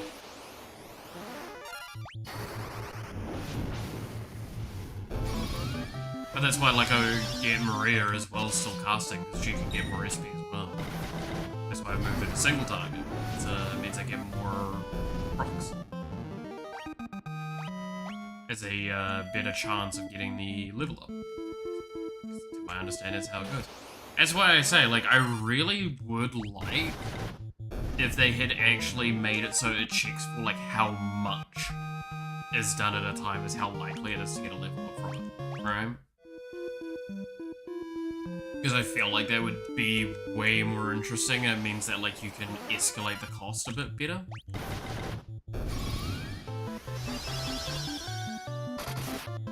It's like, oh, your physical damage is going to level up based on the physical damage you deal. So you're going to want to find the most optimal way of dealing the most damage at a time. Which makes sense.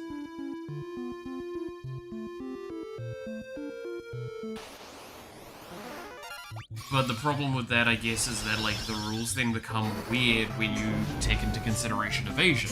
Because evasion is an on-off. It's you evade or you don't.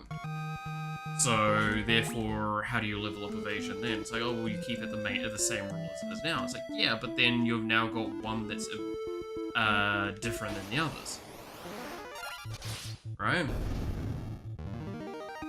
Which is the thing that you want to try and avoid with these circumstances, creating outlier rules. The moment you introduce outlier rules, it means that your game becomes less intuitive.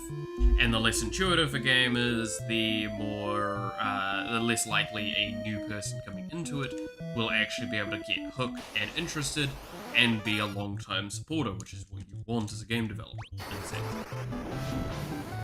Like, a lot of core game development philosophy kind of circles around that sort of idea. That's why big misunderstanding with stuff is like TFT recently changed it so there's no longer portals at the beginning. It is instead like just a flat portal choice thing that is given to you and it's just an effect. A lot of people don't like this because it takes away a lot of the agency that the players had during this time. However, I completely understand why they did it. It's a new player experience argument.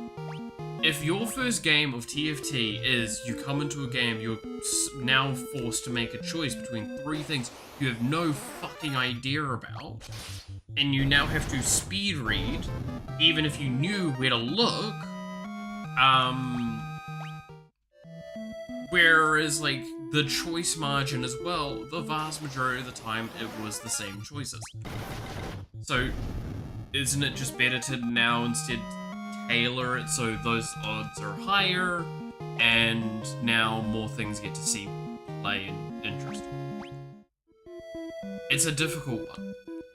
For overall, it's the correct choice, but there are going to be those players, I wouldn't say I'm not part of the grouping, that are going to be disappointed because of the choice things. It was always kind of a fun moment to see who would win, and if you would get one guy to win.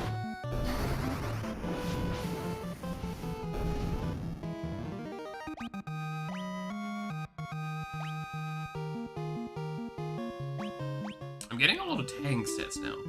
That was nice. Keep it simple, all you have to do is play one card. Yeah. Credit card, exactly. But no, that's one of those big important things in game that I feel like... So, a friend of mine is interested in making a game, and he works a little bit around the place with some ideas and that. The problem is that his way of thinking about a game isn't good for games. I'm not gonna say his game ideas wouldn't be successful, but the problem is that it's like, what kind of game? Different styles. Like, it's a variety of different things. Like, he likes games with big challenge and a bit of realism to them, all that sort of stuff. Darkest Dungeon is one of his favorites. So is XCOM. And some of those have some really intense decision-making and skill expression points. But there's also, like, playing to a condition, playing to randomness as well. Finally, we hit some fucking MP. So, I haven't been told what game they're working on, or, like, thinking about making, but this is the thing I do know about them, right? It's like, I know the person, I know their philosophies on a lot of stuff. Is he an idea guy? Kind of, yeah. That's the problem. And not to call people out on a lot of that stuff, but that's a problem with, like, people that don't actually spend their time making games and sitting down and doing that stuff, is you don't know how this actually is to implement, nor are you going to realize how that's going to be to feel. Like, the feel of that thing. You might think it sounds great, but it's not a good one. The difference is this guy actually does have a programmer in his pocket, and I've also said I'd help out to work on it. Like, some of that stuff. But that's the thing, is like, there's elements of it's understood that that's the case.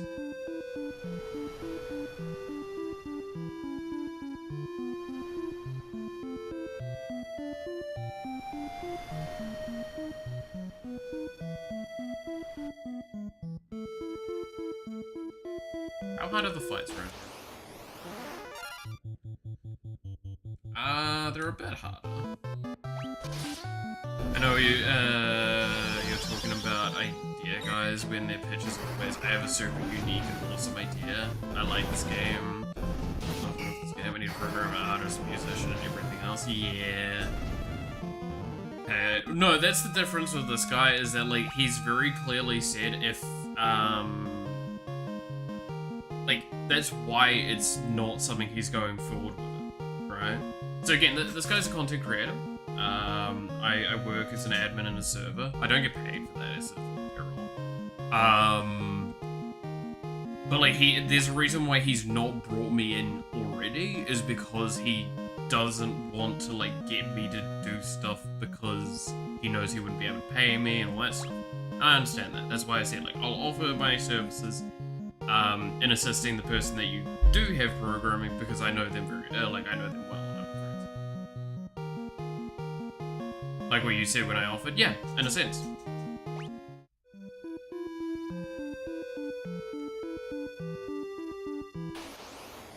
So that's why, like, I'll give him the benefit of the doubt with that. It's just the problem is that I feel bad because the programmer as well is, like, fairly early on in their experience journey.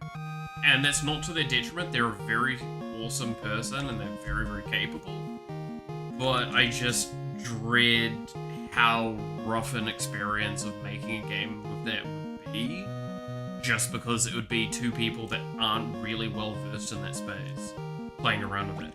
And that's one thing that I've always had going for me, is even though game dev is kind of on the newer side for me in the only the last few years, even when I wasn't, I was always really good at numbers. Like doing gauging and stuff like that sort of thing. It's sad that in inexperienced people always build projects that are out of scope. Just go build Pigman or something.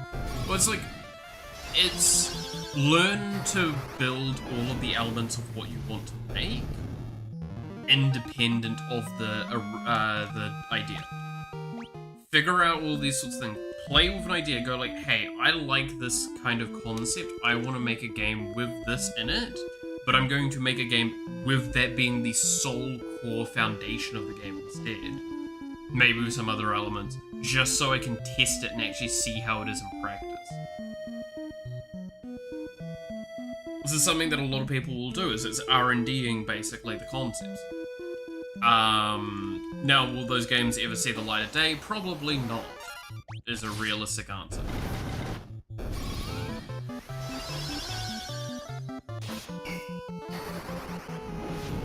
But it's a great way of learning.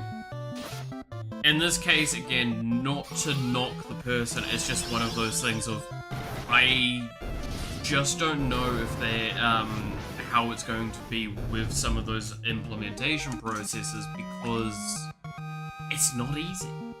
It's really, really hard to get some of those things right. And the feel of a game matters so, so much.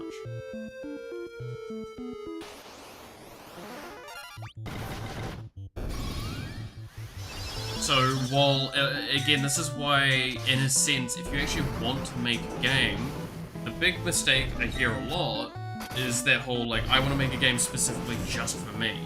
It's like, well, that's fine. And I'm not saying that's not part of what you should be aiming for, but you should be finding a way to also, like, figure out how that works on a general basis, because the more people that play it, the more interesting things you can that can come out of it, right? And potentially the more ideas you can get. Know how to build games and know how to make them satisfying, earn different skills half the time. Yes. No, 100%. Again, that's a big misconception, is that idea that, like, a good mechanic results in a good game. It's like, no. A good premise, a good mechanic, a good this and that, like multiple things coming together, that makes what is considered a good game. That's why, again, one of the mistakes a lot of people make with like a Concord argument is like, oh, Concord, it's because of the visual style. It's like, no, there was probably some other underlying issues. Don't get me wrong, there was probably that element that turned away some people, but it's like, the gameplay was probably, from what I could see of little bits and pieces, very generic, very uninspired,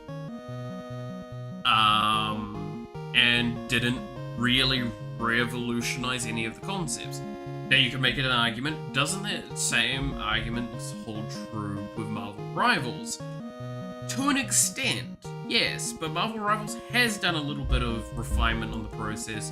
They've added a couple of unique ideas. I mean, the fact is that they've made in hard collaborative systems, so like certain characters interact with other characters in absolutely completely unique ways. I do think the argument about work versus not were kind of interesting. I mean, yes and no. I stand by, I do not believe they had any actual bearing on the outcome of what happened to Concord. Because like that, yeah, again, like that's the thing. Do I think the game potentially went a little too far with certain things? Yes. Do I think its visual style basically lent it to looking like bad skins as the default skins for a lot of characters? Yes, I do think that was the case. But it's like, visually speaking, so visual cohesiveness was not there. It had some issues with that. I think it's something we can all kind of agree on. Is that, like, I've seen some of the default skins of the characters, so like their outfits and everything, and the coloring is like It reminds me of those skins you get for free that are like just reskins of them that people put on because they want to have a skin on, but they look god awful. That was what some of their defaults looked like. It did not look very good. Do I think that was the sole cause? No. Do I think the excessive introduction of a bunch of things to just kind of have them be there was the problem? No. Do I think the gameplay solely was the reason why the game did poorly? No. I think it's an amalgamation of a lot of these things not being great and then the gameplay loop not being engaging enough. So it just kind of deterred people away. That is more likely what happened. And that's not to say anyone did the wrong thing when making the game, it's just that's how it goes.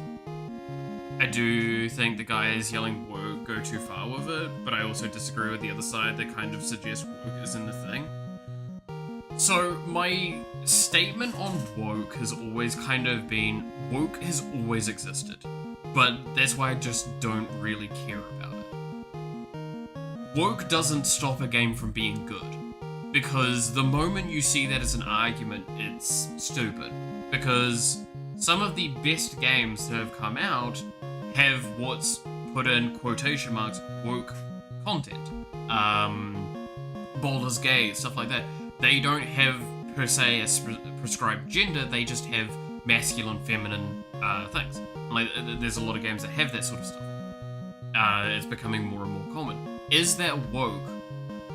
By the definition of what people are actually going with, is sure.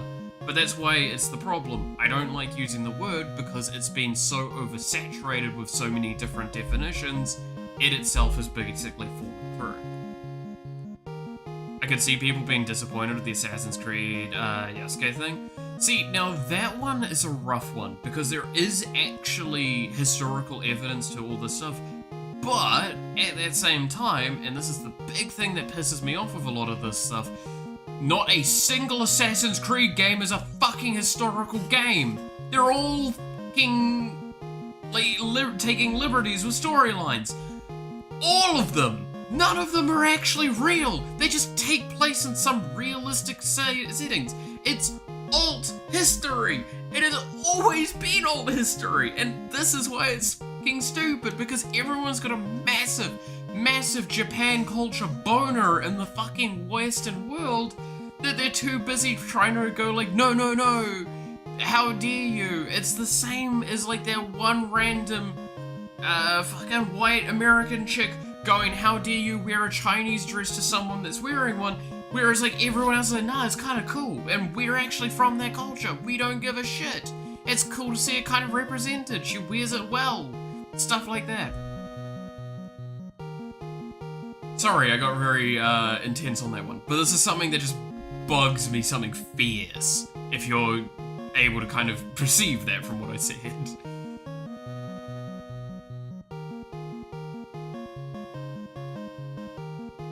A brute strength club guy instead of playing like a samurai. I haven't admittedly seen a lot of that content, some of the further stuff, because I just decided to take my head out of the ring of all of the shit that was going on for it.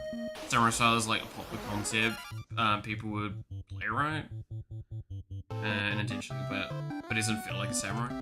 Yeah, admittedly, yeah, I kind of get that, but well, we don't have the game in our hands yet, do we? So we don't know exactly how the game fully plays out. We've seen some bits and pieces, but I don't believe the game is actually substantially in any capacity available to people. So, by that stretch of the margin, I can't make a solid statement on it, right?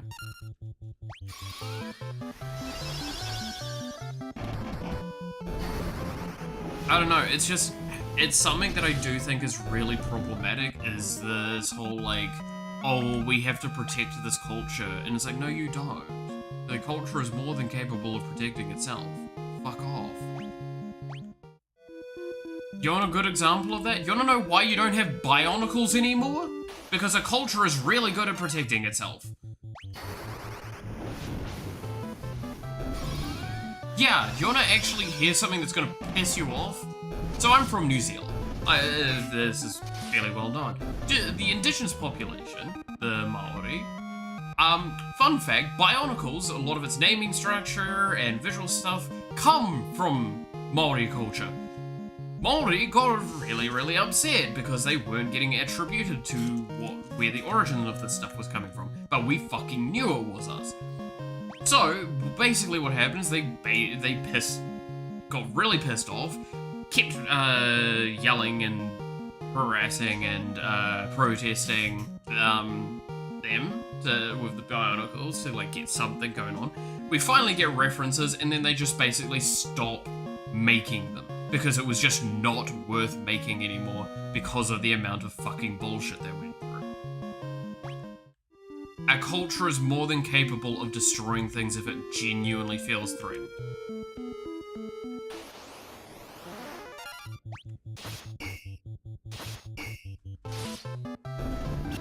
So that's the thing with it. Some other examples is sensible work and says, I don't care, not my business. But Snow White is like, Tina with a... Okay, so that one, there is so many issues with that movie, because I believe they were using a lot of AI generated stuff as well. And like the dwarves look weird. Like a lot of that looked really bad in its initial concept thing, and I don't think it was very appealing for a lot of people. But I do kind of get where you're coming from with that. Like, that I more or less agree with. It's like, there are some roles that are typecast, and there is a very specific imagery that is expected with them. And that's not to be racist in any capacity, or exclusionist. It is pure and simply, this is acting. This is the problem with that sort of field. Is that there is a mild expectation there. Do I think that there needs to be a better effort to enable people that are just capable of doing it regardless of anything else? If this person fits the role adequately enough and is more than capable of doing the role, should they get it over someone that looks more generic or has a bigger name, but is like kind of probably going to play it a lot worse overall? That is something that always frustrates me, but that's how Hollywood works. Now, there's an argument to be made that shouldn't be how it works, and if you want to protest that, that's fair. That's one of those many times where I say, like, I just don't stick my head in that honey jar because it's just not worth my time to get stung with bees afterwards.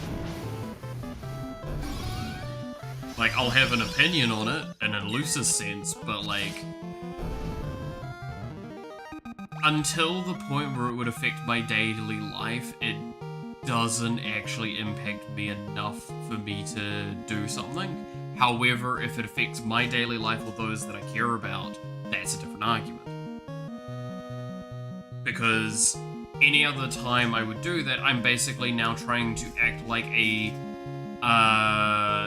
shining knight coming into a situation and going like, no, I am here to save you from this issue. And it's like, well, no, people are more than adequate for fucking saving themselves. Actually, fun thing, this is something that, like, so I've actually done, speaking on this a few times. I've gone to do, like, in auditoriums and stuff like that. This is a subject I've talked about a few times in some big public settings.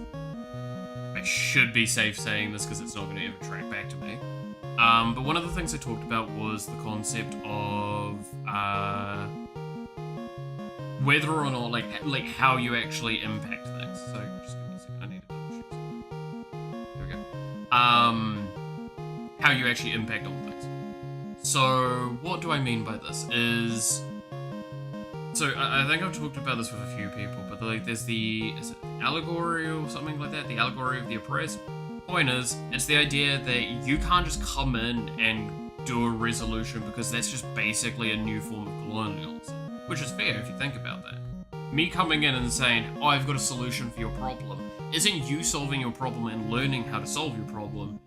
It is you now becoming dependent on me to solve that problem for you.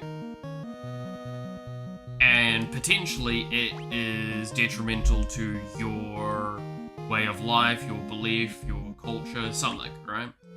Not always, but it could be. We saw this as an example in New Zealand with urbanization of the Maori, as it actually almost killed the culture at the time. It's really, really fucking terrifying when you kind of look at it that way. So, but it's like, oh, but we're giving them better homes. And it's like, yeah, and they're moving to these better homes because they're better homes. But because of the way we've set it all up, because it's such a European style, it's isolating them. It's ruining the architecture of how they all used to interact in their their iwis, and because of that, it has actually detracted so much from their culture, as well as schools would stop them from being allowed to speak their native language. There was a lot of things.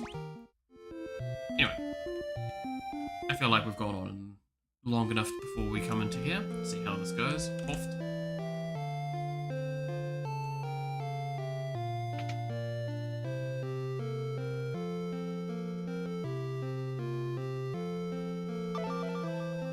Oh, look, it's Sid!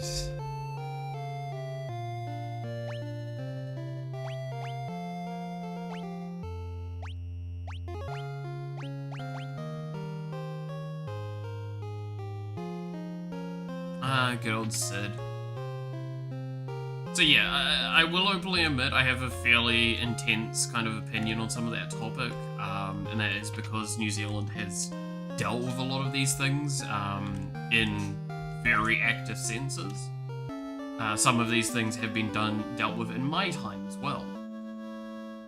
And in fact, we're dealing with stuff at the moment that's pretty intense around this. So it's a difficult one because, yeah, it's at what point in time are you barging into a subject that you don't actually have any right to barge in on? If a culture is truly being exploited, let the culture speak up and then let them kind of go from there, right? Let action be taken by the relative individuals, because otherwise you're just kind of hurting other people along the way. And you're getting riled up for no reason and getting more stressed, and there's arguments right there as well of problems.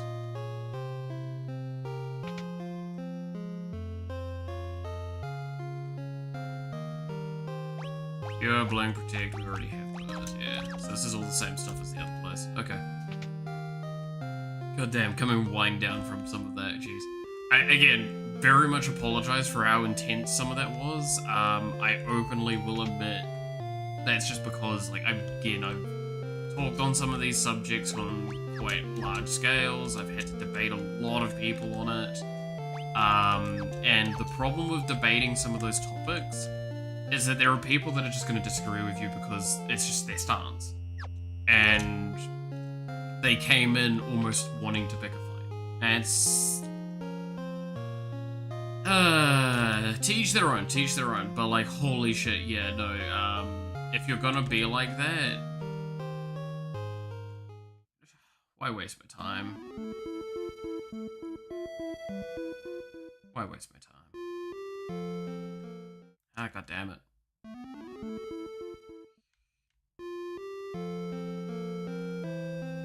Stop gaslighting us, fucking...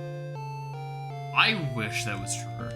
I wish I could happily say that no one has ever disagreed with me. Because that would be such a nice thing to, like, think. But I'm also not that stupid.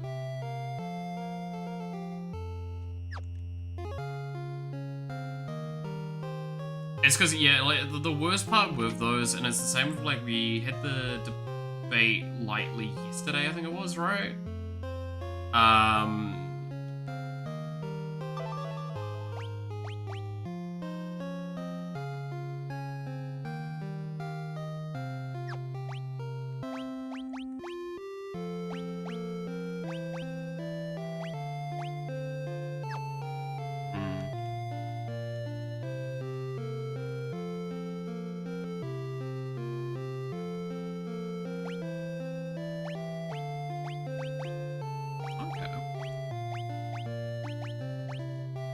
I think it was Burfisk we need to go to. But yeah, so it's like, it's the issue of pulling up relevant facts, and it's like, okay, so like I've actually got the facts in front of me, and I understand that it's not as easy for someone else to pull up the facts when I've come in with these things as slides and shit like that. Because that's what I'd have to do for the public speaking, is I actually had to make slides to talk about these things, talk about these subjects, and I would have a shitload of references and evidence to kind of substantiate my point. The problem is, so any good debater will know this, you need to have an understanding of your opposition arguments to be able to confidently talk against them and be able to actually give evidence as to why to refute it. The thing is you also need to acknowledge these refutions and you need to talk through those. The problem with some people is they'll hear you make mention of the refute, and then they'll go, "So you're just you're just ignoring it." It's like, no, I'm disproving it. There's a difference. And or they'll say, "It's like, see, no, he agrees." It's like, no, I was saying this is I'm giving you an example of something to disagree with. People are horrendous for a lot of this sort of stuff, in all of my experience. Public speaking is not a pleasant thing in a lot of ways. Why I kind of like streaming, because there's a lot more informality with how I can approach a lot of things on these topics. So I can actually just kind of yell at you and go, "You're being a fucking moron." I try not to, but there are some times where I do think that. Selective hearing? Yeah. That's how I disagree exactly.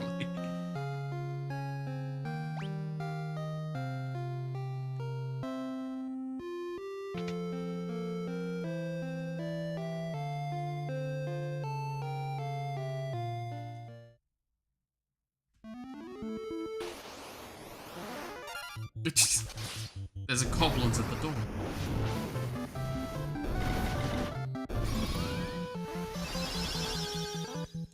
But yeah, it's a difficult one. This is why, like, in a sense, this is why you see people on the internet with such strong opinions, is because they have to deal with people like that. So it's a self-fulfilling prophecy. It's like, you go in with the best of intentions, you deal with someone that is just like, is very pig-headed on the scenario and only wants to be right. They want you to be wrong, and it slowly weathers away at you to this point where, like, now you're basically in a shouting match, and you go, no, I need to back away from this. If you're early on, you back away from it a lot earlier. And then just progressively what can end up happening is that just wears you down, and you just end up becoming that as well. And you get so backed into a corner, in a sense, with these arguments that you refuse to hear anything else anymore. That is very prevalent on the internet. Very, very prevalent on the internet.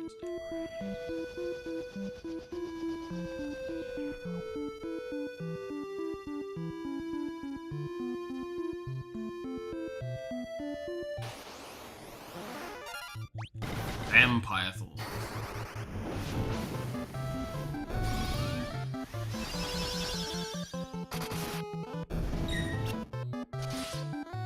Oh, I'm still more than strong enough for this stuff. That's fine. Oh, we're starting to get items out of them too.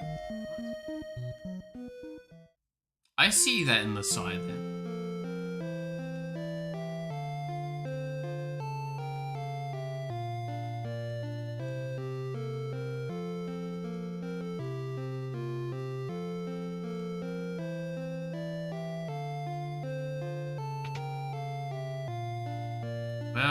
Well.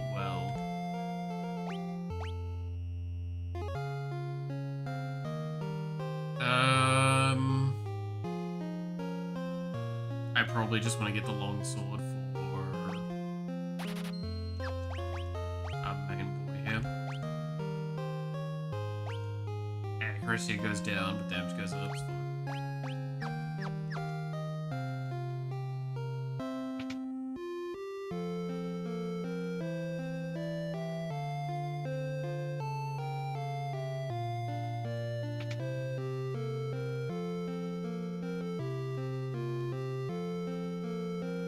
Oh, hello, new spells. Fear! Teaches the fear spell. Strikes fear into the opponent's heart, making them more likely to flee when used in battle. Basuna. Cures status elements that wear off after battle.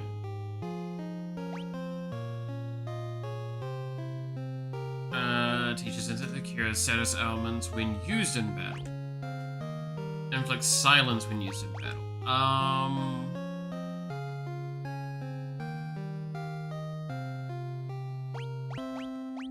I feel like I've gotta run these, right? Probably should take the silence though as well.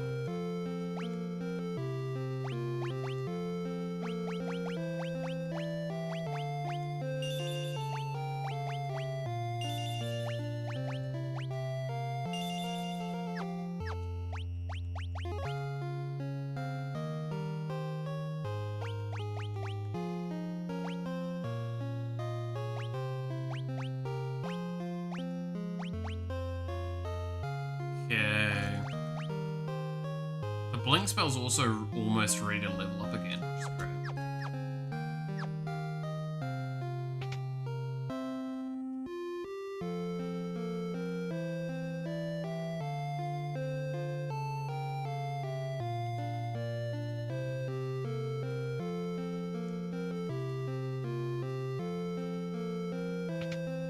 Oh, I see the place where I need to go.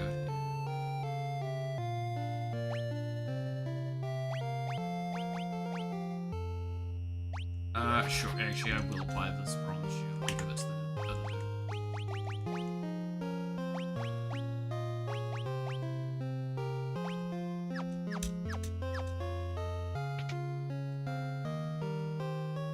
I might as well.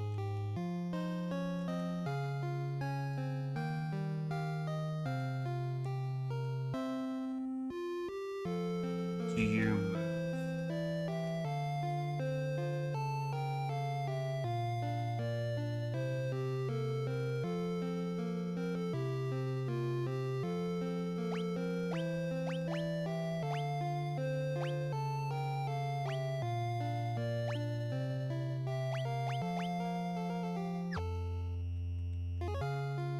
Interesting.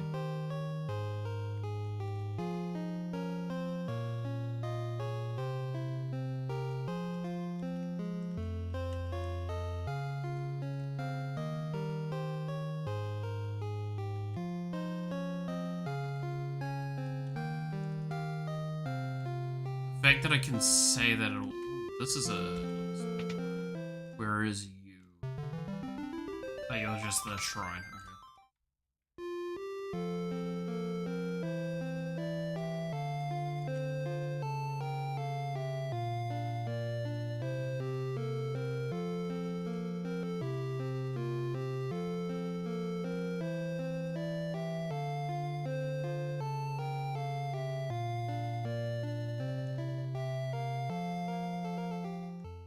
Yeah, I can't get around there at the moment, so that's important. Ooh.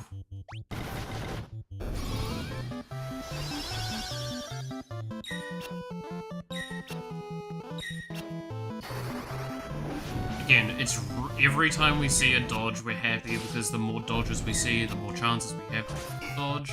You'll hear me say that constantly, but it's just kind of how this is gonna go, right?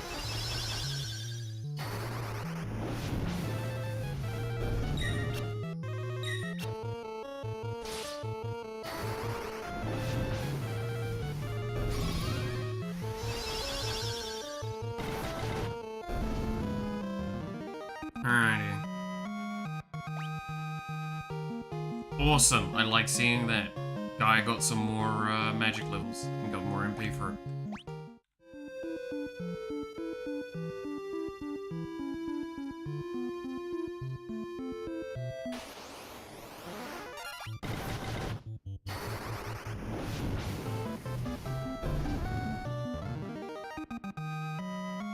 Got a shield level, nice.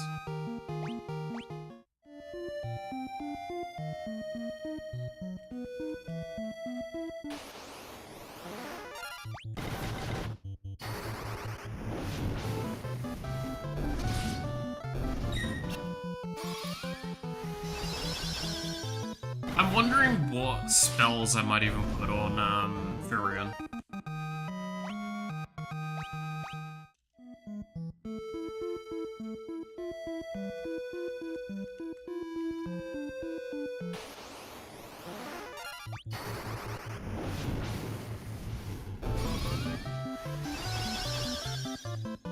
Because, like, I've got to put spells on him at some point, right? Maybe just some more, like, white magic. Have, as off, like, an off answer once, Minwu goes. And Mace Window has left us.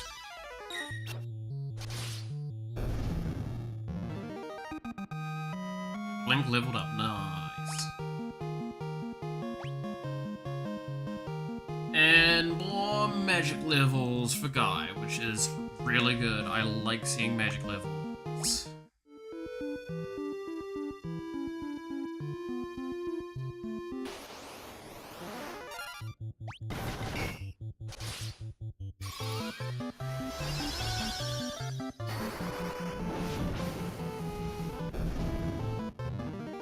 Okay, that's kind of concerning.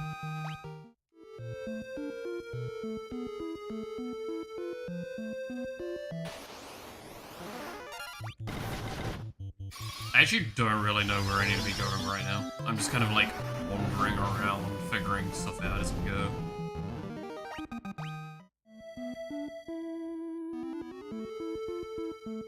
So now I've realized I can just come back here by walking here. Yeah, I didn't realize that. That sounds very. I seem very stupid now. Go me. To be fair, I believe I can technically walk way back places.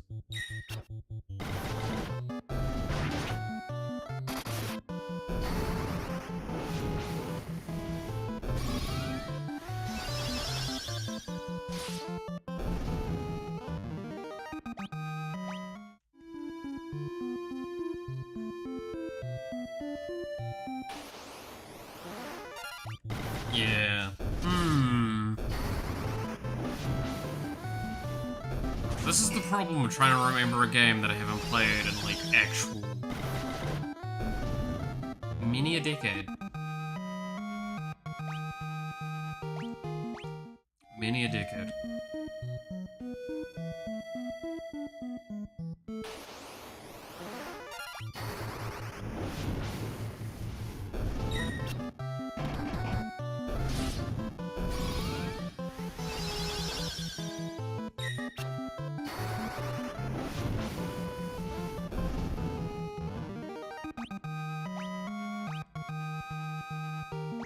Nice, nice.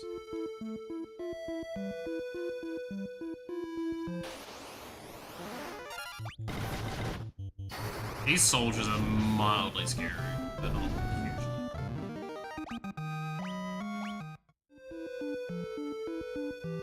Because in terms of, like, physical damage, I just can't do anything.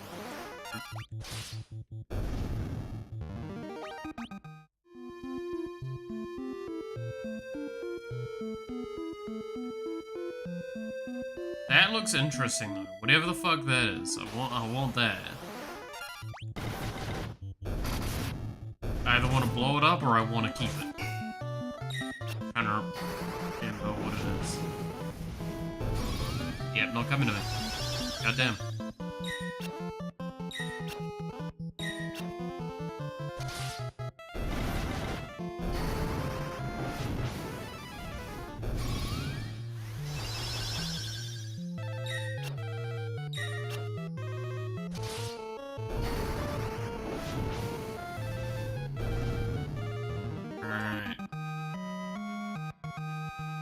Furion's also gotten quite far along with his levels for single-handed weapon, which is good. Ooh, nice. Agility and magic level up with the guy.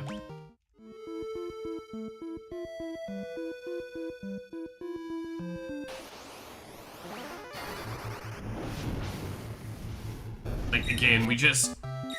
when we see any level up, it's always nice because it's a RNG, right? The more you use it, the more likely you're gonna get it, though.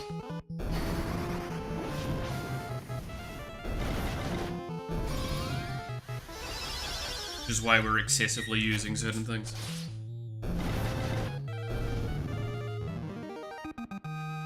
Leveled up his sword. Nice. Level 4 with that now. Which, if we kind of base it off how it's been feeling, for that sort of stuff, level 4 seems about where we're at now, in terms of power.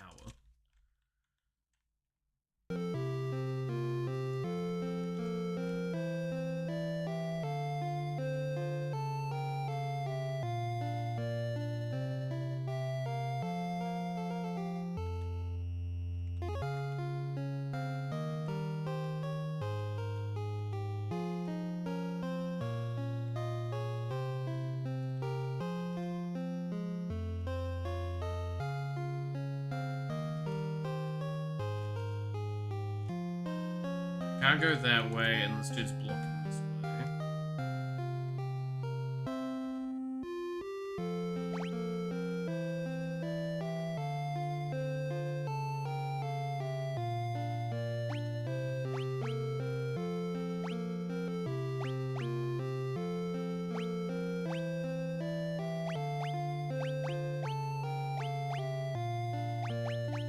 Yeah, so what I need to somehow get this dude away.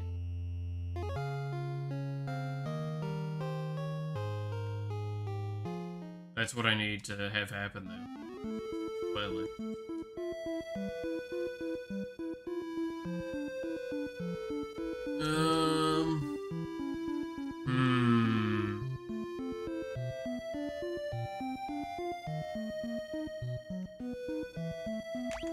There's nothing in here that's kind of like telling me where I might need to go.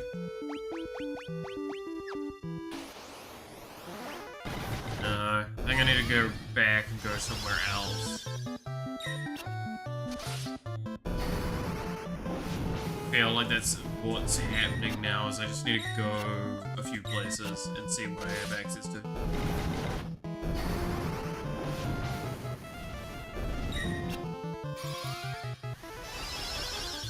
Actually, they did mention there's the sword in that place, but I don't think that's available to me, right?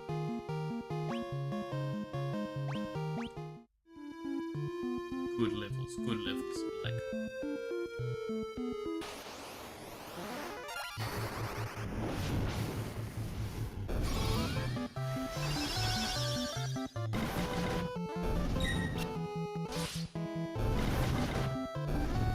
The one scary part I should mention, by the way, of focusing on evasion, like we are, long term, what could potentially happen is we don't have enough physical or health reduction.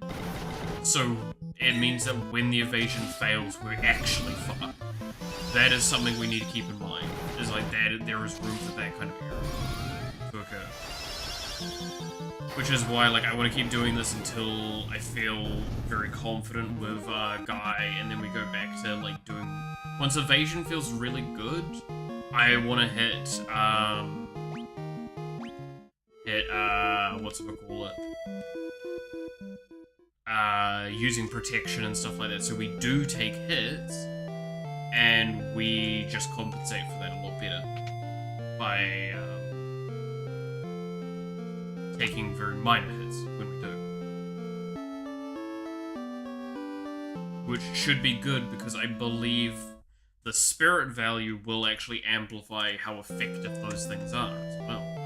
So by raising our spirit, we also raise those.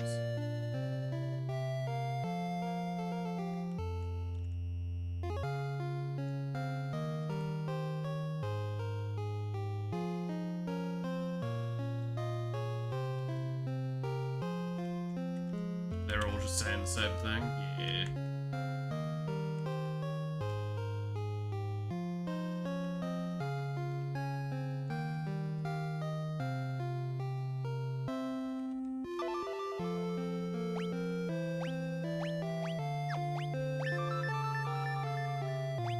An airship.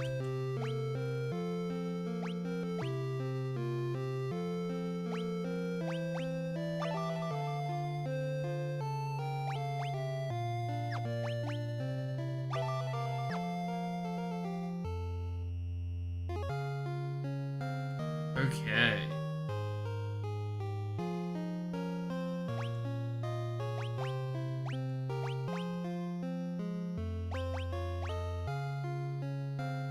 So no, I think it was Salamander we needed to go, right?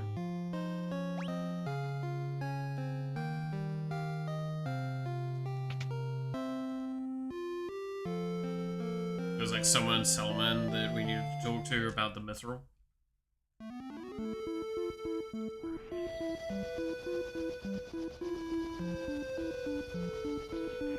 Ah, it's this place. Okay.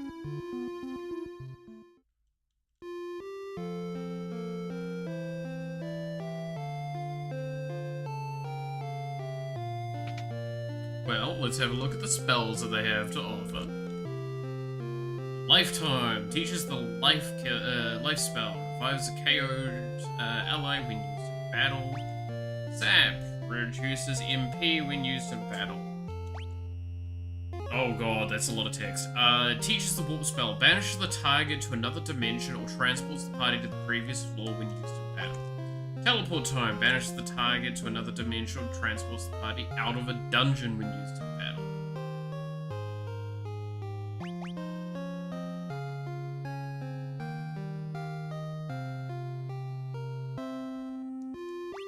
Well, I definitely want lifetime.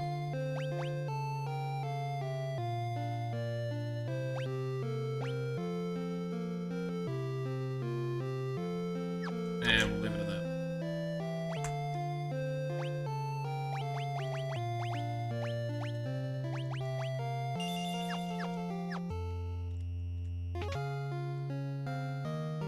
Probably should get like one more lifetime at some point, but we'll see.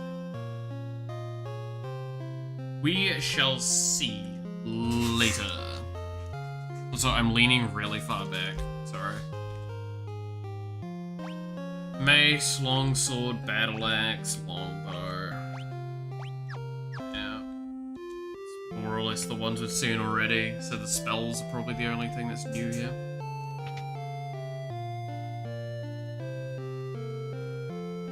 Bronze, yeah, bronze.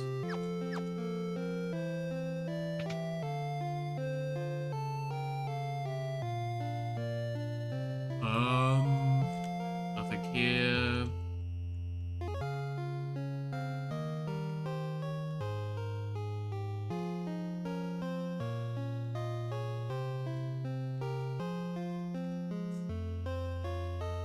I love Joseph, but I know that if I'm around, I would just get in the way. This is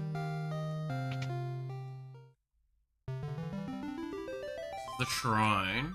So what was that building behind it?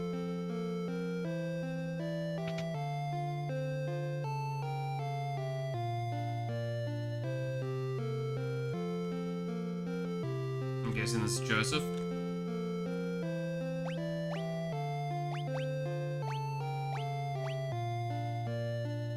You're here for Princess Hilda?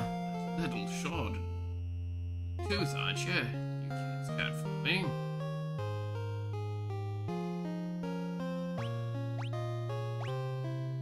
That's right, I haven't found it yet. I do have a few leads, but I don't plan on sharing what I do know with a bunch of perfect strangers. I'm gonna need you to do a little something to prove that, what you say, you are who you say you are. There's a bunch of people and some who've been forced to work in the caves at Seven Falls. Rescue and we'll talk. There's a man who knows all about airships, but why should I take credit? Fair enough.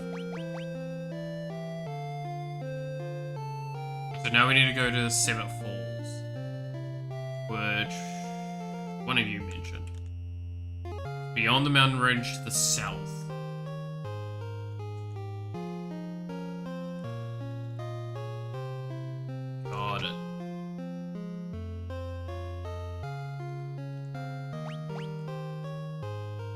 Alright. We gotta go to south then.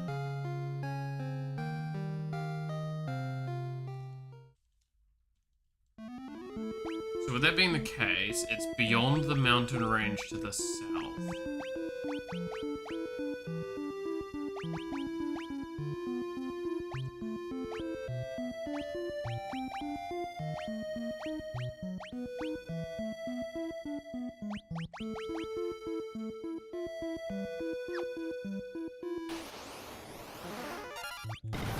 let's just start eating south, I guess.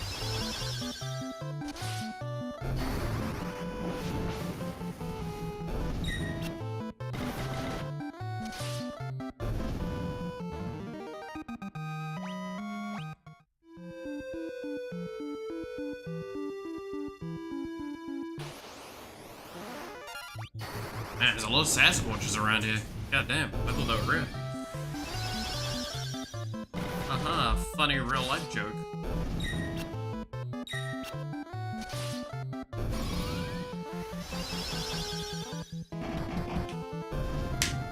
Man, I would love to watch like a YouTube channel that's all about like chasing shit like that. And like they're clearly doing it for a bit. But like they commit super hard to it. That would be absolutely fucking hysterical.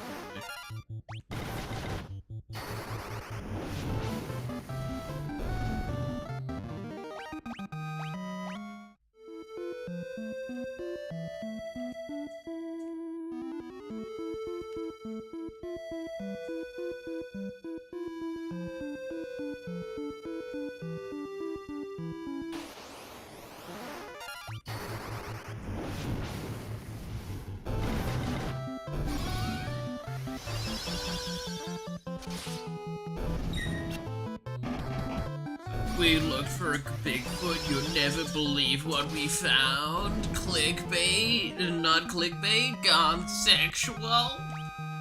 Fucking love the idea of that channel.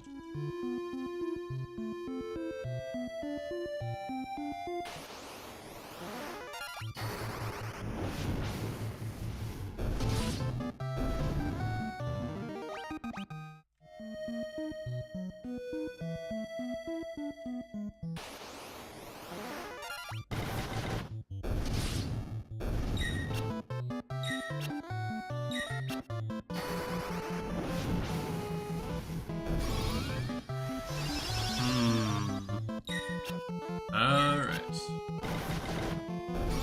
Yeah, most of these fights are gonna be very much on the, like, samey side, because I'm just speeding through them, so on the levels.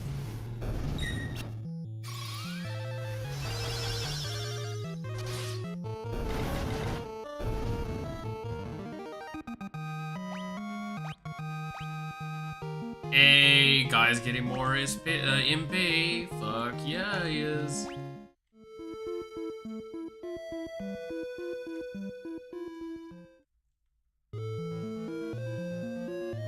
Alright, here's Sim at Falls.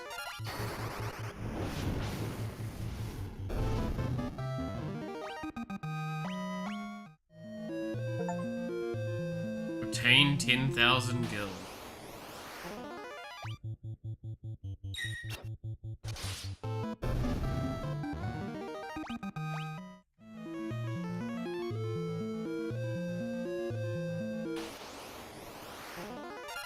Alright. Can't actually see the mini-map from where I'm sitting right now. There we go. I was sitting, I'm getting very lazy and sitting very far back. I should probably, once we do this and go back to an area where I feel like it's effective to, we'll probably save and call it a day there. I mean, I could save now, I'm pretty sure. I just don't feel like this is like an appropriate place to save it. I don't know, we'll see. 200 gil. Can I just... It's this button. So I can't hard save. But I can quick save.